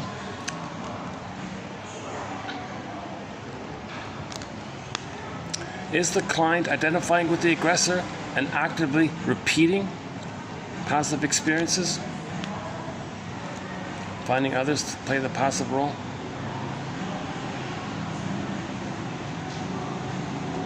The client is attempting to convert a passive childhood position into an active, aggressive parent. That's a key point here. It's called identification with the aggressor. That's probably that Mr. Doom guy, the Mr. Dark Secret guy, whatever his name is in the film. The guy in the vault, the black guy. I don't think it's just simply depression or despair. I think it's this. I think it's identification with the aggressor. I think we should call that guy identification with the aggressor, because he's going to reject other people's life the way his mother rejected his life, meaning needs to grow and develop and be himself. So he might be called Mr. EVIL, but you gotta define what you mean by that. EVIL is the reverse spelling of LIVE. That's identification with the aggressor. So like turn around like that. Baby becomes the active aggressive mother. So the LIVE, EVIL like that. That's what it means. So the therapist felt helpless and useless. Okay, so he's trying to communicate that as a child he felt that way. Okay, this charm issue is interesting. Yeah, I'll have to follow up on that one. Oh. Okay, this ego one's okay. The mature ego versus the archaic ego. So the Papa Master has a mind of its own, and you, the healthy you, has a mind of your own. And you might say that there's an inner conflict between the two, a juxtaposition of the two. Yeah. So yesterday was this one here. Let's see. Yeah, Karen Horney defines psychological conflict broadly as a juxtaposition between the real self versus the idealized self, or the real self versus the pride system. One way of doing it.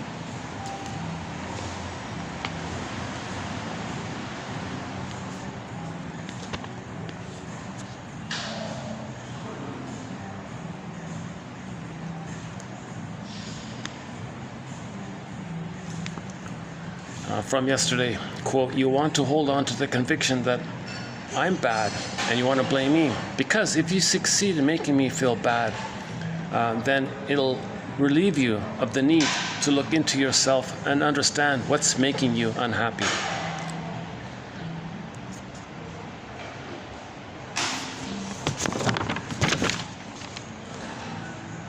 Okay, so for today, let's see. Okay, I'm going to go with the first one here. Yeah, I'm going to go with the first one. Needs met or unmet are experienced by the baby as emotions. You see, the baby doesn't understand his needs, that he has needs that should be met or unmet, but he can experience the emotions.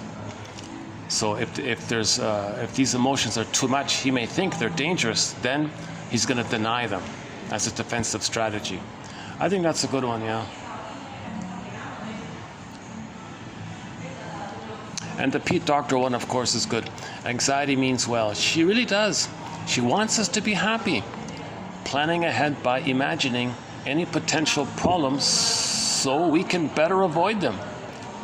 What a thoughtful way of saying it. This way to go, Pete Docter. That's a really nice one. That's a very, I like number 2. Those first 2 are my favorite. And I think this Kelsey Mann one is good about the shame, this issue about the shame. Yeah, an interesting one. And the shrinks sold out to Madison Avenue. Yeah, so that now we're left. Well, who's going to help us become analyzed? Who's going to analyze the masses if the shrinks are sold their souls to using their knowledge to make money? So they're not genuine shrinks, if that's the case, right? A genuine shrink wouldn't do this, right? That's why we love Karen Horney, Edmund Bergler, and Masterson, and these guys. They could have sold out, right?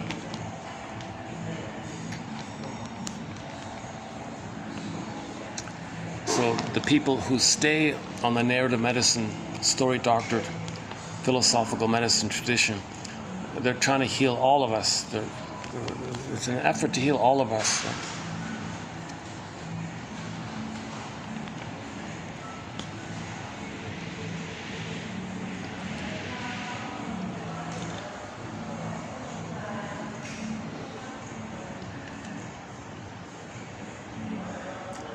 Yeah, okay, and the Don Juan one, it gets a little bit interesting. You know, you could say it with let's try it with the woman. The Donna Juana, okay, the playgirl could easily seduce men and awaken their desire to take care of them. She could then revenge on these fellows as a means of hurting her mother. Now think about that. A lot of women see men as their mother and hate the men.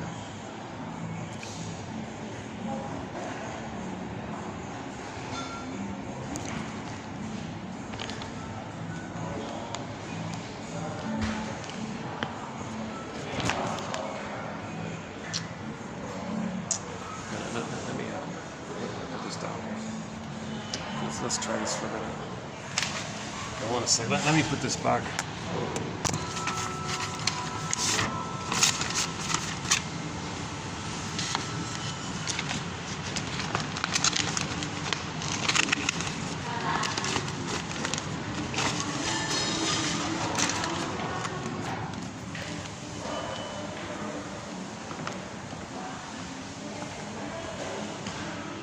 Oh, did they go? Ah, all right.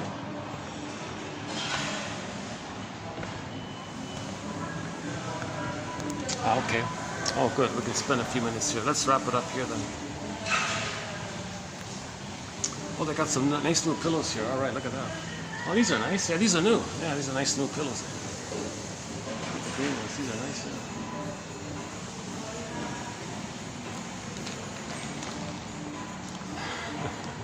Yeah. Any final thoughts here? Yeah, I like these. Yeah, nice ones.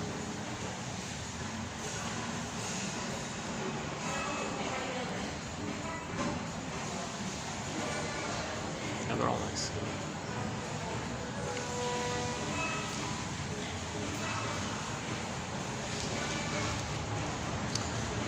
Or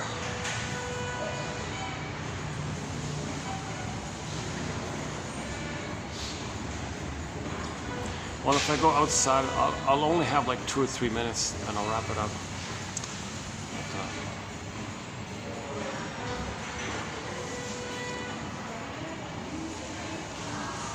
Okay, let's go.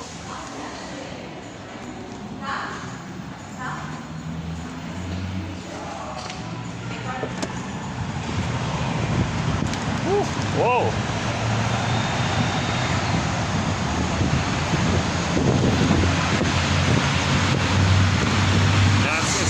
It's around 40, can you believe it? Even with the breeze, it's still feels like 40 or something.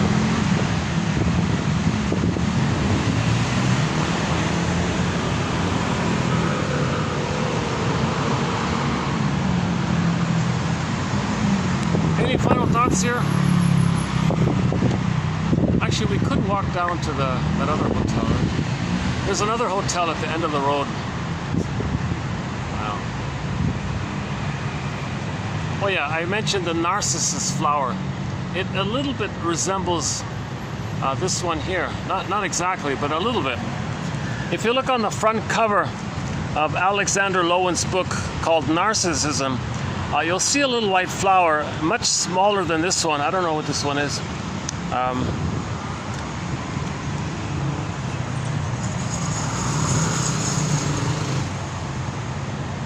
And that's the brain chemistry around the addiction to hate, greed, envy, spite, vindictiveness, schadenfreude, okay, dark humor, loyalty to the mother, because you are the mother, so you're one with the mother. There's the blissful feeling part of it all.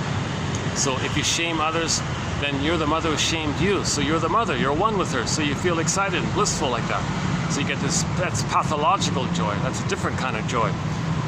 The Inside Out film, they call it delusional joy, which is a good choice. That's the manic joy of needing to make up to the mother's good to survive. That's the delusional stuff. The mother is not a goddess and all this, and then you feel so, wonderful, it's amazing by that, in relation to that. That all crumbles down. Anxiety is the byproduct of that. Trying to face those old fears, which we couldn't face before. So anxiety is a very positive character in that sense. Now, so yeah, I mentioned earlier, if either we,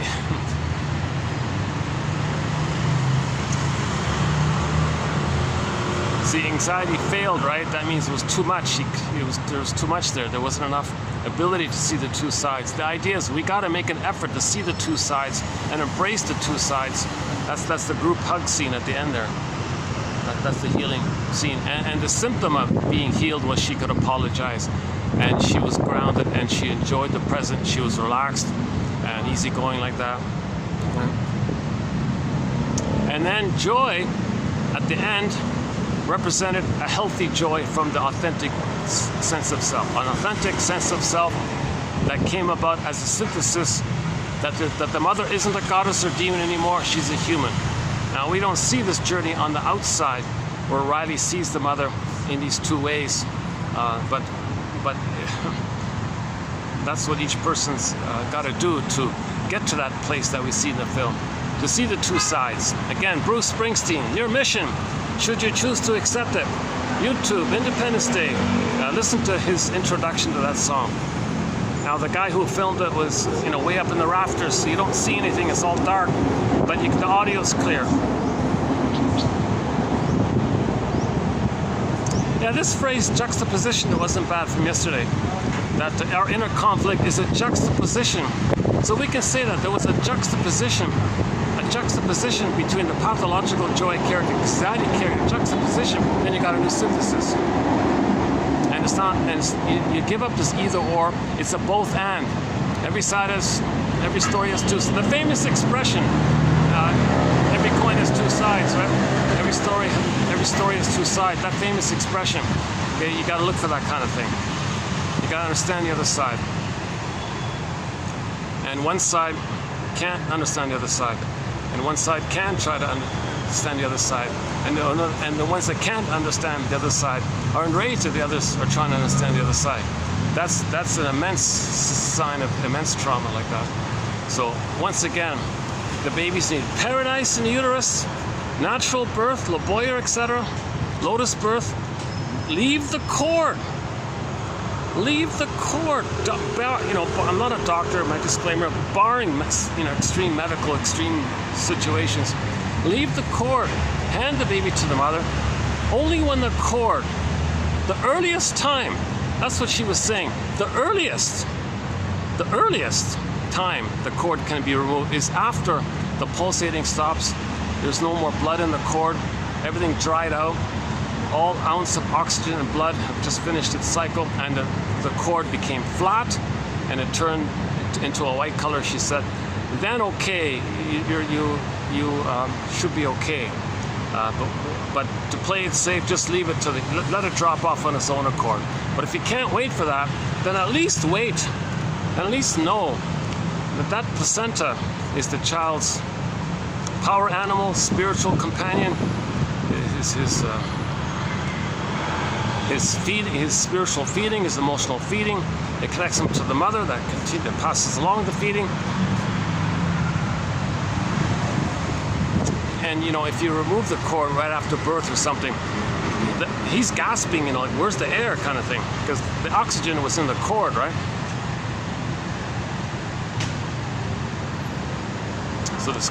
So the cord, so where's the oxygen? He might even suffer during that brief time.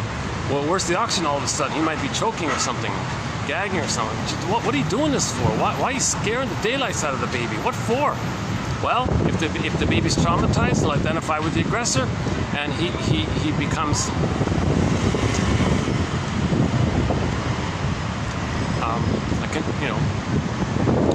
it's a communication.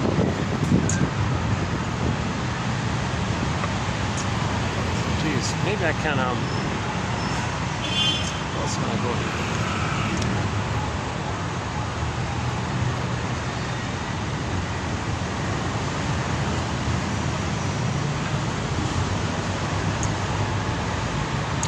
Some stuff here. Hold on a second. These guys are moving some kind of round table of some kind.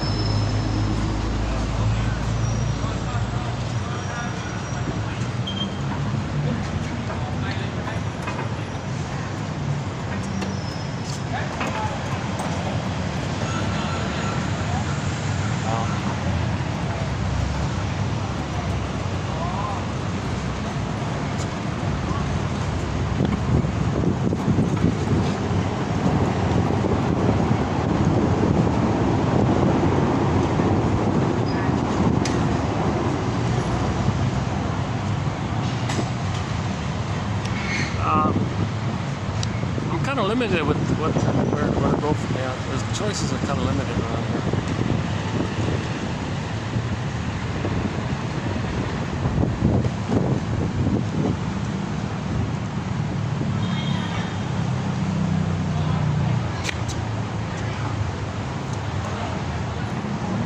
Oh, they left. Okay, that's good. Okay.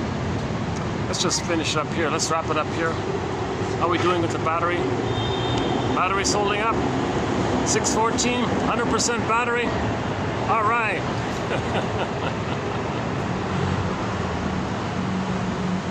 Oh yeah, and a very important transition between the two films is that in the second film, there are numerous references to the idea of accepting sadness.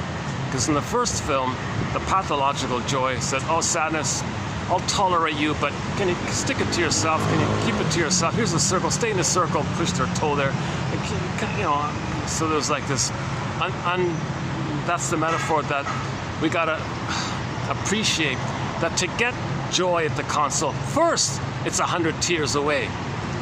Vonda Shepherd's song. All of the happiness which you seek is 100 tears away. So first you gotta get the sadness, then the joy can come. So in the second film, in the trailer, you say, yes, hooray, you know her, you love her.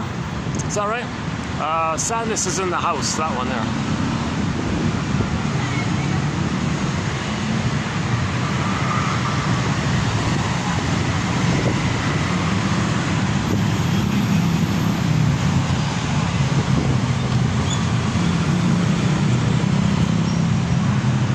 There's a roof. No, I've never been able to access the roof. The building across, you gotta pay that. There's an admission fee to get to the top side.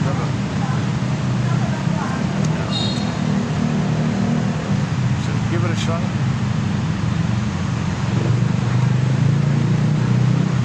No, you have to pay to go up there, don't you? Yeah, forget it.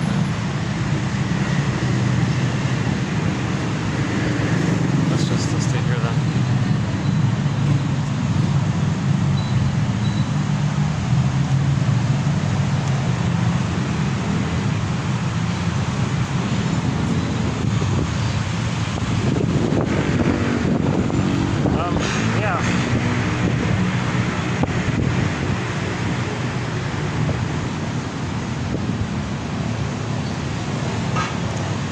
Just as a self-help exercise that I found for myself is, if I'm feeling anxiety, I imagine that anxiety character swirling around in me, or I imagine a character and say, oh, hey there, anxiety. You know, you don't quite determine, you don't define my identity. Okay. So I tell myself that, remind myself that. So that one of the key lines in the film is that pathological joy, that's missing your true identity. Okay, pathological anxiety, the repetition compulsion of always seeing the present as the past, which you're trying to master and prepare for. That's not really gonna help you with your identity. So neither denial nor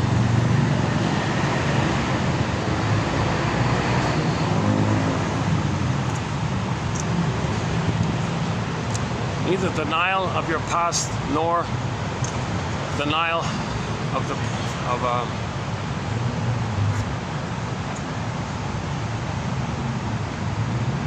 what's anxiety denying? Anxiety is denying that the present isn't the past. No, the present's still the past. I can't help it. I gotta prepare. Because anxiety is physiological. He's getting like an automatic physiological response. So it's very difficult to cure this anxiety if our nervous system keeps flaring up with every little thing that we see that reminds us of the abusive mother. It's a lot of anxiety like that. So, hence the idea to strengthen the ego, repair the ego,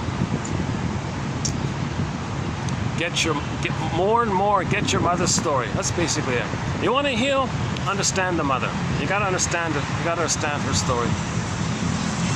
She might have been a victim of the pillage and the plunder system. So now you know that she couldn't love, right? If she's if she was in a place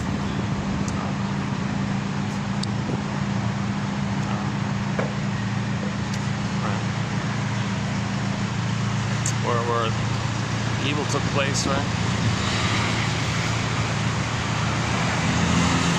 And evil is always part of it. It's always to use the charm offensive to make the evil doers look so wonderful and amazing. So you admire them, and they have that ability to do this PR scam, propaganda scam. Because the mother was code. The mother was needed. The baby needed to see the mother as all good. So this effort to mother doing hurtful things, but the baby needing to see the mother is good. Okay, that's sort of the source point of it all.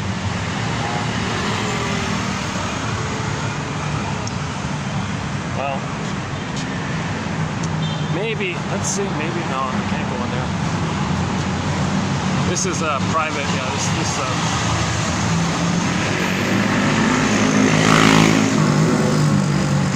I once tried to take a peek in here. The guards freaked out on me. nice little, yeah, nice.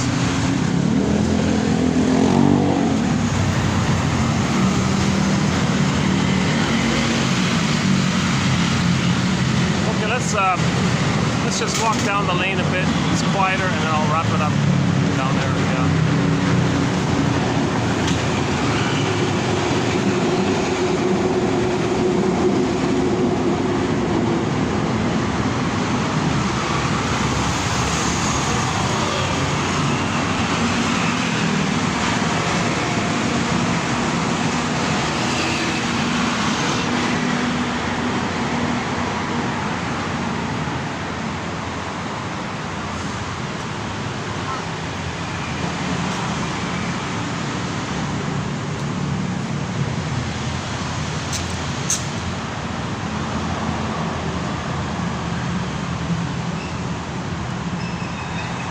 Maybe, oh, can you see the tree? There's an amazing tree. I don't know the name of it, but can you see it?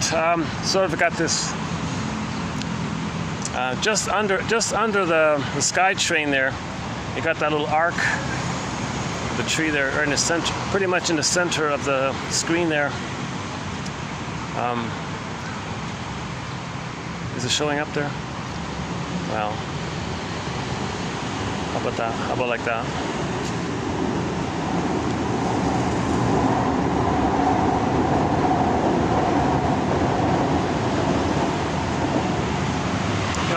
We could imagine that as a maternal symbol, right? The curvy, you know, and trees are giving and all this, the giving tree.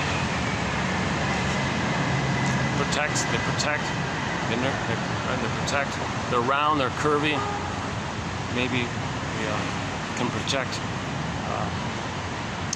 or just realistically, it's a part of nature. Yeah, let's wrap it up here. Okay, let's wrap it up. Yeah. Let's wrap it up. We're trying to find some kind of humorous ending of some kind. Jeez, eh? Well, the quote by one of the writers, he said, you know, you're playing a practical joke on me, asking me as a writer to write about anxiety. You got to be kidding me! I always have anxiety, and you want me to write about anxiety? Is that a joke? But no, it's these people involved in this are learning a lot about themselves, and they're teaching others. So, you know, like ask Iago, ask somebody with the Iago personality pattern to write about envy. He might learn about himself, right? So it's not a joke, really. You're helping the person, right? You ask a person with the narcissistic personality pattern to write about greed and envy and entitlement and not caring about others and jungle slogans. So ask him to write about that. That will prompt free association. He may get a dream and get in touch with his inner life finally.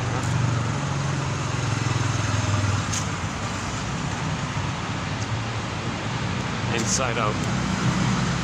So we want our beingness, then our outside doing is normal.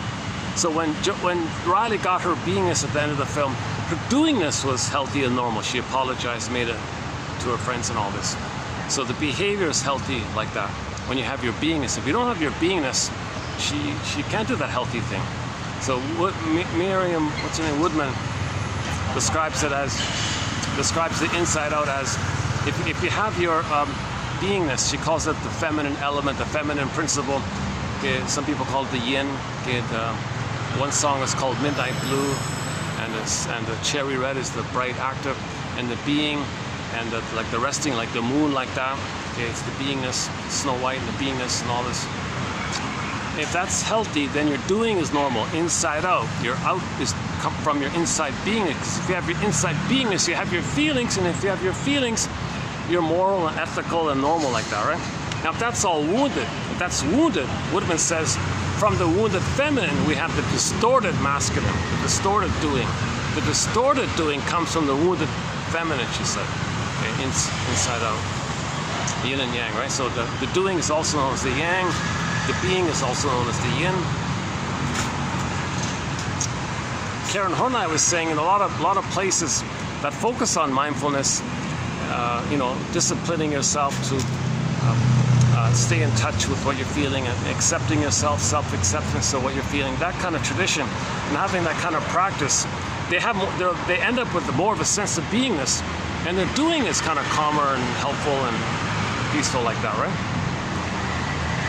I kind of like the area where I am around here. People have way more presence, personal presence, and people who don't have presence feel calmed by the presence of the people who have presence, you know.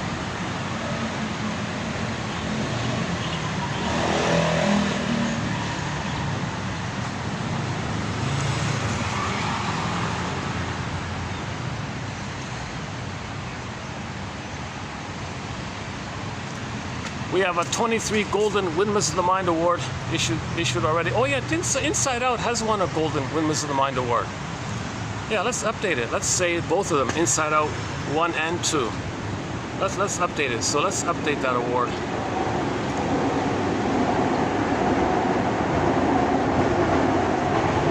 Or do we issue a separate award for the sequel?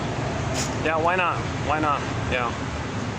Okay, so let's under consideration. So Inside Out 2 is now under consideration to be a recipient of a Golden Windmills of the Mind Award. I think it's gonna get it. Let's give it some thought. Yeah.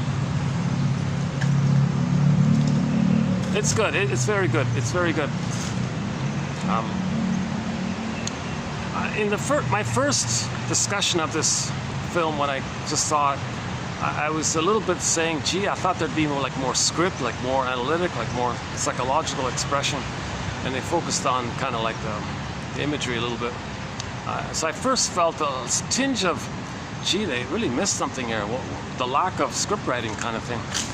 And but now that I think about it, discussed it a bit, I get it now. So I think it's implied that there's going to be a continuation of the Inside Out series. So there'll be a 3 and a 4 and a 5.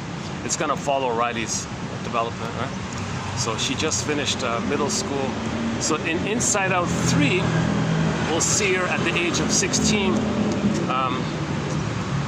entering high school, right? So we'll have the whole high school, all the first love will be there, and the whole high school area. Or they might skip it. They might skip it, show you like a little summary sequence. Well, let's catch you up to date. Riley finished high school, and she just graduated high school, like the middle school. She graduated. So in Inside Out 2, it begins with the end of middle school. So they might say, "Oh, okay, we're gonna skip over high school. We're gonna begin with the high school graduation. Now what? Now what? Does she go to college? Does she run away with her high school boyfriend? Maybe this. Maybe. Oh, here's a good one. What if she moves out of the house when she graduates high school to go to college, and the wife, the mother, dumps the guy? Because that marriage is going to fall apart. It's pretty obvious. There's a lot of clues about that marriage. It's an unhappy marriage.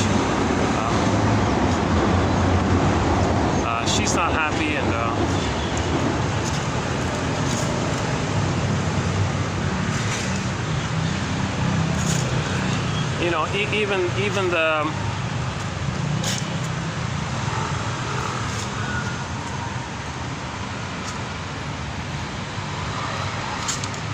a scene of disconnection between them was, I remember at the hockey scene in the opening sequence when they won the game and all this, the father was hugging some strange fellow beside him, not his wife or something.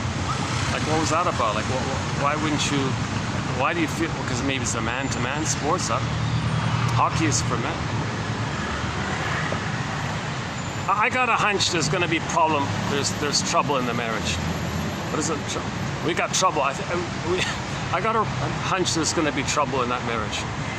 That marriage is going to be on the rocks at some point. There's going to be a divorce. There's going to be a divorce. Here we go.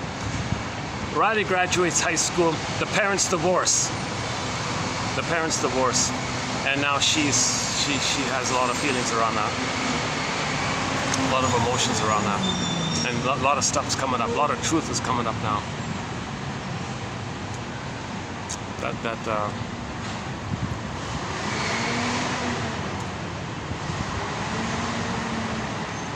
And maybe it'll make her want to give up hockey. How's that? No. She needs it. No, she'll need it, right? She can't let it go, right? If the parents divorce, she might even cling further to hockey.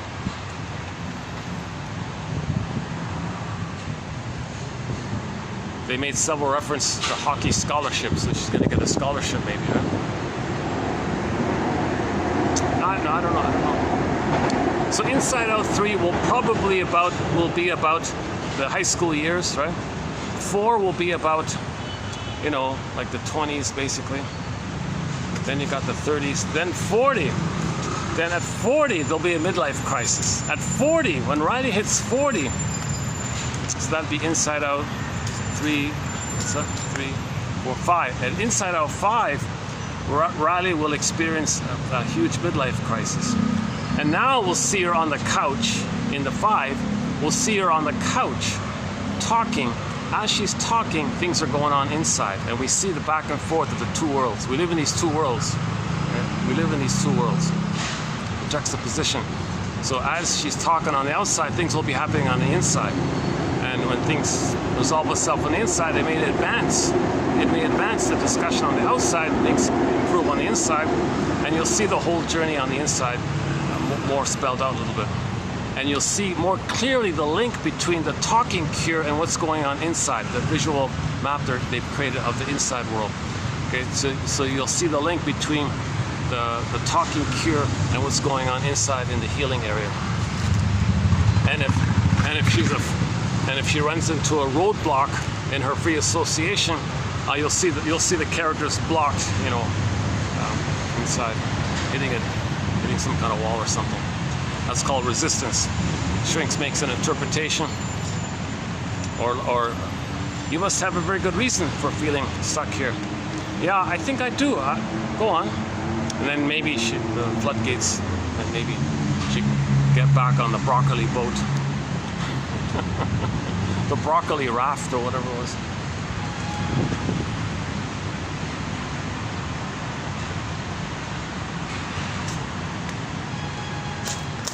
Oh yeah, they used the phrase "freak out" in the series. I remember. I sometimes use that freak out. The child freaks out, right?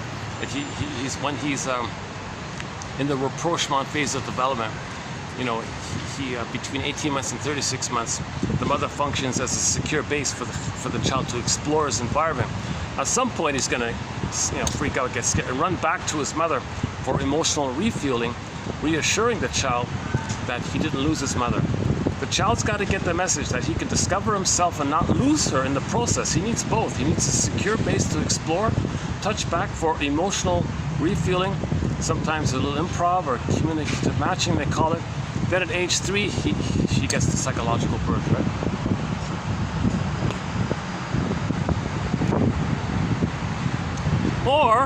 Or for Inside Out 3, just skip the 20s and 30s and start it at 40 and give people like a summary of the 2 decades, all of what happened in the 2 decades, and start it at 40 and jump right into the midlife true hero's journey that people engage in at midlife. and then link the talking cure process with the shrink. You see a shrink and she's on the couch and all this, and the unconscious world. And yeah, so you can skip over the 2 decades. Okay, she got a scholarship, she got a good job, she got married, but now she's divorced, and her husband left her for another guy. She's upset. What happened? Why did her marriage fail? And her parents divorced, and now she got divorced. What a big crisis here. Well, she thought everything was okay. So now she goes on the couch. So why not that? Inside Out 3 begins at midlife, but she turns 40. That's one way. But it would be a missed opportunity. If you have a chance to do a continuous series, then no, then do it sequentially. Yeah, do it for, you know. You could technically do it every year, really. You could do one every year. When she's 16, another one when she's 17. It's endless. It's endless. The hero's journey is it's a constant.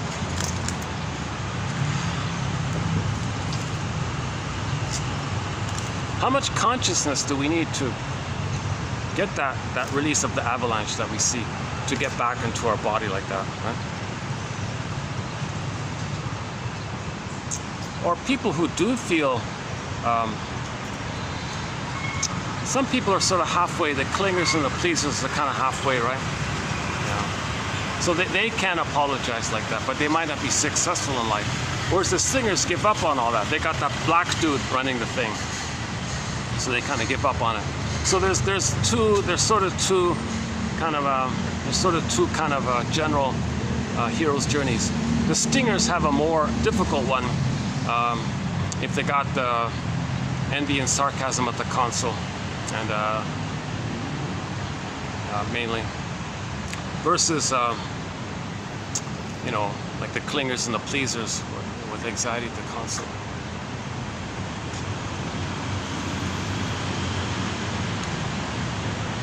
See, anxiety wanted to be liked and wanted approval like that. Now the stinger mode, maybe they don't care about that, right?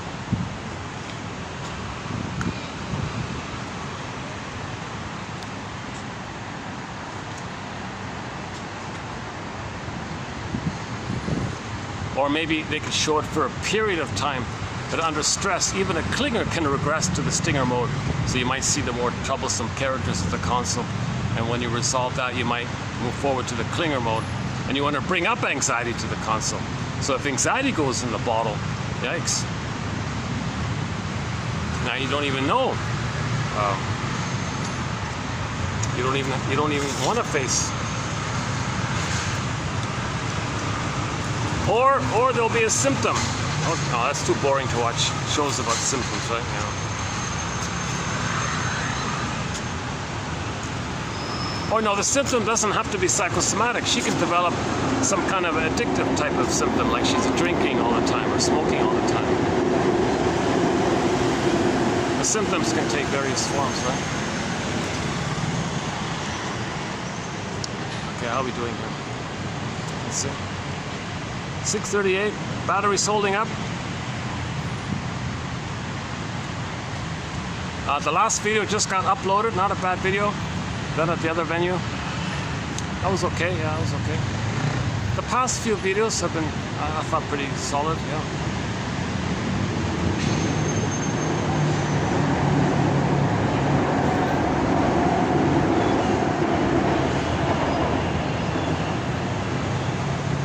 I guess I should wrap it up here.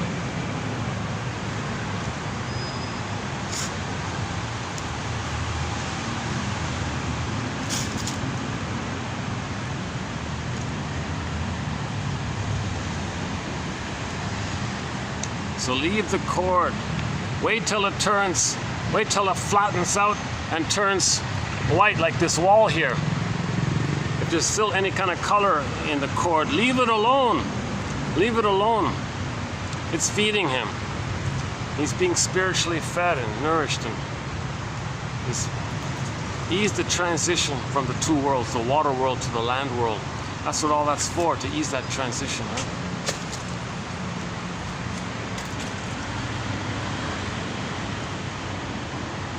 That's another clue that humans come out of the womb too early, right?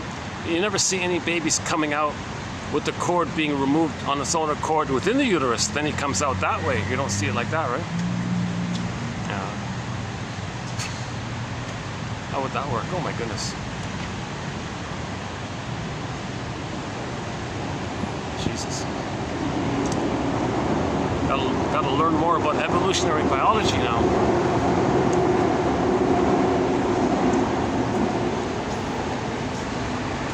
Okay, any final thoughts here? I keep saying that. It's part of my anxiety. My anxiety is running around. How do we end this video here?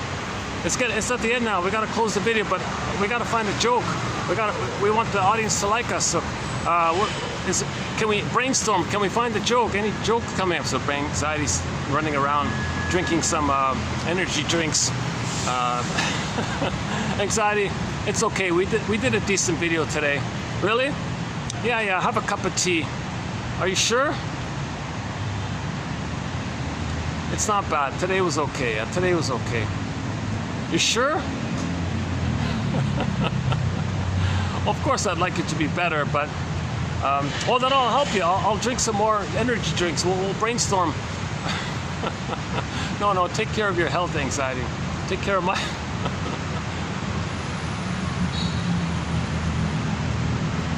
For the love of narrative medicine, I'll see you in the next video. Thanks very much.